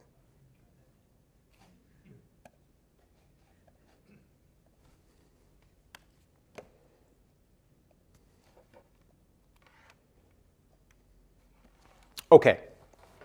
There are a series of tools built into QLab none of which feels like a headline feature, but taken together, they really sort of make QLab what it is for me. A lot of these things I find when I teach them, people are like, yeah, and then I do one and they're like, that's my guy. So this may be that for you. I just want to talk about sort of all of these little workflow tools one at a time so that you understand what they are and where to get them, and maybe you will find them useful. The first one is find. Find in QLab is one of the tools that appears in place of the toolbar when you invoke it. I'm going to use keyboard shortcut. Oh, are you back on? Yes. Command F. And when find is active, QLab lets you search the, I've got a list here, queue names, queue numbers, file names of audio and video queue targets, queue notes, the contents of text queues, the contents of network queues, and the contents of script queues in the current queue list. So I type the letter W. All the queues that have a W in them light up. I type O, and we now are down to just WO, R, K, Workspace. 6 queues found in the current list. And I can use these buttons to work my way through those 6 queues, or I can hit this button to select all of those found queues, and then click Done to dismiss the find tool. Can be a quick way to, to get towards a queue. Batch edit is a feature that kind of doesn't really feel like a feature, but whenever you have more than one queue selected, the inspector is doing something slightly tricky, which is it is showing you only the relevant tabs for the totality of all the selected queues. So if I have 2 text queues selected, I have every tab that can be edited for both of those selected queues, which is everything except the text tab. If I add a fade queue to my selection, I have only the basics and triggers tab because only the basics and triggers tab exist in both the text queue and the fade queue and are editable at once, right? Batch edit is means that whatever I do, whatever I'm able to edit down here will be edited on all the queues that are selected. So if I want to take all of these queues and change their color, they all change at once because they are all selected and this is an editable parameter. Does that make sense?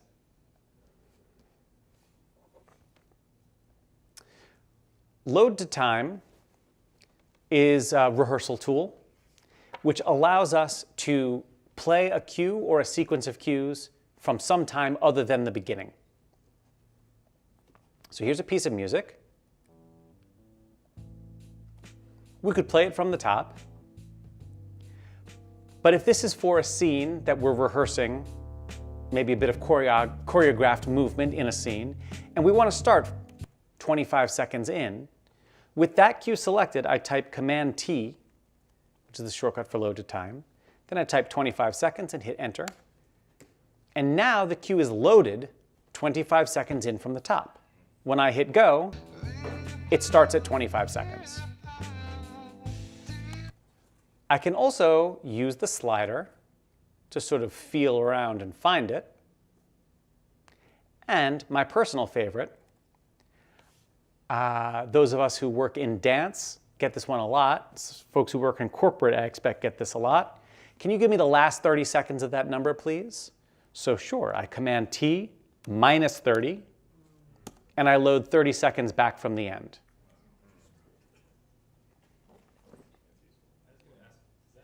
Is there a way to just like quickly go back to like, this person can't nail this spin and they need to go over 48 seconds in the show, 48 seconds into the song. They need that 15 times in a row. I don't want to have to keep clicking and dragging. Is there a way to like mark that Yeah, I can go? and here's how I do that. I'd make a load queue. The load queue targets the audio queue. In the load queue, I go to the load time tab and I type 48 seconds and I put that on a hotkey. And now I hit that hotkey and I load it.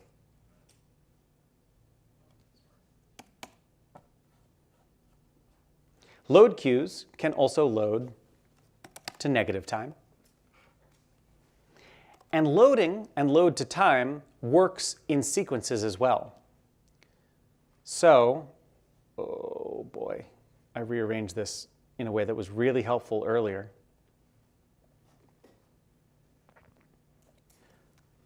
When I load to time on this timeline group, I'm scrubbing through everything inside. Ditto the start first, I'm sorry, not start first and enter because there's no sequence there. Ditto the start first queue.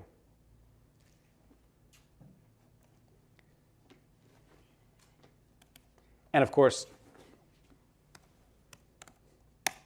negative load works as well. Oh, no it doesn't.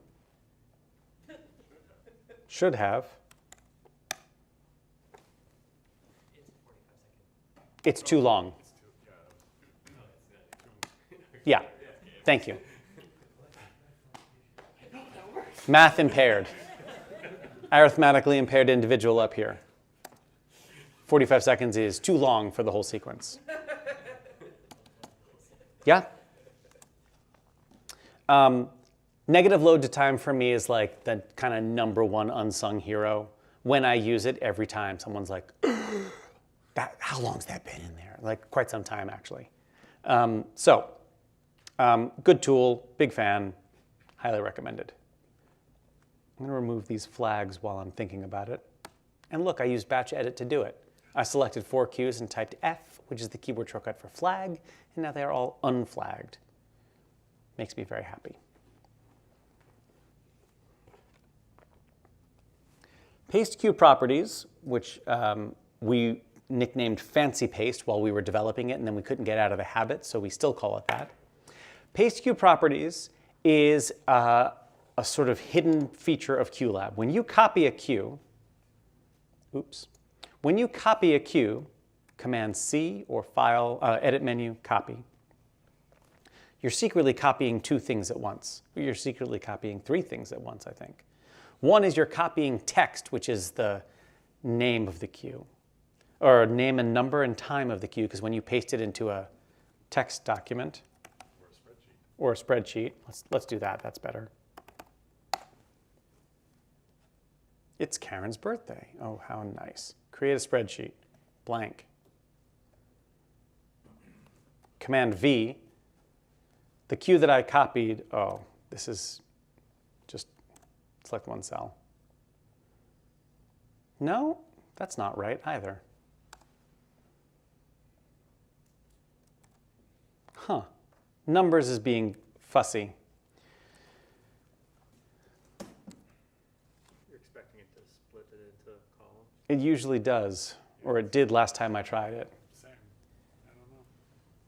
I have the queue number, the queue name, the pre-wait, the post-wait, the follow time, and the continue mode are all copied as text and pasteable.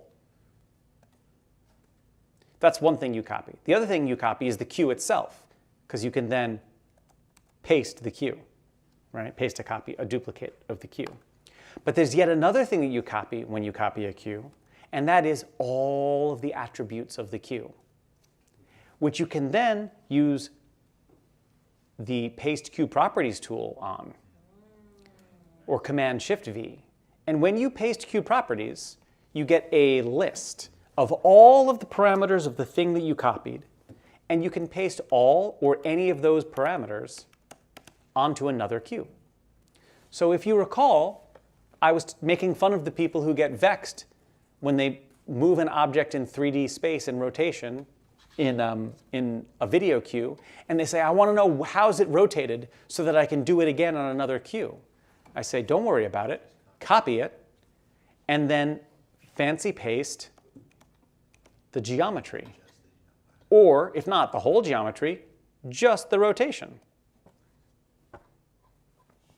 Fancy paste is really appealing when you have a whole show, and then there's some little quirk that you need to adjust in every queue, and you're sitting there going 1, 1, 1, 1, 1, right?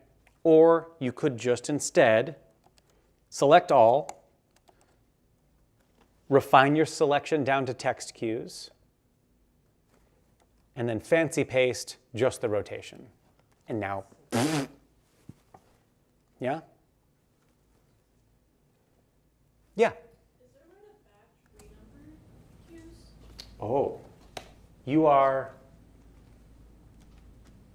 what's not actually in this list? Well, yeah, let's do that. So let's take all the cues in this group and select them.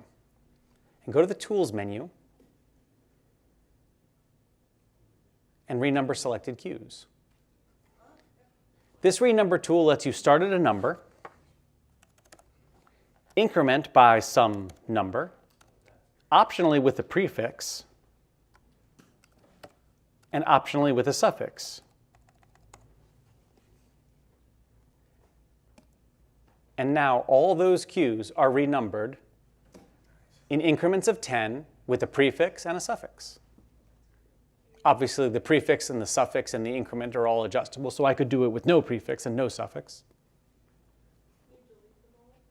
Well, yeah, so that was Command-Z undo, but you can also quickly delete numbers of selected cues by choosing Command-D.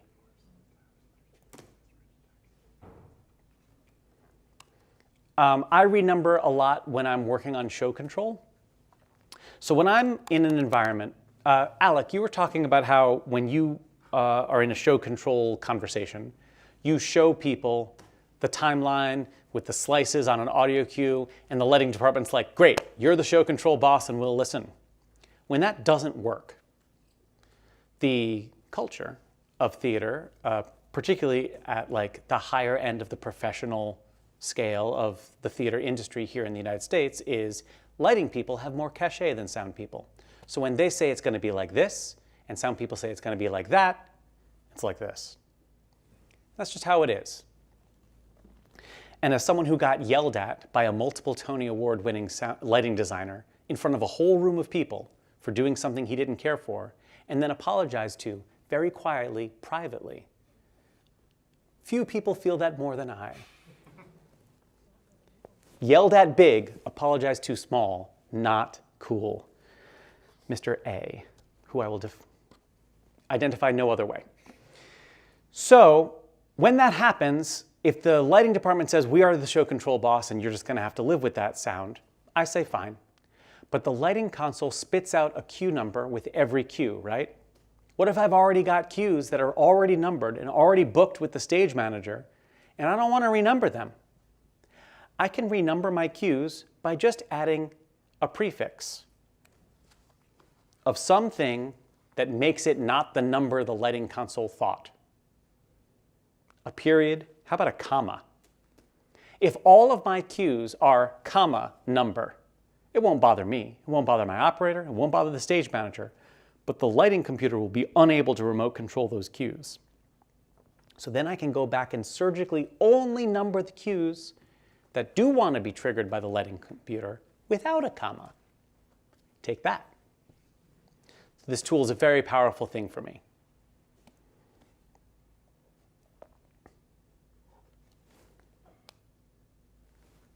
As is inevitable when I do this particular demo. I lost my background. There we go. Okay, recording cue sequence. The cue sequence recorder was created by my colleague Christopher here in a moment of impatience with not having it. Is that fair? Yeah. This tool lets you perform a series of goes and have QLab watch and learn. So I'm going to do a little demo for that. Here I have a group of thunderstorm parts. Of course I do. I'm going to go to the Tools menu and choose Record Cue Sequence. And the Cue Sequence recorder is going to live here on my screen. And it's going to make a timeline group cue. When I click Start Recording, it's going to start watching for my first go. The cue is going to go, but also the cue sequence recorder is going to take note of when I hit go. And now maybe I'm watching a rehearsal. Good time for thunder. Maybe then is when the person enters and says the dramatic line. It also helps me not think about how I'm just going to type in numbers of pre-waits. Maybe that's it. Maybe that's enough thunderstorm. When I hit stop recording, QLab makes me a group queue. And that group queue, the recorded sequence of 7 queues, is a series of start queues, which start the queues that I started. And the pre-wait times are all times relative to when I started recording with the first go. So when I hit go on this group, I get the exact timing that I performed while the queue sequence recorder was recording. Maybe it's not going to produce exactly the sequence that you need for a show. I've found that this is supremely useful in 2 conditions. The first one is when there's a series of events on stage that are precisely choreographed that I want to follow along with, and I don't either have the time or ability to videotape a rehearsal and then meticulously watch through the tape and make it happen, or when I'm trying to feel out something organic responding to a performance and I don't really know what it's going to be, so I can just turn that on and sort of react. Really like this tool. I use it a lot. Questions here? The other thing I like about it is that there's very seldom questions about it because there's really not a lot to misunderstand. It just sort of does what it says on the tin, and I'm a big fan. Okay. The Workspace Status window, we've been working our way through the Workspace Status window bit by bit throughout the class. We looked at the Warnings tab. We talked about where broken queues and warnings appear here. But we didn't really dive in, because there's a bunch of different symbols that appear. And the idea with these symbols is that they're meant to show you the different types of warnings. The caution triangle with an ellipsis is what we call a non-breaking warning. This means something's not right, but QLab can't determine if that's a showstopper for you or not. Siphon root has no clients is a prime example. I have a Siphon server set up in this workspace, which I use to demo the Siphon Recorder app or whatever, but I'm not using it all the time. QLab noticed that it doesn't have any Siphon device receiving and wants me to know that, but that might not be a problem for me, and in fact, it is not a problem for me, so I can ignore that warning.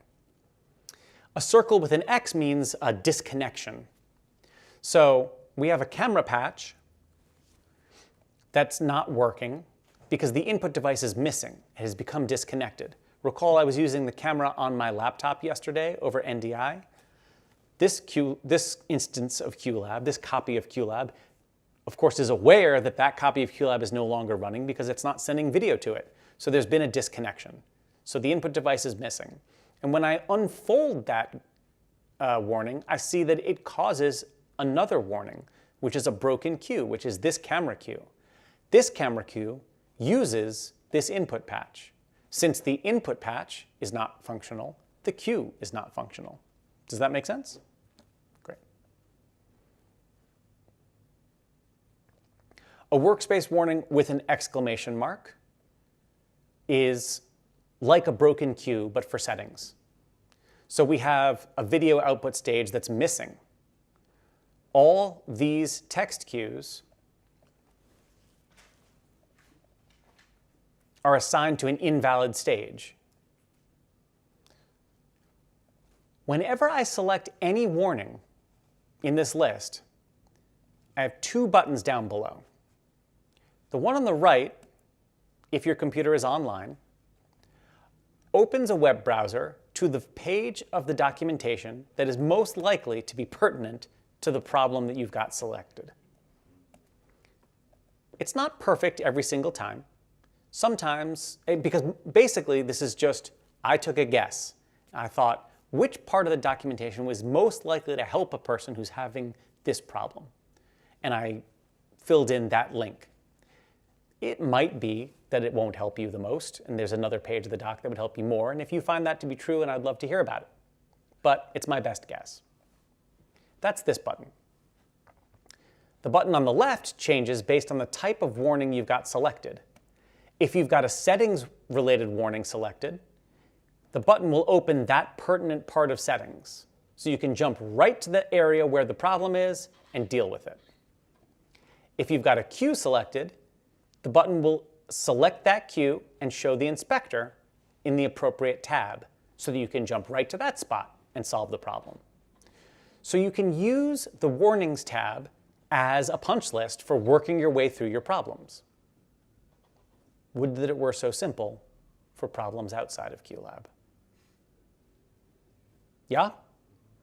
Okay, great. If you want to hide an individual warning from this list, yeah, I know it has no clients and I don't care. You can check the hide checkbox and it will vanish. There are 23 warnings, one of them's hidden. Then you can get through all of the things. Oh, notey note, inspect that queue, unflag it. Now it's out of the list. Then you can work your way all through and have only hidden warnings and then say, all right, I have only hidden warnings. What are they? Show hidden rows. Oh, yeah, you. Okay, I can deal with you or not. Hiding is just a way to make it clean it up visually for you. Yeah? The Logs tab of the Workspace Status window lets you log Q triggers, MIDI input, OSC input, and OSC output for troubleshooting purposes. So if I've turned on MIDI input, and I start hitting go on my button here, it shows me what's happening. I'm getting a note on channel 8, note number 13, velocity 127 when I press the button, velocity 0 when I release the button. And because I've got this cue list active with the playhead nowhere, this go is not doing anything. But if I hit other buttons on my device,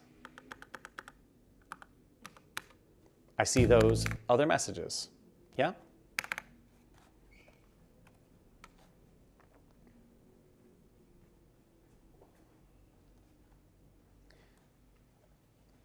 Q triggers lets me see any reason a queue might be triggered, whether it's a hotkey or what. OSC input and output likewise shows OSC messages coming in and OSC messages going out. Something that's new in QLab 5.5 is that there is a filter here which lets you sort through what's in the list. So if you've got a massive wall of text here, you can just search for hotkey, and it will only show you hotkeys. Also, the state of these checkboxes is saved with the workspace. So if you're trying to do some kind of queue triggering logging, and you save and quit and reopen QLab, it will stay, the box will stay checked. Please hear me. Anyone heard of Heisenberg? You cannot log things without having a performance effect on your computer. What we hope is the performance effect is very small, but it is not 0. So I encourage you to turn off logging if you don't know that you need it. Because if you have a performance problem while logging, it is conceivable that the logging of the performance problem is part of what's causing the performance problem. Heisenberg and Schrödinger were driving in a car. Cop pulls them over and says, do you have any idea how fast you were going? And Heisenberg says, no, but we know exactly where we are. Cop says, will you mind popping the trunk? And so they do. And he says, do you realize you have a dead cat in here? And Schrödinger says, well, now we do. Some people do not find that funny. That's the Logs tab. The Triggers tab we already talked about. It lets you view a complete list of all the triggers, timecode triggers, hotkey triggers, but also all of the workspace triggers, which are the MIDI messages and keyboard shortcuts in this tab. The MIDI messages in this tab and the keyboard messages in this tab. You can find them. If you see the one you want to deal with, you hit Edit, and it jumps you right to that one. The ArtNet tab we already talked about. It lists ArtNet nodes on your network, which respond to the hey, how are you message, which the name of which just left my head. The Video Metrics tab is a subtle creature. The Video Metrics tab shows you 2 rows of information for every stage that is currently being output. Is that true? Every stage or every route? Chad wrote this part. Anytime you're sending video from QLab, you see information here. I think that must be. It must be routes. Because you have one stage with 2 Yeah. routes. Yeah, so here we go. The output renderer for the DeckLink device that is sending video, DeckLink is Blackmagic's name for their video devices. The output renderer for the DeckLink device here, the output renderer for the Siphon device, the output renderer for the NDI device, and then we also have file players and stage renderers. So there's a lot going on here. This is all of the steps for creating video output, and each step gets its own log. Is it an output? Is it a stage, or is it a source? A source is like a queue. It shows the frames per second of that device and its target frame rate. And it shows the amount of time it took to render 1 frame of video on that output. So looking at this stage renderer line, the target output is 60 frames per second, and we see that most of the time it's running just about exactly at 60. Sometimes a little slower, sometimes a little faster. But the render time that it took to render 1 frame was 2 point something milliseconds, which is just over 12% of the total allowable time to render 1 frame. If you have 1 frame ready, you display that frame. How long do you have to render the next frame? 1 frame worth of time, a 60th of a second in this case. If the target frame rate and render time fall to 90% of optimal, it'll turn orange. If it falls to 80% of optimal, it'll turn red. This will help you decipher video problems if you're having video problems that are visible. Logging impacts performance. So if you're not having video problems, don't come looking here, because you will cause video problems. You won't, you might. That's the video metrics tab. The info tab shows the workspace ID for the workspace and the machine ID for this Mac, and has a copy button so you can copy it and paste it into an email to us when we write to you. When you write to us with a problem, when we respond, would you please send us the machine ID or the workspace ID? That's pretty much the only reason you need to do this. Though sometimes if you're doing certain clever kinds of scripting, you might need to know one or the other. That's the workspace status window.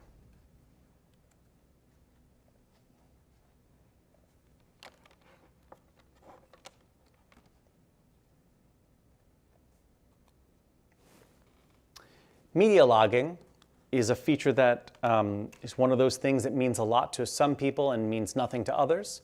Under the QLab menu in QLab Preferences, in the General tab, if you check Log Media Playback, QLab will log the playback of any audio or video files to a spreadsheet, and will save that spreadsheet in the Workspace folder.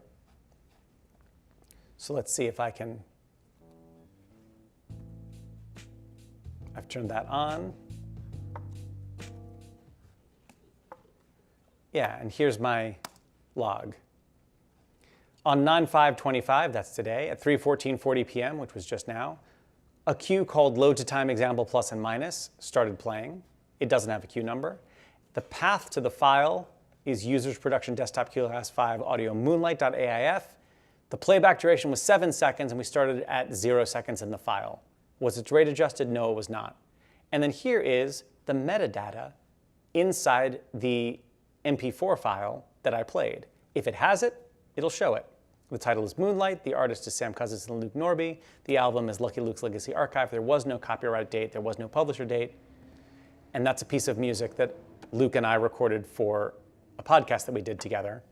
I'm using music that I wrote in this class so that YouTube doesn't take our stream offline for using copyrighted material.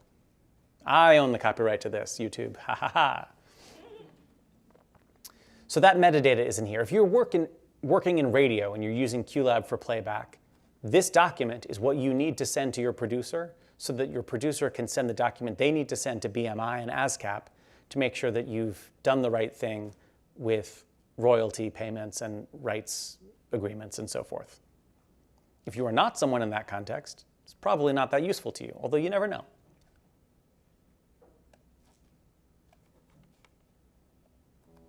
Oop.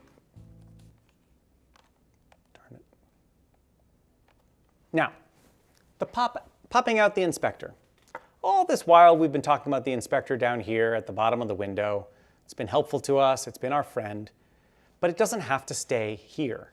When I click this button, it pops out into its own window.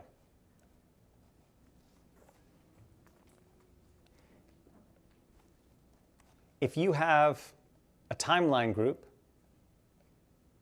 and you want the inspector to be very tall, this is the easiest way to do it. Or if you have an audio queue and you plan to do some elaborate object audio business with it, it could be convenient to have the inspector popped out here on your own. I have a suspicion, object audio is fairly new to QLab. It came out very recently. I haven't yet done a commercial show with it. I have a suspicion that I'm going to want to start using 2 monitors on my desk, one for my workspace and one for my popped out inspector, so that I can do really exact control. I'm not sure that that's true, but I'm going to find out this autumn. The popped out inspector will still behave like the regular inspector, which is to say whatever queue or queues are selected, that's what the inspector shows. But another inspector was made. You can, at any time, select a queue, right-click on that queue, and choose Open in New Inspector window. Or you can, from the regular inspector, hit the Clone button. Or you can go to the window menu and choose, is that true? Is that not true? Not true. Yeah, that's the View menu. In the View menu, View Inspector for Selected Queue. Yeah. And all of these things will give you a secondary inspector window. Somewhat alike in dignity, but not identical. The secondary inspector window stays locked to the queue that it was opened for, although there's a menu in its footer that lets you choose any queue in your workspace, and you can inspect that queue. Yeah? This is a great way to compare 2 queues to each other, or look at 2 different parameters, 2 different tabs of the same queue at once. And you can make as many secondary inspectors as you want. It is confusing if you let it be confusing. The way to tell the popped out primary inspector from the secondary inspector, the primary inspector will change whenever your selection changes. The primary inspector tells you how many selected queues there are in the lower left corner, whereas the the secondary inspector has a menu. The primary inspector has a pop me back in button. The secondary inspector does not.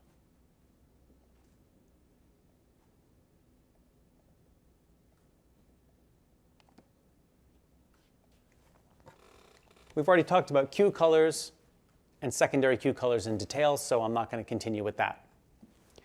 We've already talked about queue templates, so I'm not going to talk about that. What I promised we'd talk about, workspace templates. I'm going to save this workspace and close it.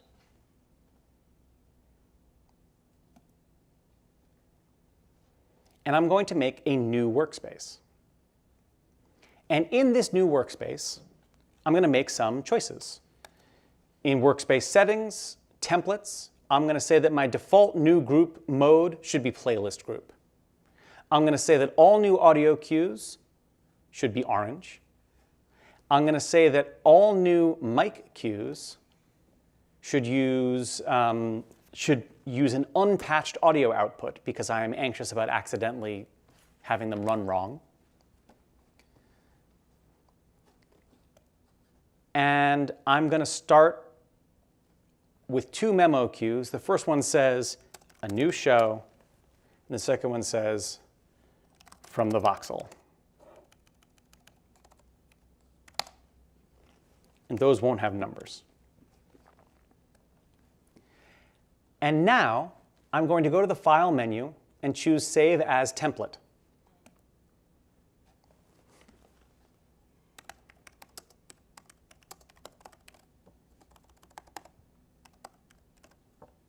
And when I choose Save here and close this workspace and not save it, I am now able to go to the QLab's File menu and choose New from Template, and either make a new blank workspace, which is the default behavior, or make a new workspace based on Voxel class template.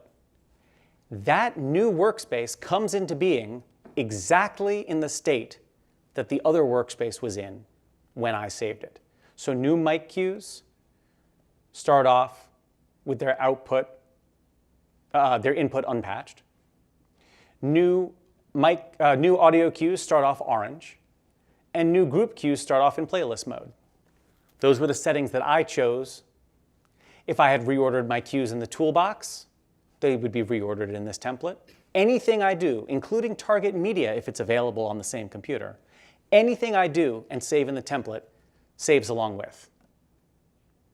So a cue template can be a really, really useful way to have a common starting point.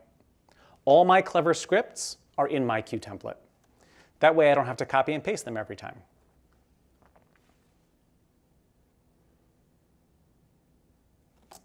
Questions about this?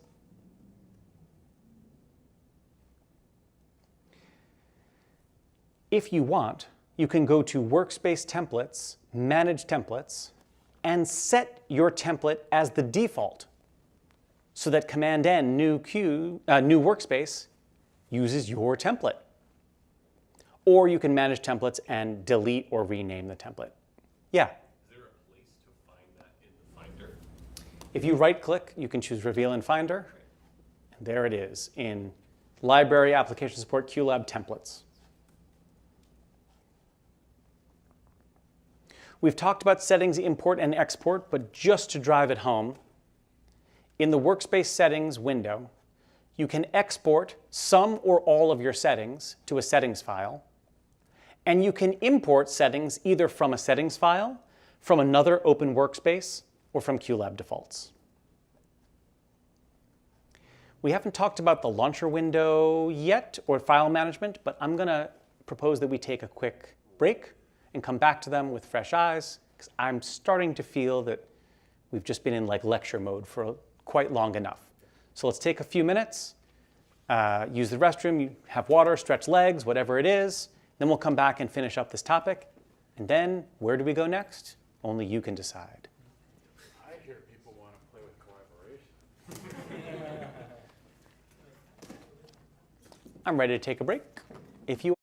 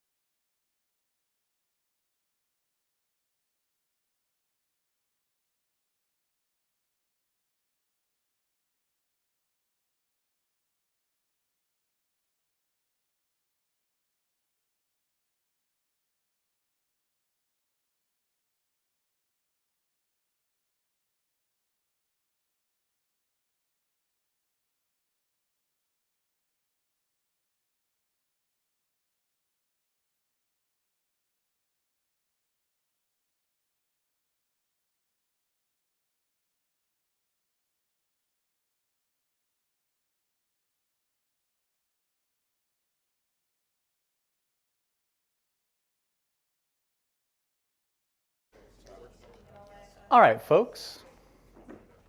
Welcome back. I hope that your break was restful. 2 more workflow tools, and then we get back to a more open question, although there are a couple of topics that have come up, which I think we may pursue. Okay, workflow tools, launcher window. The launcher window,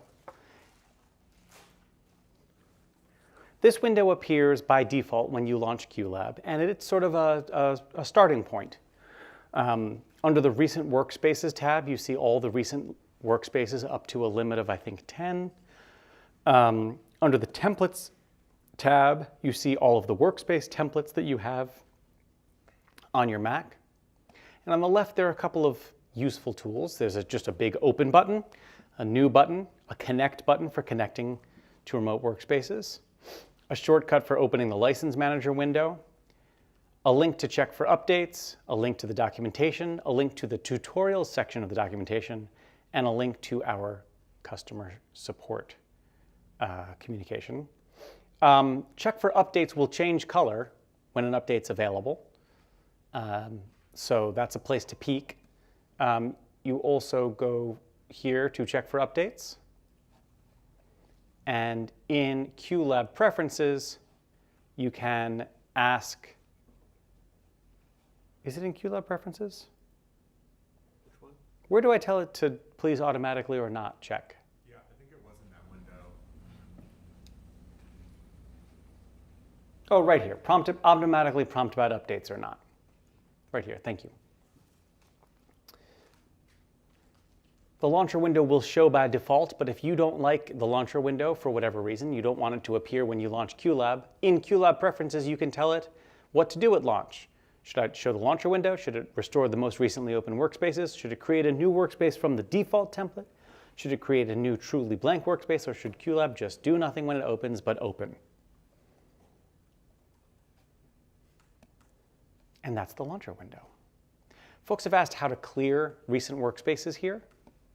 And the answer is, this is the same recent list as this recent list.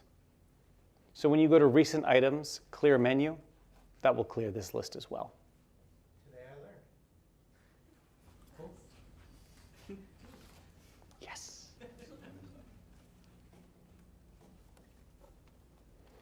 Okay, now I want to talk about everyone's favorite and most exciting topic, file management.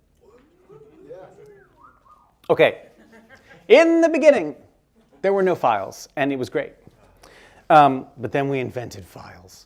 No, in QLab, There were 2 ducks in 1 file. 2 ducks in 1 file, and yeah, and the 2 ducks said, well, where are you going to keep it? Over there, over there.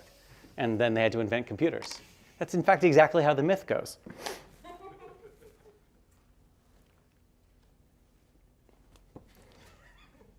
The 2 ducks meet the coyote, and then they find land under the water. It's a really beautiful creation myth. Highly recommended. Okay. In QLab prior to 5, when you created a queue that targeted a file, like an audio queue that targeted an audio file, or a video queue which targeted a video file, or a MIDI file queue which targeted a MIDI file, if you planned to move that workspace to another computer, a challenge was born. How to make sure all the media comes with. We had a thing called bundling, where it would make a copy of the workspace, make a copy of all the media, and copy it all together into a folder. You could move that. But bundling caused some subtle problems for some folks. And the aforementioned UUID clash, where sometimes moving files to a new computer would cause it to give it a new UUID, could further complicate the issue. So in QLab 5, we took a different approach, which a very small number of people found vexing, out loud anyway. But most folks seems to find unvexing, and I'm certainly one of those folks. And this is how it works. When you go to Workspace Settings, General, File Management, you are faced with these checkboxes. And by default, for new workspaces, all 4 boxes are checked, and I'm here to encourage you to really think for a moment before unchecking these boxes about what it will do But you're in this class, so you don't have to think for a moment because I'm going to tell you all about it. The first checkbox, copy files into project folder when adding to Workspace. This is kind of the big deal. This folder, QClass 5, is my project folder. This Wonka folder is the project folder for a QLab workspace called Wonka. Here's the project, well, no, never mind, that's not true. The QClass project folder has video, audio, fonts, audio map images, masks, and MIDI files. And fonts is not, with a capital F, fonts is not one of the automatically generated folders, but the others are. When I take a piece of media and I target it in QLab, if that media comes from outside my project folder, QLab notices, copies the media into my appropriate folder, and then instead of setting the target to the file I originally dragged, it sets the target to the copy that it just made for me. So, as long as this checkbox is checked, this folder contains every file target in my show. If I go to Workspace Settings, Video, Stage Editor, and set a mask, if I drop in a mask there, that mask file gets copied into the media folder. MIDI files get copied, audio files, video files, background images for audio maps. Fonts do not automatically get copied because they are not the subject of targeting. I put that folder there because I was tired of copying the QClass workspace folder to a new computer every year that I came to the Voxel to teach this class and Alec had a different Mac for me here. I was sick of forgetting to bring the fonts over, so I just put them in here. So that's just a Sam thing. The automatic targeting of files and copying into your workspace folder all but eliminates the consternation surrounding moving a workspace to a new computer and then wondering, where are my damn files, right? Small drawback is they all get copied, they never get deleted. So if you do version after version of your media, these folders are kind of balloon in size. That's for you to manage on your own. QLab doesn't want to delete nothing. Let you delete things. It's your stuff, you delete it. You can, if you wish, save as. And when you save as,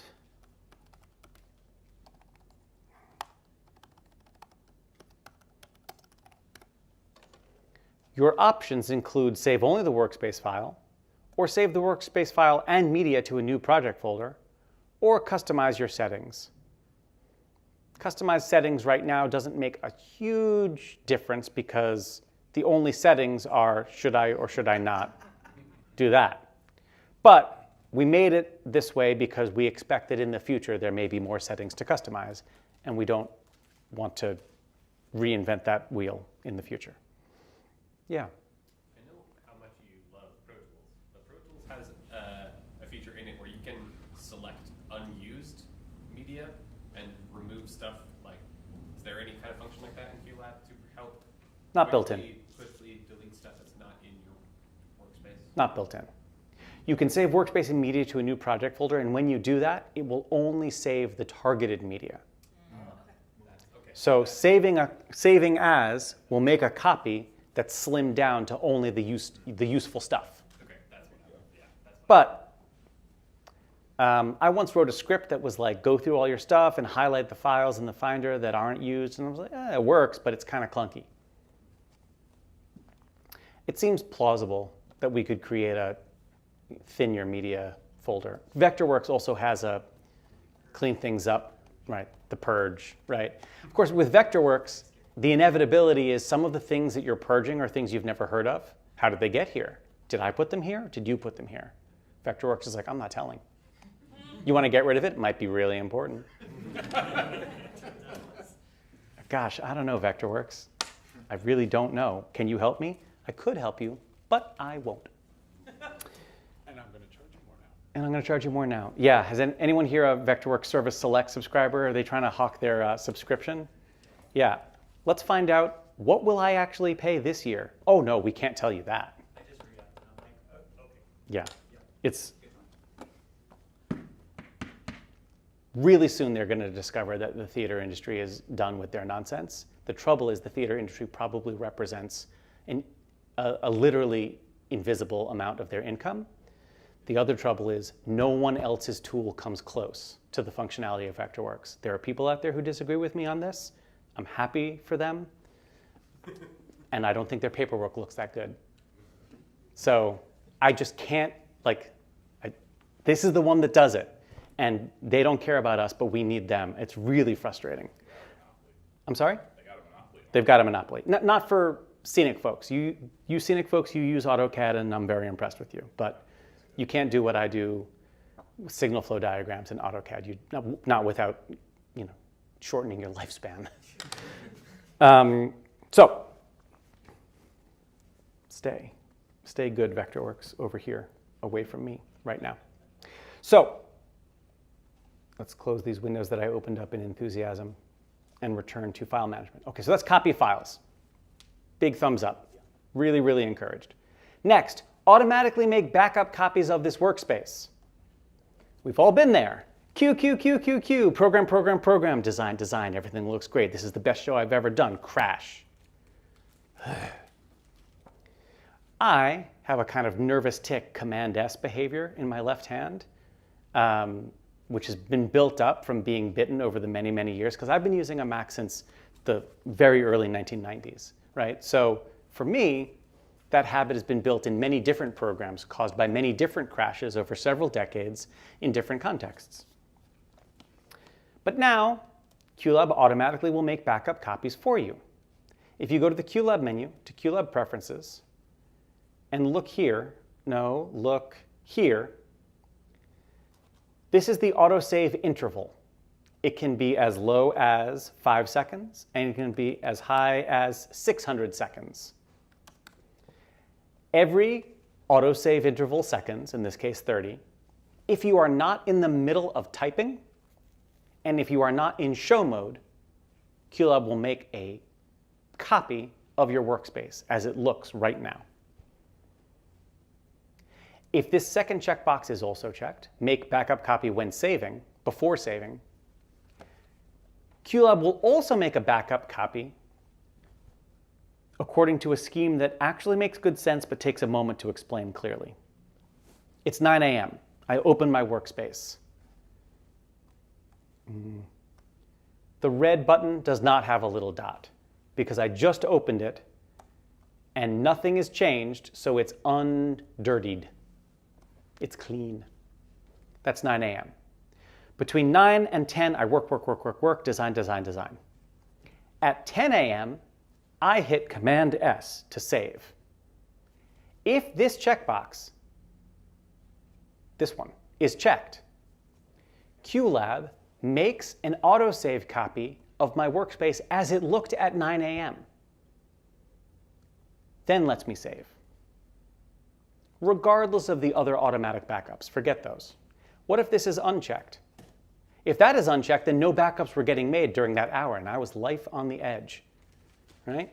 And then I hit Command-S, and QLab, because of this checkbox, makes a copy exactly as the workspace looked at 9 a.m., and then saves.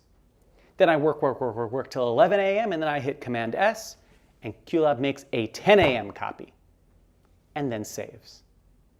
And so what this does is allow me to stamp in time certain changes. And rather than certain changes, what I'm really stamping in time is I'm going to say, save everything I did after that. Maybe I'm going to throw that out.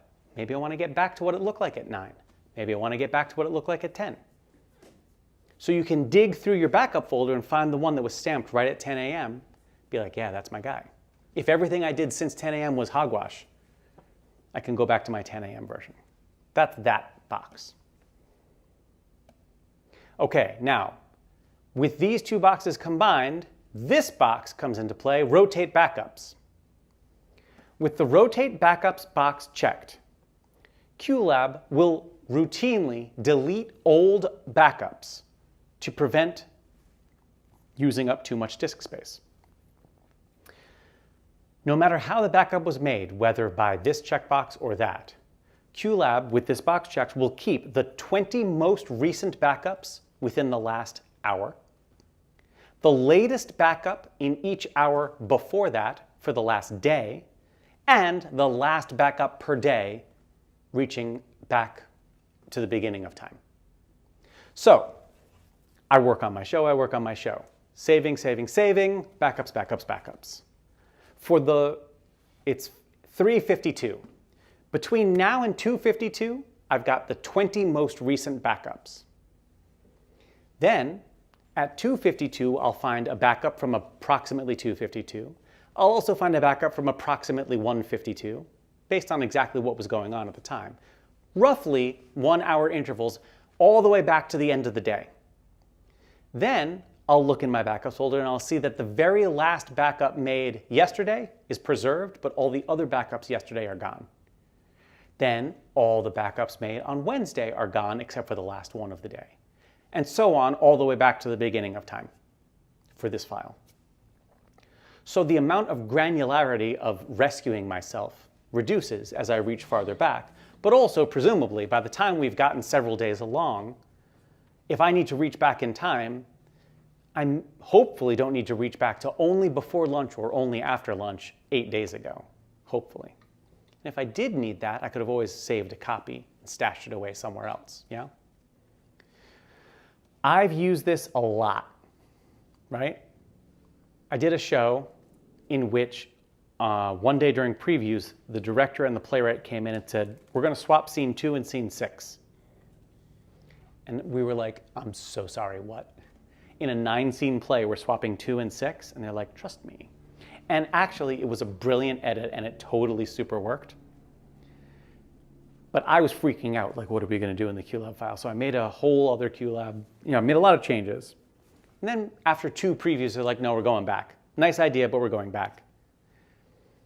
If it had been during the lifetime of QLab 5 that I'd done this show, I could simply look through my backup history and find the last backup before we made the change. And I would have had a perfect restoration of what QLab had looked like. As it happens, because I was anxious about it, saved it to a flash drive and put it in another room and was like, in case of emergency, break glass, retrieve flash drive, do new version of show. Are there questions about this? This button lets you quickly jump to the backups folder for the current workspace file. And it also shows you how much disk space it's taking up right now. And then here are all the backups. And they're named kind of humanely, the name of your show, and then backup date _ time, the ISO standard for writing dates, year, month, day, _ hour, minute. Yeah? I cannot emphasize enough how much I encourage you to leave all these boxes checked. Did I mention that I think you should check these boxes? Automatic backups are just like free money in your pocket because time is money and you don't want to spend time reinventing your workspace when your computer, before the days of MagSafe, I was teching a show and the director walked past my tech table, tripped over the power cord of my laptop, flung the laptop off the desk, and cracked what turned out to be a little daughter card that had the power connector, the headphone jack, and the mic jack, all on one little card on the side of that model of laptop. Just severed that circuit board in half. And so, okay, well, there's no theater happening until I get that fixed. That was a very upsetting feeling. I'm sorry? Did a tear fall? A tear. She fell. It was not a nice day. It was a sad day, and it was a sad $350 repair, which for a college junior was a lot of money. I mean, it's a lot of money. $350 is a lot of money. But I was a junior in college, and I was very pouty about it. He threw in the cash. But in QLab land, well, my laptop would have been in trouble, but the backup saved could have been put onto another Mac. But the power cable got unplugged. So it was actually a double whammy. I lost all the work that I'd been doing, and the Mac had to get repaired. So these checkboxes are your friends. And yeah, the disk will fill up, and that's what it's for. That's why you have a disk. Fill it up. The end. Okay. Yeah. You can't. What are you going to do with an empty disk? No, less. Okay.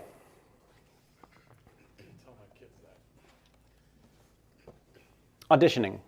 We talked about this very quickly yesterday at Alex Y's urging, but I want to talk about it in a little bit greater detail because QLab 5's audition feature is different from QLab 4 and better and takes a little bit of getting used to. An audition is a performance, but that's not the show, right? That's what it really is. When you audition to be in a show, you walk in and perform for the director or the casting director, but it's not really the show. So QLab has a feature called Audition. I once worked with a director who had this little quirk. If I played a sound cue at wildly too loud volume by accident, no force on earth could compel her to like that sound cue ever again. So if it was the perfect cue for the scene, but it was accidentally too loud, she said, no, cut that. And if I tried to sneak it in later on at a reasonable level, she said, I said cut that. And that really made it very difficult for me to enjoy working with her. So auditioning is your tool to protect against that. When you have, that's not actually going to be a great, oops, undo. You, goodbye, you, come here. When you have a cue in QLab, there's two ways fundamentally to play it. You can run the cue, or you can audition the cue. When you audition the cue plays through the audition output. And what is the audition output? So glad you asked. In Workspace Settings, Audition, there is a table showing the different sorts of output that QLab can produce. Audio, video, MIDI, MTC timecode, LTC timecode, network messages, lighting output, and the behavior of cues which target patches, which is sort of fundamentally different than the behavior of cues which target other cues or media. The audition output is a patch that you choose which will be used by any cue that's auditioning. So, in the I/O tab, this sound cue is playing, audio cue, is playing to the main audio patch. But if I audition this cue, which the default keyboard shortcut for is Option spacebar, it plays through my audition patch, which is the built-in speaker on this Mac. Enough to tell it's working. I have a little Fostex 3-inch speaker, powered speaker with a Dante input built into it. It lives on my desk, my tech table. I have a patch that routes all of my playback to that speaker. That patch is my audition patch. If I were working with that director today and I wanted to try something out, I would not play it in the sound system. I would play it in the speaker on my desk, make sure I like it, bring the volume way down, try it out, right, when they're not in the room, something like that. That's the audition behavior for audio, but for video, what can I do? I can send it to a different stage, or I can redirect it to the audition window. And we've learned about the audition window yesterday. The audition window is a window that shows the output of the stage as though it were the actual output, whatever that is. When you hit regular go on a cue that's auditioning, it panics and restarts in its real output. So the workflow can be audition the cue, you like it, you want to hear it, go, hit it in the real system, right? Option spacebar is the keyboard shortcut for audition go. I've been using and sort of alluding to the preview function. When I hit go on a cue, it starts and the playhead moves down a cue, right? But when I hit preview on a cue, which is letter V, it starts and the playhead doesn't move.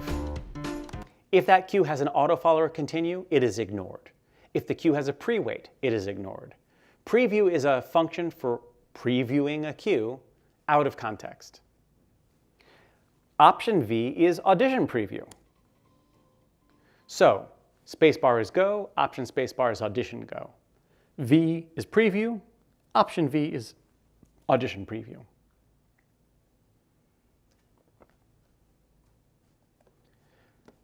You can set the behavior for individual types of output individually, but it's important to understand that that type of output is regardless of cue type. So when we say output type audio, we mean audio generated by audio cues, mic cues, video cues, camera cues, right? When we say video, it's video generated by camera cues, mic cues, video cues. I'm sorry, camera cues, text cues, video cues, etc. Light output is generally only generated by light cues, of course. Network output is generated by network cues. Timecode output is generated by timecode cues. Yes, LTC is technically audio, but it's a separate kind of audio. So we make it separate here. Yes, MTC is a kind of MIDI, but we make it separate. Each type of media has its own menu with options that are pertinent to it. So the audio output can be set to leave output unchanged when you audition. Don't audition differently. No output, suppress it entirely, or pick a patch. Video is leave it unchanged, no output, send to the audition window, or pick a patch. MIDI, leave it unchanged, no output, or pick a patch, so forth. Light is leave it unchanged, stop any lighting output when it's auditioned, or redirect to the audition tab. Ooh. What's the audition tab, you say? The audition tab in the light dashboard, which has this sort of bluish background, looks just like the live tab, except that only auditioning cues can cause a change here. So if you have a light cue that you want to see what it looks like in the dashboard, you can audition it, and you'll see the effects of that light cue in the dashboard. You can then reset the audition tab to match the current live state, and you can make changes in the audition tab and use record all or update to make or edit cues. So you can use the audition tab just like blind in an ETC console. You can use the audition tab to make adjustments that the audience can't see and update cues which can later be run and then the audience can see. Yeah?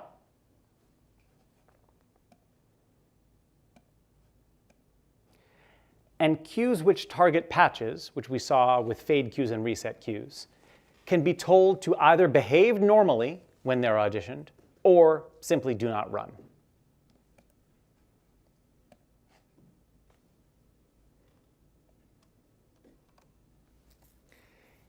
If you go to the Tools menu, you can turn on Always Audition. And when you've turned on Always Audition, the Go button and the keyboard shortcuts for Go and Audition will all turn into Go and Preview, will all turn into Audition Goes and Audition Previews. Crucially, if you have a MIDI device that is assigned in Workspace Settings, Controls, Workspace MIDI, to Go, switching to Always Audition will not change that. So Always Audition is most technically almost always audition.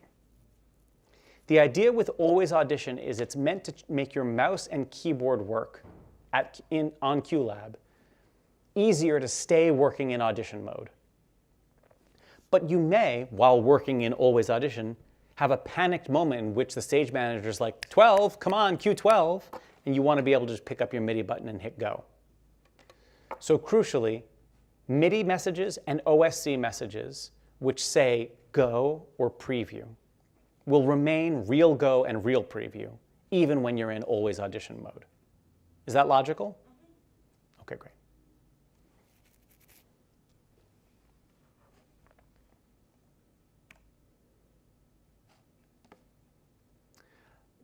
We talked about licenses. So now we have entered into a space for the last just under an hour where we go next is really up to you.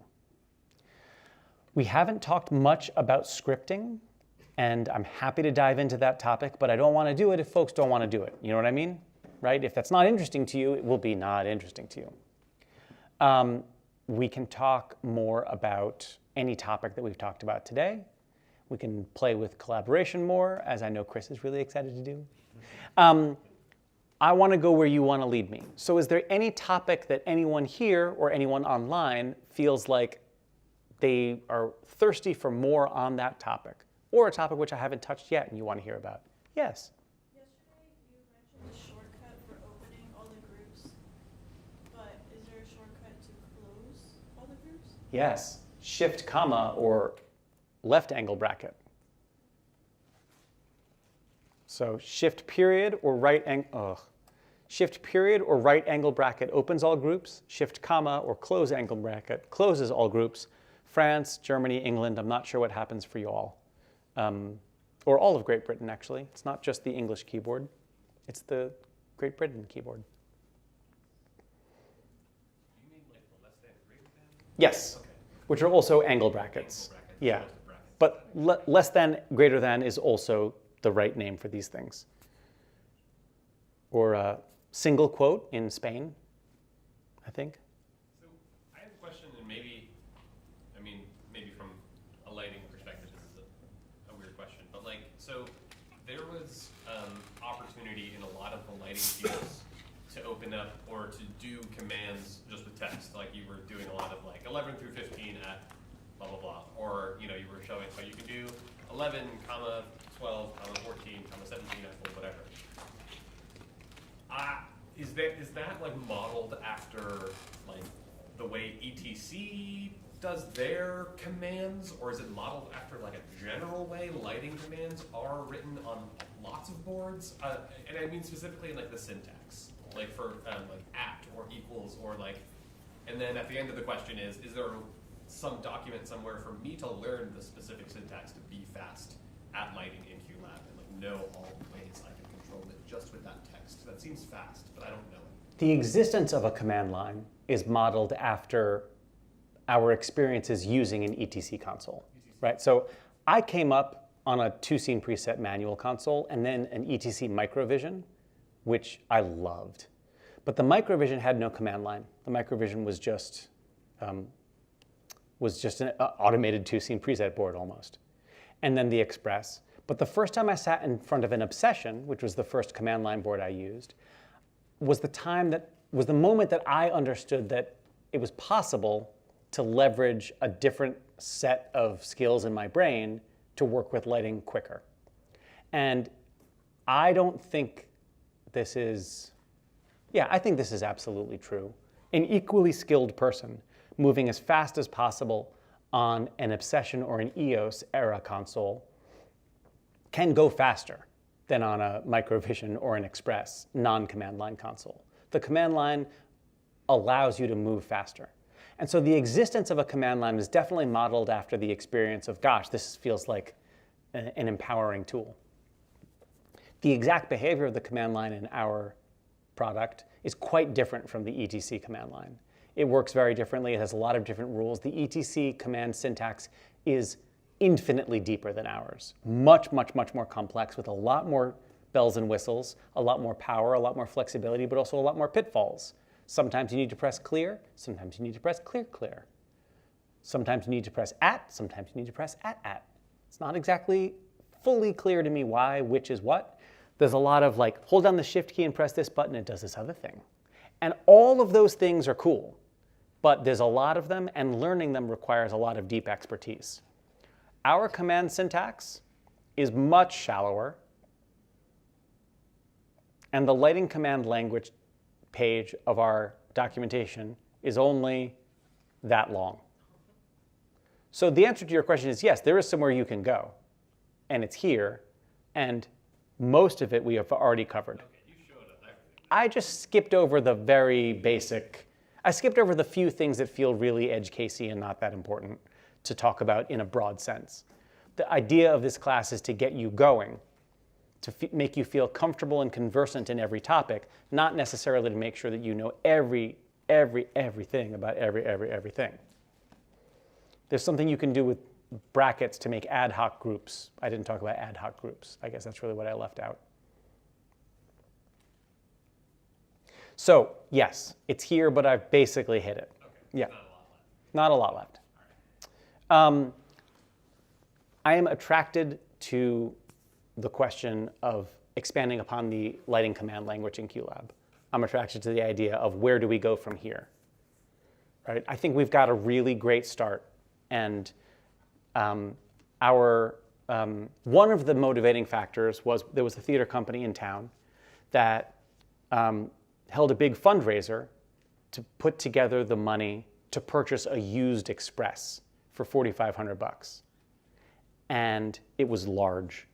And it felt to us, that seems like a lot of money to buy a very definitely outdated piece of technology that takes up too much space in your little tiny booth.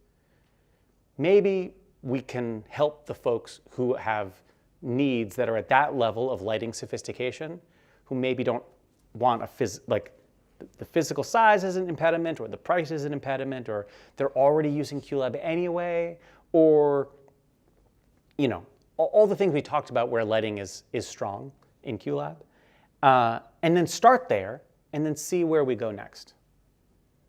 So that's where we are. What else? I realized because the mic pack is in this pocket that I've been tending this way. I'm also pointing at the video projectors a lot. I don't want anyone on this side of the room to feel in any way neglected. Also, because I know these two individuals, there's a little bit of like, looking at my friends. So I just don't want you to feel neglected over here. You're all real great too. Yeah? What are some of your favorite uses for Apple scripting? And how does that kind of like fit into your workflow a little bit? Anyone here who's not into this, I'm sorry, here we go. This is my collection of AppleScripts that comes with me to every show. I use them often. I kid you not. I know this is going to sound funny. It's going to sound like I'm fishing for a laugh, but as you have seen, I've been doing that for 3 days solid. Fishing for a laugh is not beneath me. But this is not part of that. My favorite use of AppleScript is making it so that I don't have to do arithmetic in a hurry. If anyone here has any form of learning disability, then you understand that sometimes your learning disability makes you feel stupid. But it's not stupid. A learning disability is a disability. My learning disability has to do with numbers. And I've got a degree from a fancy college. I've worked at the top of my personal game many times. I feel like a professional until someone who I'm working for says, all right, what's the level of that sound cue? What's the level of that sound cue? What's the level of that sound cue? Can you bump those all down by 3 dB? And suddenly, I feel like a stupid person. And the back of my head, you know, Sam, you are not a stupid person. And there's just a thing that other brains can do that your brain can't do well. So I wrote this script to stop me from feeling stupid. And it goes like this. Here's 3 sound cues. This one's at 5.5. This one's at 29.5. This one's at 12.3. Someone wants me to bump those all down 3 dB, or let's make it even harder for this guy, 3.5 dB. I select those 3, I type Control-L for level, minus 3.5, enter, and I'm done. That's my favorite use of AppleScript, right?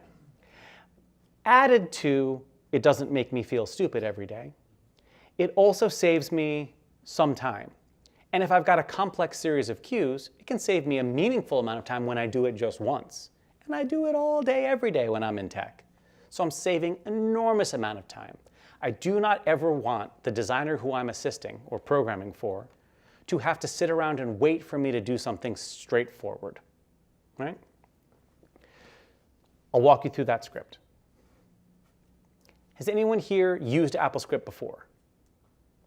Has anyone here used any scripting language before? At all, right? Okay. Really quickly, scripting languages, the purpose is to be light and quick. The purpose is not to write a piece of software. The purpose is to automate some action. AppleScript was invented not recently, right? AppleScript is from the 90s. And as I said before, Apple pushed really hard on it for a long time and then backed off a lot on it. Anyone who really knows how to write software generally comes to the conclusion that AppleScript is an awful scripting language. And that's pretty much true. But it's also not that bad. It's just awful, that's all. And the thing is that it's slow and it's clunky and it's awkward, but you can learn it a piece at a time. And so someone who is disinclined to learn about programming might start with a scripting language where you learn a piece at a time and you can do useful things and build up that usefulness. For me, my versatility in AppleScript is rooted 100% in the fact that AppleScript is built into QLab, and when I learn to do good AppleScript, that makes it possible for me to build QLab tools that make it feel to me like I've got my own custom features of QLab built right in. So here's the script that is my Control-L level change script. And I'm going to walk through it, and I'm going to try to explain the principles without trying to hinge too hard on whether or not you understand what AppleScript is. First line, tell application ID com.figure53.qlab.5. What that says is, okay, AppleScript, because all this text is going to get passed to the macOS's AppleScript interpreter, which is a little chunk of software that's built into macOS that says, send me some AppleScript, and I will do it. This script says, okay, AppleScript interpreter, this code, when you run it, you're going to run it at QLab. You're going to tell QLab to do stuff. So everything between tell and end tell, which is all of this, gets aimed at QLab. Then it says try, which just try it, man. Just try. Try, in this case, means do this stuff. And if it goes wrong and there's an error message, I don't want to hear about it. Just silently stop trying if it goes wrong.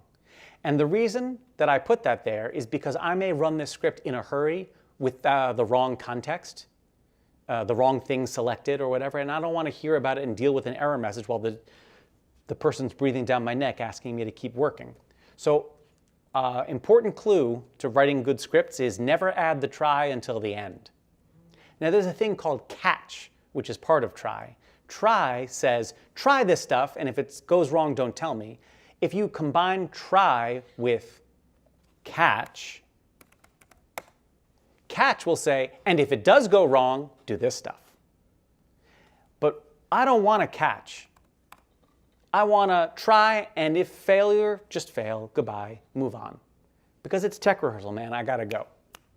So don't add a try till the end of your project. Okay, try. Now that we're trying, we're going to try all this stuff in between the try and the end try. The first thing it does is display a dialog. And the dialog, which means a window on the screen that the computer's going to use to talk to me, set levels like this and some text.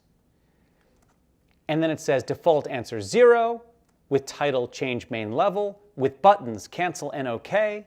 The default button, which is the one that will happen when I press enter, is OK, and the cancel button is cancel. So what I've told it is make a little screen, say this stuff to me, expect some text from the human. If they press enter, it's like they click the OK button. If they press escape, it's like they press the cancel button. If they press the cancel button, stop doing stuff. If they press the OK button, keep going.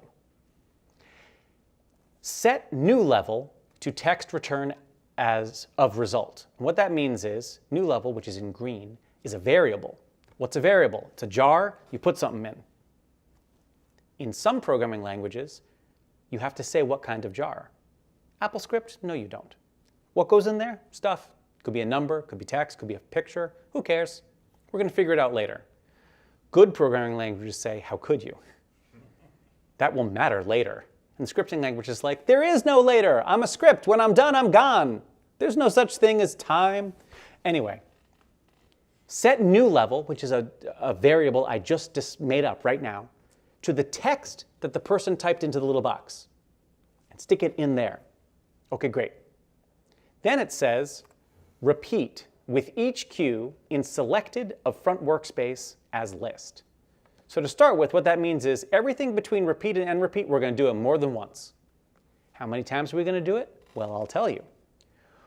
Let's make a variable called each cue, new jar. And what do we put in each cue? We're going to make a list of all the cues that are selected in the front workspace. So if this other workspace is open, I don't care about those.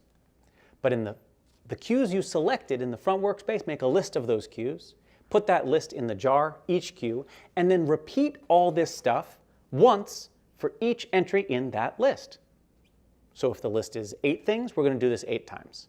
And each time we do it, wherever you see each cue, we're going to fill it in with the next cue down that list of cues, right? The next thing we say is if the cue type of each cue is audio or fade or mic or video or camera, which is a comprehensive list of all the types of cues that can have a main audio level, then we're going to tell the front workspace, hey, workspace, do this stuff. If each cue is not audio, fade, mic, video, or camera, there's no else. So just bail and goodbye. But if it is one of those types, tell the front workspace, okay, now, if the new level starts with a plus, take the thing the human typed in, add it to the current main level, and then make the new main level the result of that addition. If it starts with minus, subtract that thing from the main level of each cue. If it starts with an asterisk, doesn't matter what the main level is right now, set it to this value explicitly. That's a shortcut that I decided to make because the asterisk is on the number key right up here. So as I was developing the script, I thought, you know what, it might be nice to say I've got a whole bunch of cues selected, and the designer says to me, hey, just set all of those to -12. So I say star -12, enter. Why star? Because it's convenient on the keyboard. And then I was like, that's confusing, maybe someone's going to misunderstand it. So I added, hey, if they type @ use that as the same as star. Then I end the if statement. Then I end the tell statement. Then I end that if statement. Then I end the repeat statement. Then I end the try statement. And then I end the tell statement. This script, oh, here we go, is in a script queue. The script queue is set to run in separate process. What that means is, while the script is running, it's actually running as though it were a whole separate program somewhere else, which means QLab, if it's busy doing stuff, will not be held up by the script waiting for the person to type in a number. That's a bit of an oversimplification, but it's not false. The script queue in the Triggers tab has a hotkey trigger, Control-L. So when I type Control-L, this queue runs. It pops up that dialog box. I type in a number, and away to the races. Simple. Not that fancy, not that sophisticated, but it really helps this guy not feel like an idiot simply because I have a small learning disability. Making a fade in or a fade out. Just take all those cues that you meticulously set your levels at. Oh yeah, that's great. Now fade those all in from silence. Select them all, Control-I, done. One fade cue for each, fades into the level that you set. I have a very, very esoteric script here called the incremental pre-weight change. What if I have 8 cues or more, and I want them all to have different pre-weights that slowly increase? Control-Shift-E, 0.25. Now the first Q has a pre-weight of 0.25, the second Q has a pre-weight of 0.5, 0.75, 0.1, 1.25, 1.5. I was working on a show with a projection design that involved lots of little colored squares. And for many scenes, I was often just popping up 50 to 90 colored squares. And the director said, wouldn't it be nice if they just kind of appeared across the stage like that? So I wrote this incremental pre-weight script so that I could do that, and then he could say faster, and I would make them faster, slower, and make them slower. He was a very chill director. He was like, is such a thing possible? And I'm like, Scott, give me just a sec. He was really great to work with. What are the other ones I use all of the time? Arming and disarming en masse. There's no keyboard shortcut for arm and disarm. We do that a little bit on purpose because disarming cues can really make a mess of things. But I added Control-A for arm, Control-Shift-A for disarm. For me, it's nice to have.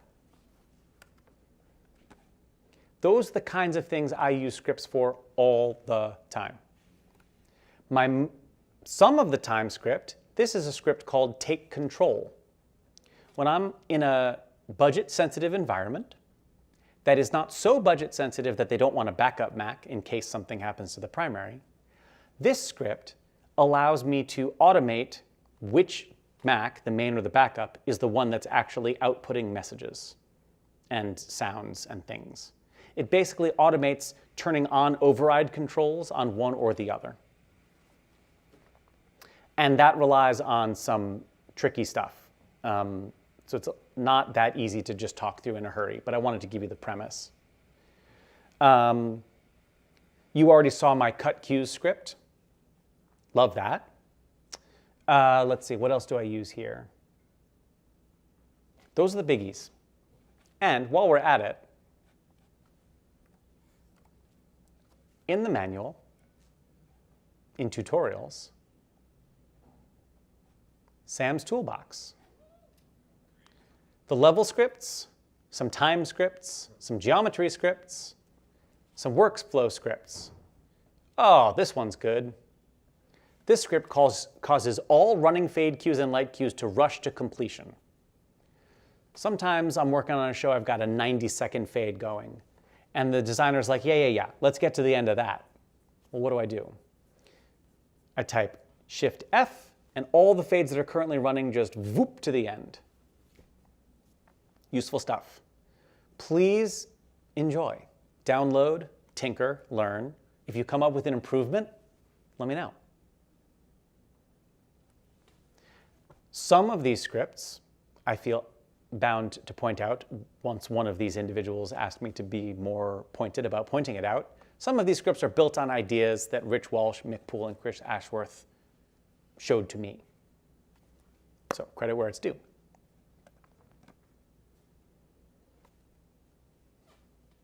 I've used scripts for wackier stuff than this. I've used scripts to arm or disarm large groups of cues based upon whether or not an understudy has gone on, right?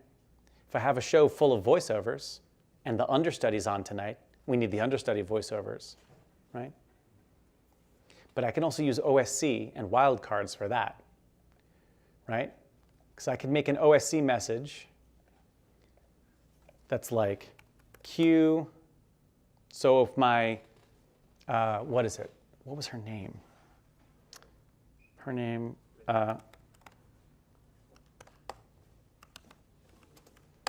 arm all the cues named Rachel something.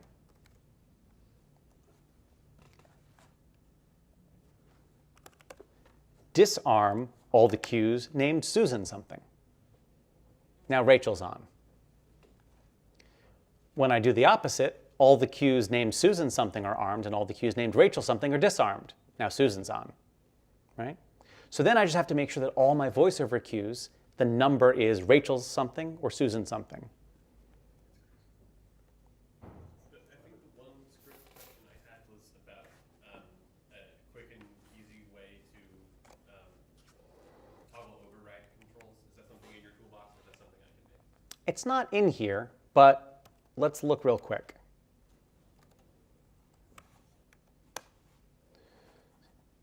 scripting and automation, AppleScript dictionary, search,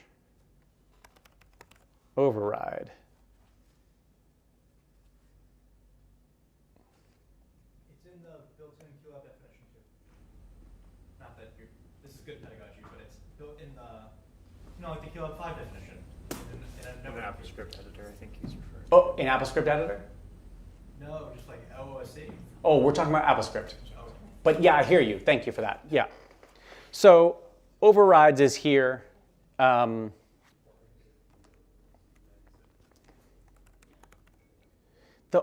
specific syntax for override is actually a little awkward. No, it's. It is.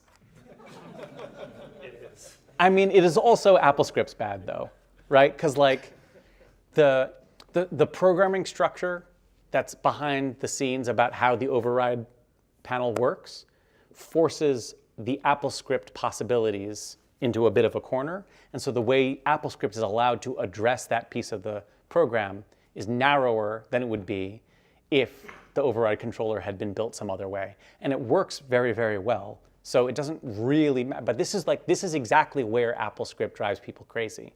Because a programming choice that has nothing to do with AppleScript that Christopher made when he built overrides forces AppleScript to only use slightly awkward language to describe overrides. I don't have, is it here? Oh, I have it on this other computer. Give me just one sec. I have a good example of it, and I think it would probably be useful.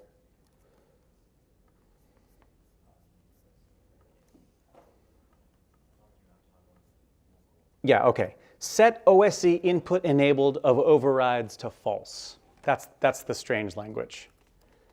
Set OSC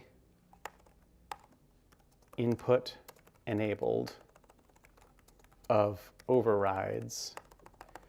I don't know about this keyboard, man. Yeah. It's a little squishy.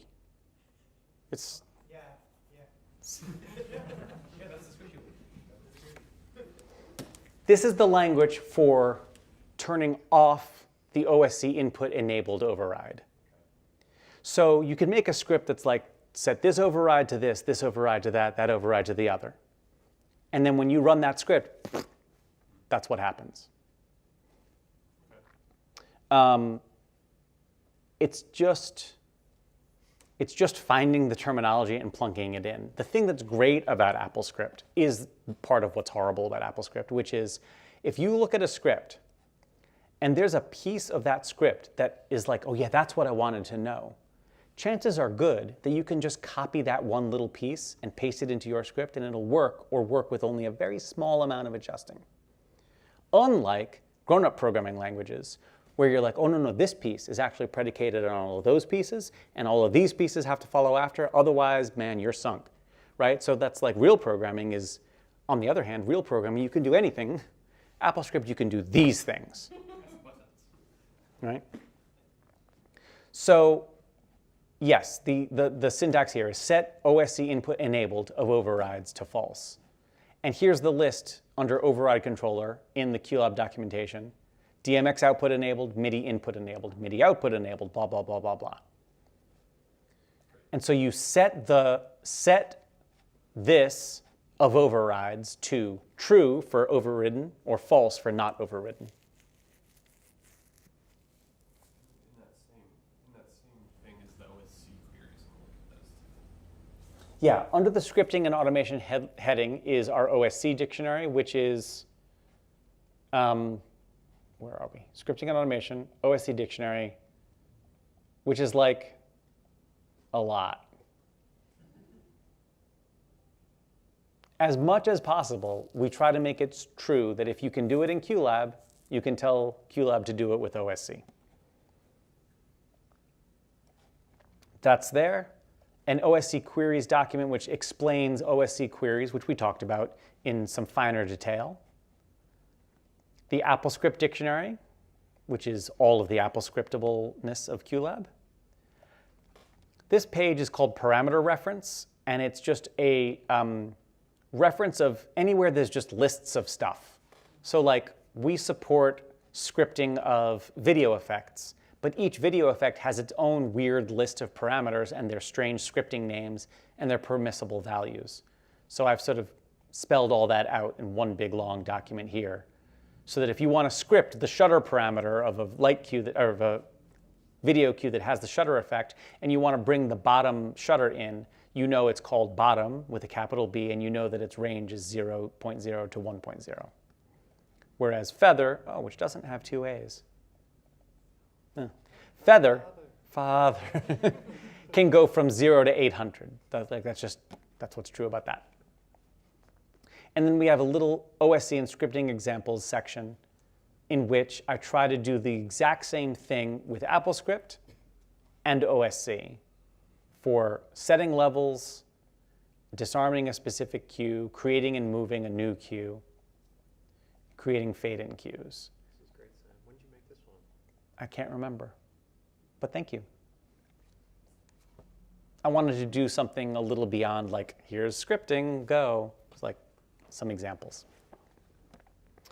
And in the tutorials section of the doc, there are a bunch of these downloadable examples or videos about different things. Not all of these got fully fleshed out. I don't think I ever made 0 to MIDI. Yeah, that's not been made yet. That just didn't happen yet. But the computer networking document is in there. An expanded version of my USB-C diatribe from yesterday. If that wasn't enough USB-C nonsense for you, here's the rest, including all kinds of details, the really gory bits. There's a downloadable version of the blend modes explanation. The blend mode demo lets you use those two videos that you saw me demoing and flip through different blend modes with keyboard shortcuts. What else do we have in here? Sam's Toolbox. There's some timecode tools for capturing incoming timecode and stamping cue triggers with them and exporting a CSV list of timecode triggers so that you can give it to the lighting design assistant so that he knows exactly which frame you're expecting, because I say he because it was Aaron who asked me for this. Not this Aaron, a different Aaron. So these are all available in the doc, and we are slowly but surely working on more of them. What else?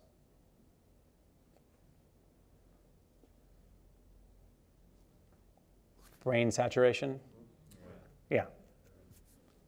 The sponge, ultimately gets full, and then no more water can go in. And our spongy brains are not that different. There's like a speed at which you can receive words from someone else. In addition to the documentation, we're starting to try to put out some video tutorials. So if you go to QLab.tv, you could watch the stream that you're in right now, and or other video tutorials. So that's us now.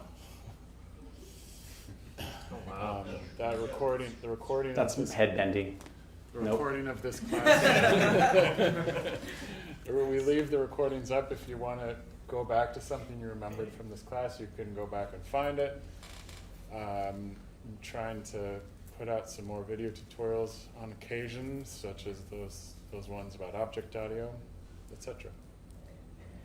And some of these that feel more sort of like documentation-y, I'll link directly in the doc. Other ones, like visualizing object audio in QLab 5.5, feels like more of a topic that's like understanding this topic, which to me doesn't feel directly relevant to the documentation. So some of them will get linked, but all of them are available at QLab.tv.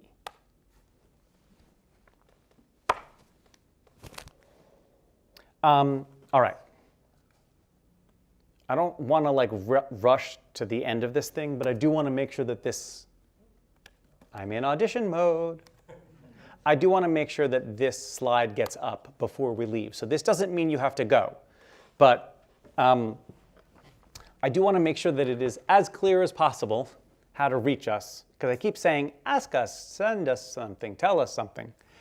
If you want to talk to me directly, sam@figure53.com is my email address. Hear my words, friends. I do not respond to urgency in this email address.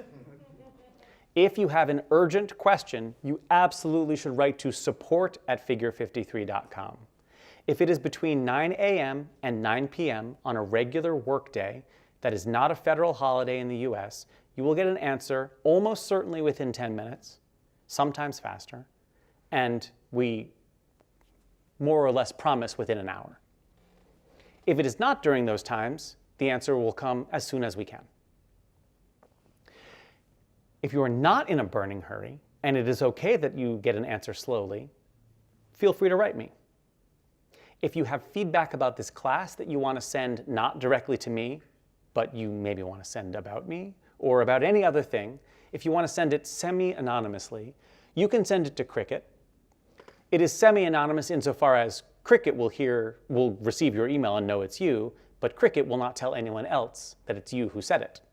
So it is not anonymous from Cricket, but let me tell you, if she's not trustworthy, no one is. So Cricket is the way to get feedback about me or about the class that you want to keep private. If there's feedback that you want to send about the class that is not private, you can tell me exactly what you think. You can tell support what you think. If you tell support something you think, we might quote you in public if it's all right with you. But really, I want to emphasize, if you have trouble with QLab at any time, whether or not you have bought a license, whether or not you think the problem is quote unquote a stupid question, I genuinely believe, some people say there are no stupid questions. I'm not going to go that far. There are stupid questions. I've been asked stupid questions. But there's no stupid question that comes from someone who thought about that question for just a second and then decided to ask it. That's not a stupid question. It could be a simple question. It could be a basic question. It's not a stupid question. You thought about it for a second, thought, I want to know this. That's not stupid. That's never stupid. So feel free, no matter how small and no matter how big. You think this is this, not going to, there's no way. But we love those questions. We do. Some of us love them more than others. Some of us love them more than others on certain days, and that's why we're a big team, and we pass it around. And who feels ready for a question of this sort today? Oh, I do. Great. It's yours. That's why support is a group. And we take this stuff seriously, and we like to take it seriously.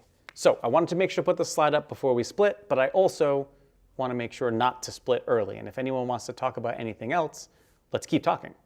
But I didn't want to skip over that, yeah? Thanks. Yeah? I guess I've sort of gleaned that our friend Alec back here has already produced some hardware that is specific to QLab, I suppose. I don't remember what exactly it is that you made. I make media servers with Maxim. Yeah, so this box, it's called the Showcase. It contains a Mac Mini and some other GAC that's useful. Remember I said sometimes there's IT departments who we don't get along with? Does anyone not know that the ETC Ion is in fact a Windows computer? If you don't know that, now you know that. An ETC Ion is just a Windows computer with a very expensive keyboard attached. It is not just insofar as they've done an incredibly good job of engineering it. And, but here's what happens. IT department comes in, sees a computer and says, we have rules about that. Install this ridiculous antivirus software and do this and do that, and we care a great deal. They look at the lighting console and they're like, that's a lighting console. I don't know what that means. And they leave. Alec thought, wouldn't it be nice if they looked at this thing and said, I don't know what that is and I don't care. And they leave. Voila. This is your friend. This is not a Mac. It's not a computer. It's a theatrical show control device. This is a QLab media server. What's a media server? It sounds good. I don't know. What's a media server? My DVD rack is a media server, kind of. This is a QLab device. It's really just a Mac Mini in a good box. So this is QLab-specific. I build these because I want them to exist, and no one else is building them, so they exist. This is not QLab-specific, but it's made to work well with QLab. So I guess that gets to another part of my question is specifically with lighting, I could see, I mean also audio of course, but that seems a little more direct. You know, is there third-party hardware that is just a bank of sliders and some knobs and some buttons that I can then like program, like total general purpose, that I can program and attach to QLab to like help a lighting designer who wants more fiddly knobs, and because like it seems to me in general the expectation for additional controls like really helps workflow with lighting. I'm not a lighting person trying to like get QLab to help me do lighting better. Is that something that is like available or easy to like connect to QLab? Sam, did you pay him? I did not pay him. I didn't either. Or do you make those? Is that? Oh, can I? Where can I buy one, sir? First of all, because I feel like, just because I want to be on the up and up about this, right? I work for Figure 53. Alec works for Figure 53 in a sense. Alec works for the Voxel. We are employees of QLab, but I got a side hustle. Because it's this decade. This is my side hustle. Teamsound.nyc is the website of this company. Myself, Alec, Mike Dio, Alana Jacoby, and our dog Rocket are the, and sometimes Evan Cook are the Team Sound group. Team Sound makes these button boxes, and Alec and we collaborated on the Pilot, which is a motorized MIDI fader surface designed specifically to work with QLab, specifically QLab lighting, but it also works well with EOS and with Yamaha consoles. I'm like, dang, I wish there was something where I could just have a box. I feel honor bound to also point out that there is a really, really inexpensive non-motorized fader surface made by Akai that's dynamite. So if you want to like go dirt cheap and physically small, that little tiny Akai fader thing, that's great. No knocks, no notes. Very, very impressed with that. Highly recommended. I wanted very hard to be able to recommend a motorized MIDI surface that before the Pilot existed. I really wanted to, and I scoured the earth, and I could not find one that I really, really liked, which is why I was so excited to work with Alec on making the Pilot.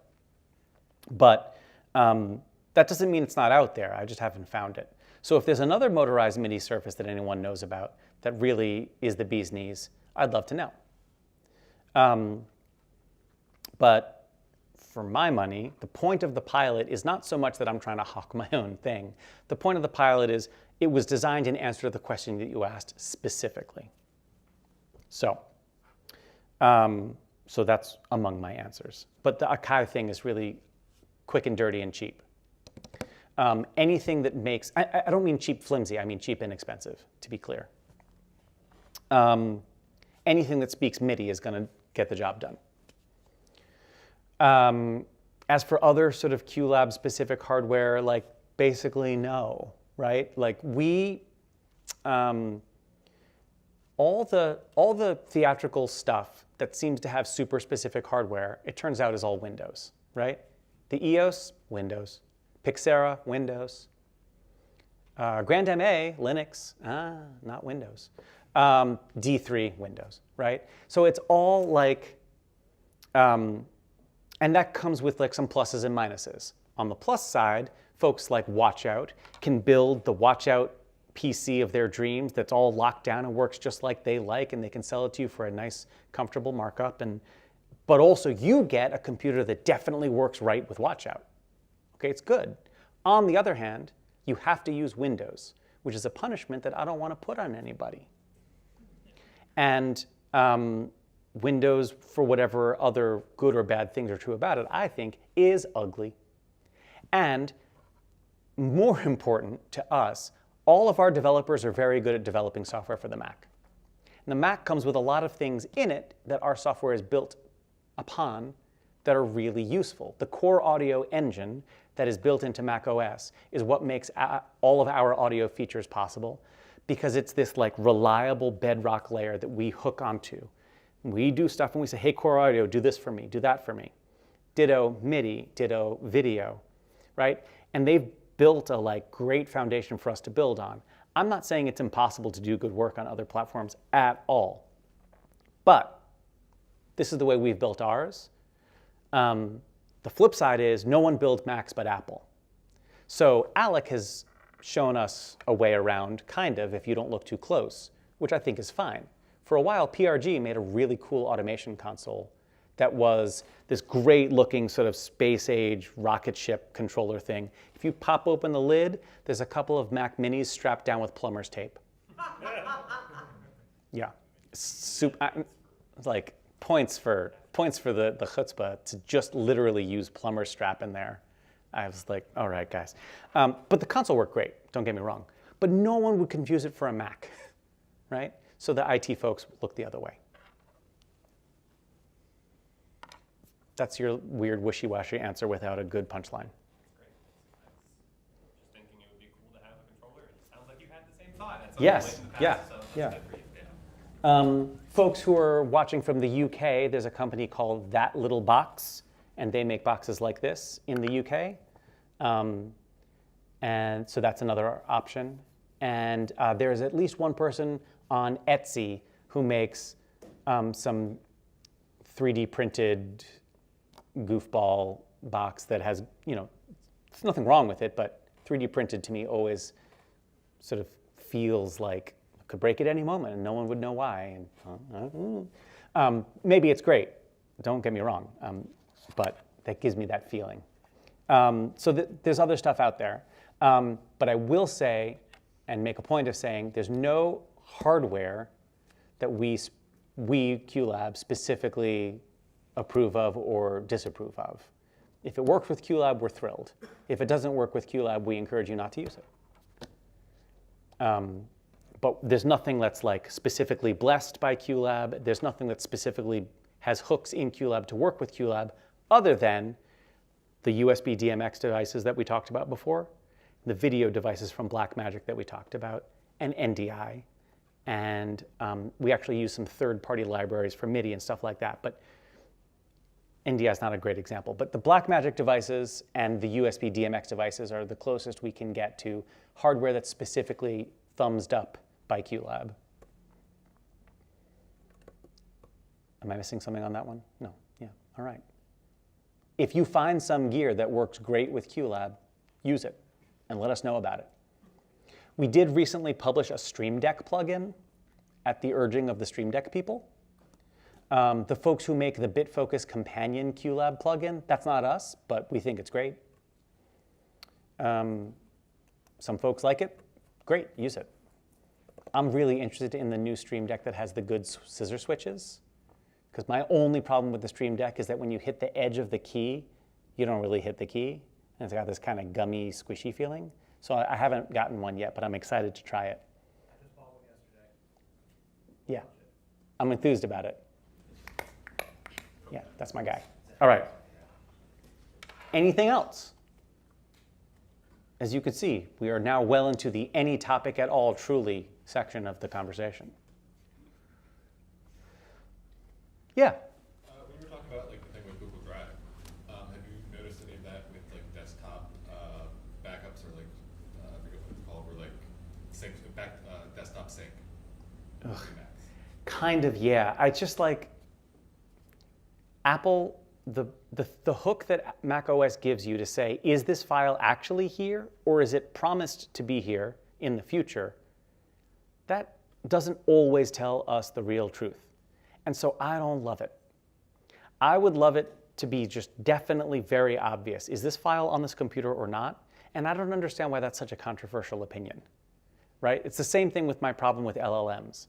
Is this the answer or is this not the answer? I don't understand why needing to know is like, well, you know, that's a tall order, Sam.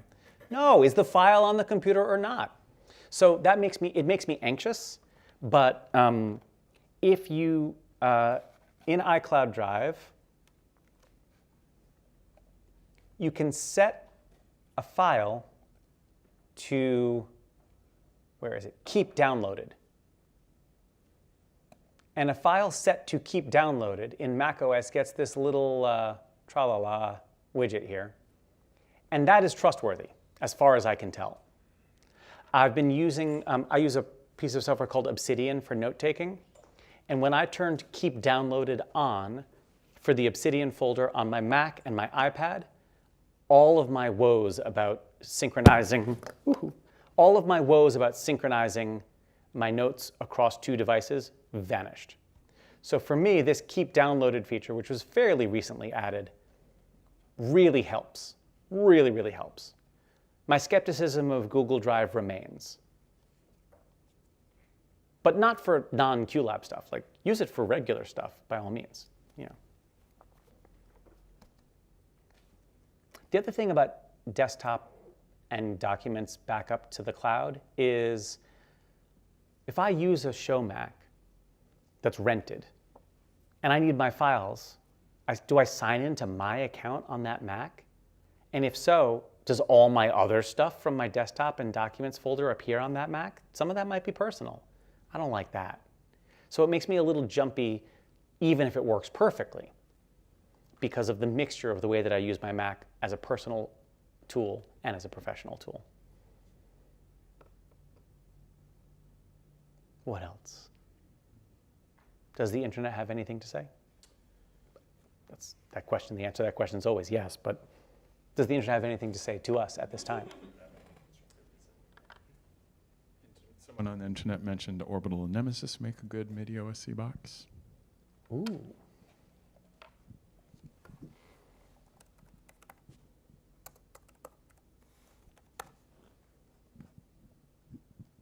Oh, yes, Nemesis. They make great stuff. Do not, at this time, ask how much it costs. Wait until you are sure you want it before asking how much it costs, because then you will be unable to deny yourself, and it won't matter how much it costs. No, Nemesis Research makes great stuff, for sure. I am glad someone mentioned that. And they have these groovy button boxes that are highly programmable and use OSC. Little more industrial vibe than these, but there's nothing wrong with that at all. Yeah, nice. And it's highly commended by the Association of British Theatre Technicians. Wow. So, that's... Yeah. There was a question also about which Blackmagic device did you use for the camera demo yesterday? I think it was... Yes. Okay, so in Blackmagic, blackmagicdesign.com, products, capture and playback. The Ultra Studio 3G has a range of products, and going all the way down to the bottom here, tra-la-la, we have the Ultra Studio Recorder and the Ultra Studio Monitor. Recorder is video coming into the computer. Monitor is video going out of the computer. These are they. This media server contains 2 of one and 1 of the other at the moment, but it's sold by default as 3 of one or 3 of the other. The Ultra Studios, the other Ultra Studios, Ultra's Studio, I don't know, have other capabilities. All of them work. Basically, any device made by Blackmagic that has the name Ultra Studio or Intensity or Decklink is compatible with QLab. So I have at home a Thunderbolt chassis. It's a box like this. It's got PCI card slots, and it connects to my Mac with Thunderbolt. I put, well, they don't have the one I put anymore. I have a less extreme, a not extreme. I have a Decklink Duo card in there. It's got 4 SDI sockets on it, and it's configurable dynamically. Each of those 4 is either an input or an output up to 1080p on SDI. So when I have that box connected to my Mac, I have 4 inputs or outputs. I love it. It's really quick and easy. The external box is a little clunky. It's got its own power supply. It's not super portable. It's not quite as slick as this, but it gets the job done, most definitely.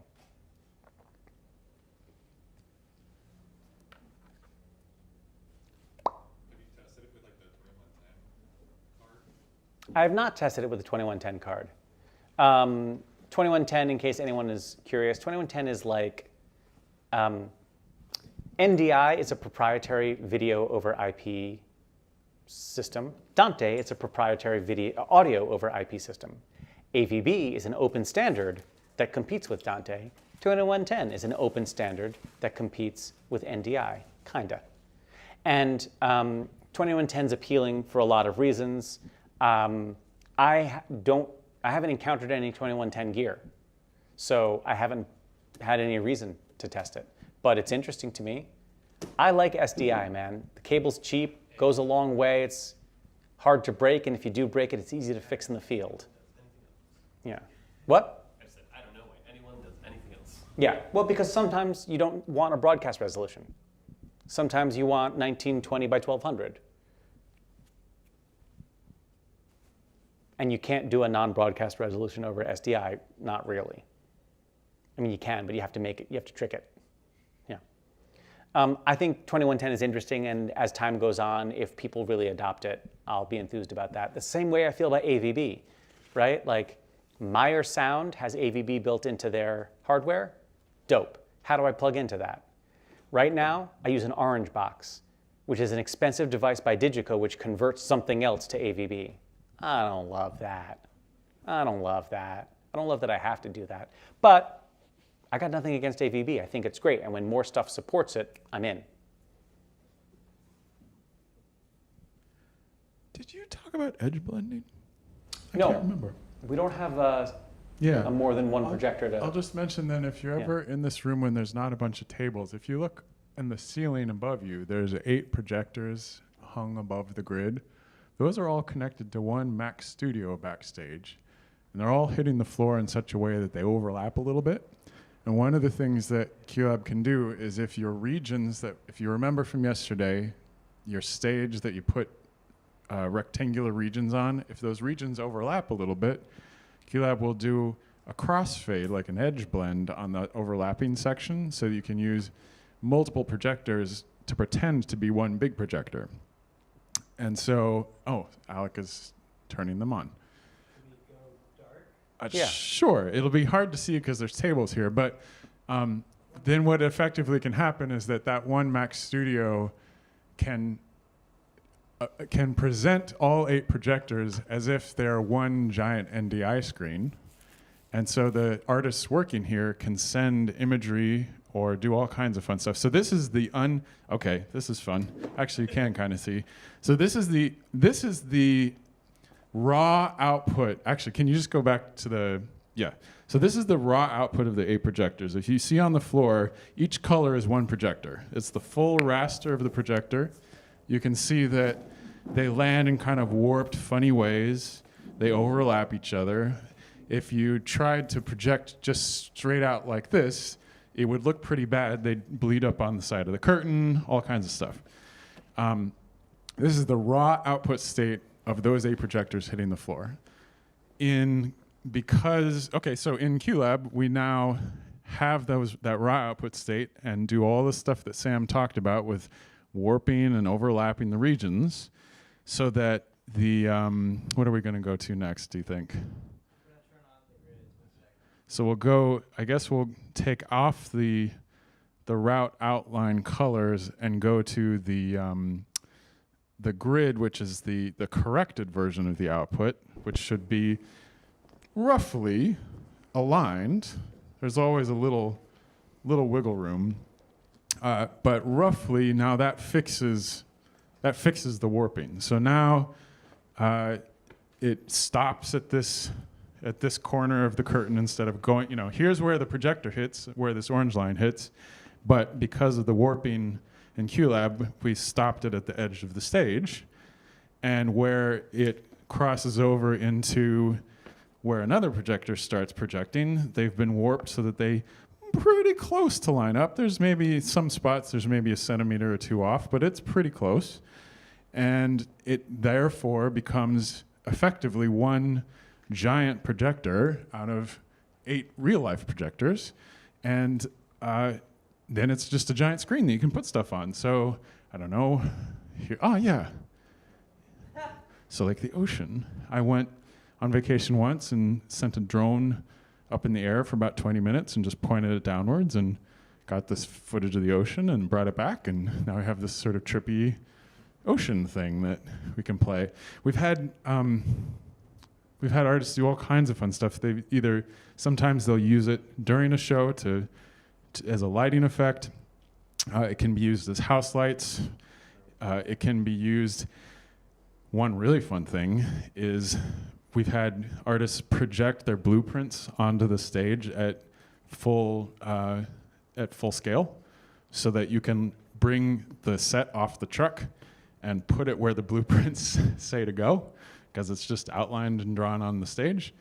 You can project the grid lines onto the stage so that when you're driving the scissor lift around, you can park between the grid without having to guess exactly where you are.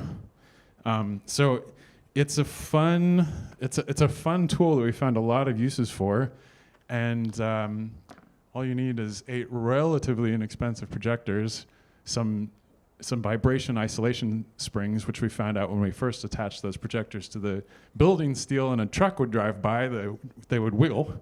So we had to put them on springs so they wouldn't wiggle. And one Mac Studio can drive that whole thing. So that's the fun of edge blending, is take a bunch of little projectors and make one giant projector. Oh, yeah, that's the other thing. Thank you, Alec. When we have artists come in who are trying to visualize where they want to perform or how they want to lay out the space, we can very quickly show them 5 or 6 different stage layouts and seats and how many seats. So like if the stage is at this end and these are actually the size of the seats, and we can say, okay, dear artistic director, this is what 60 seats would look like over here. This is how much plane space you'd have. And they say, oh, no, I don't like that. I want to have it in a alley style. And go, one moment, we'll press the button for alley. There we go. Now we've rearranged the room in 2 seconds flat, and you can try that out. So it's a fun tool. If you have a space that you're building and you want to make something like this, let us know, just because people have been so excited about it, and I've not seen it anywhere else. It's so useful. So. Did you put spikes for stage managers? Come on. Shows at once without retaping? It's fun. It's fun. So edge blending, a little superpower that we didn't get a chance to talk about, but is one other fun little demo we can, I guess. Now I feel like if you're using edge blending in a show, which I do all the time, one thing you have to remember is that you are increasing the number of single points of failure in your show, right?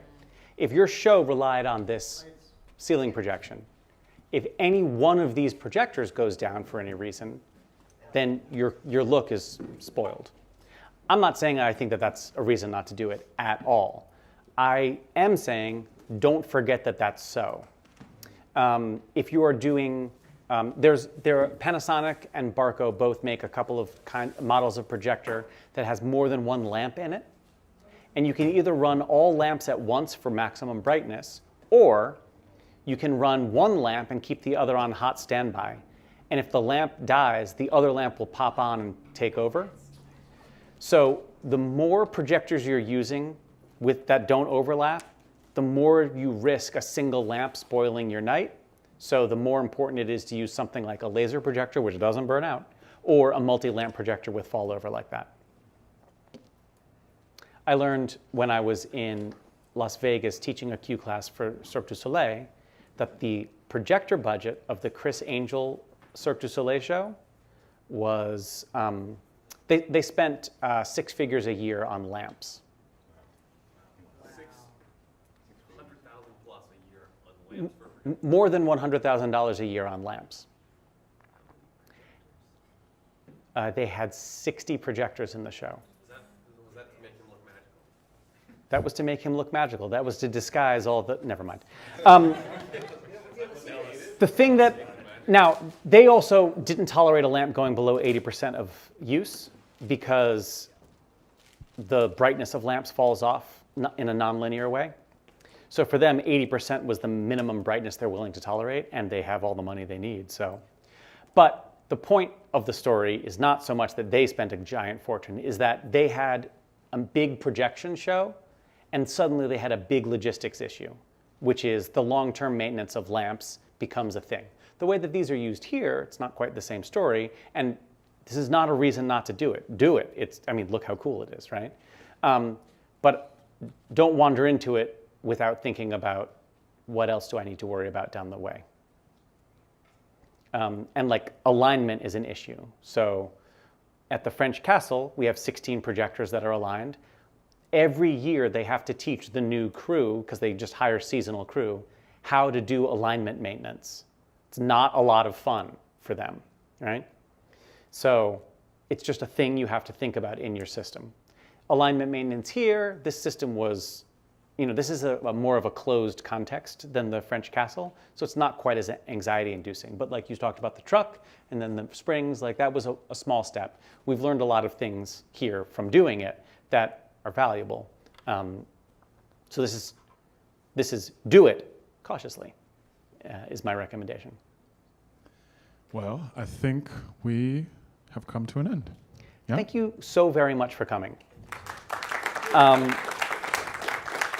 Really, really appreciate the time that you took to be here. I really appreciate your questions and your willingness to engage.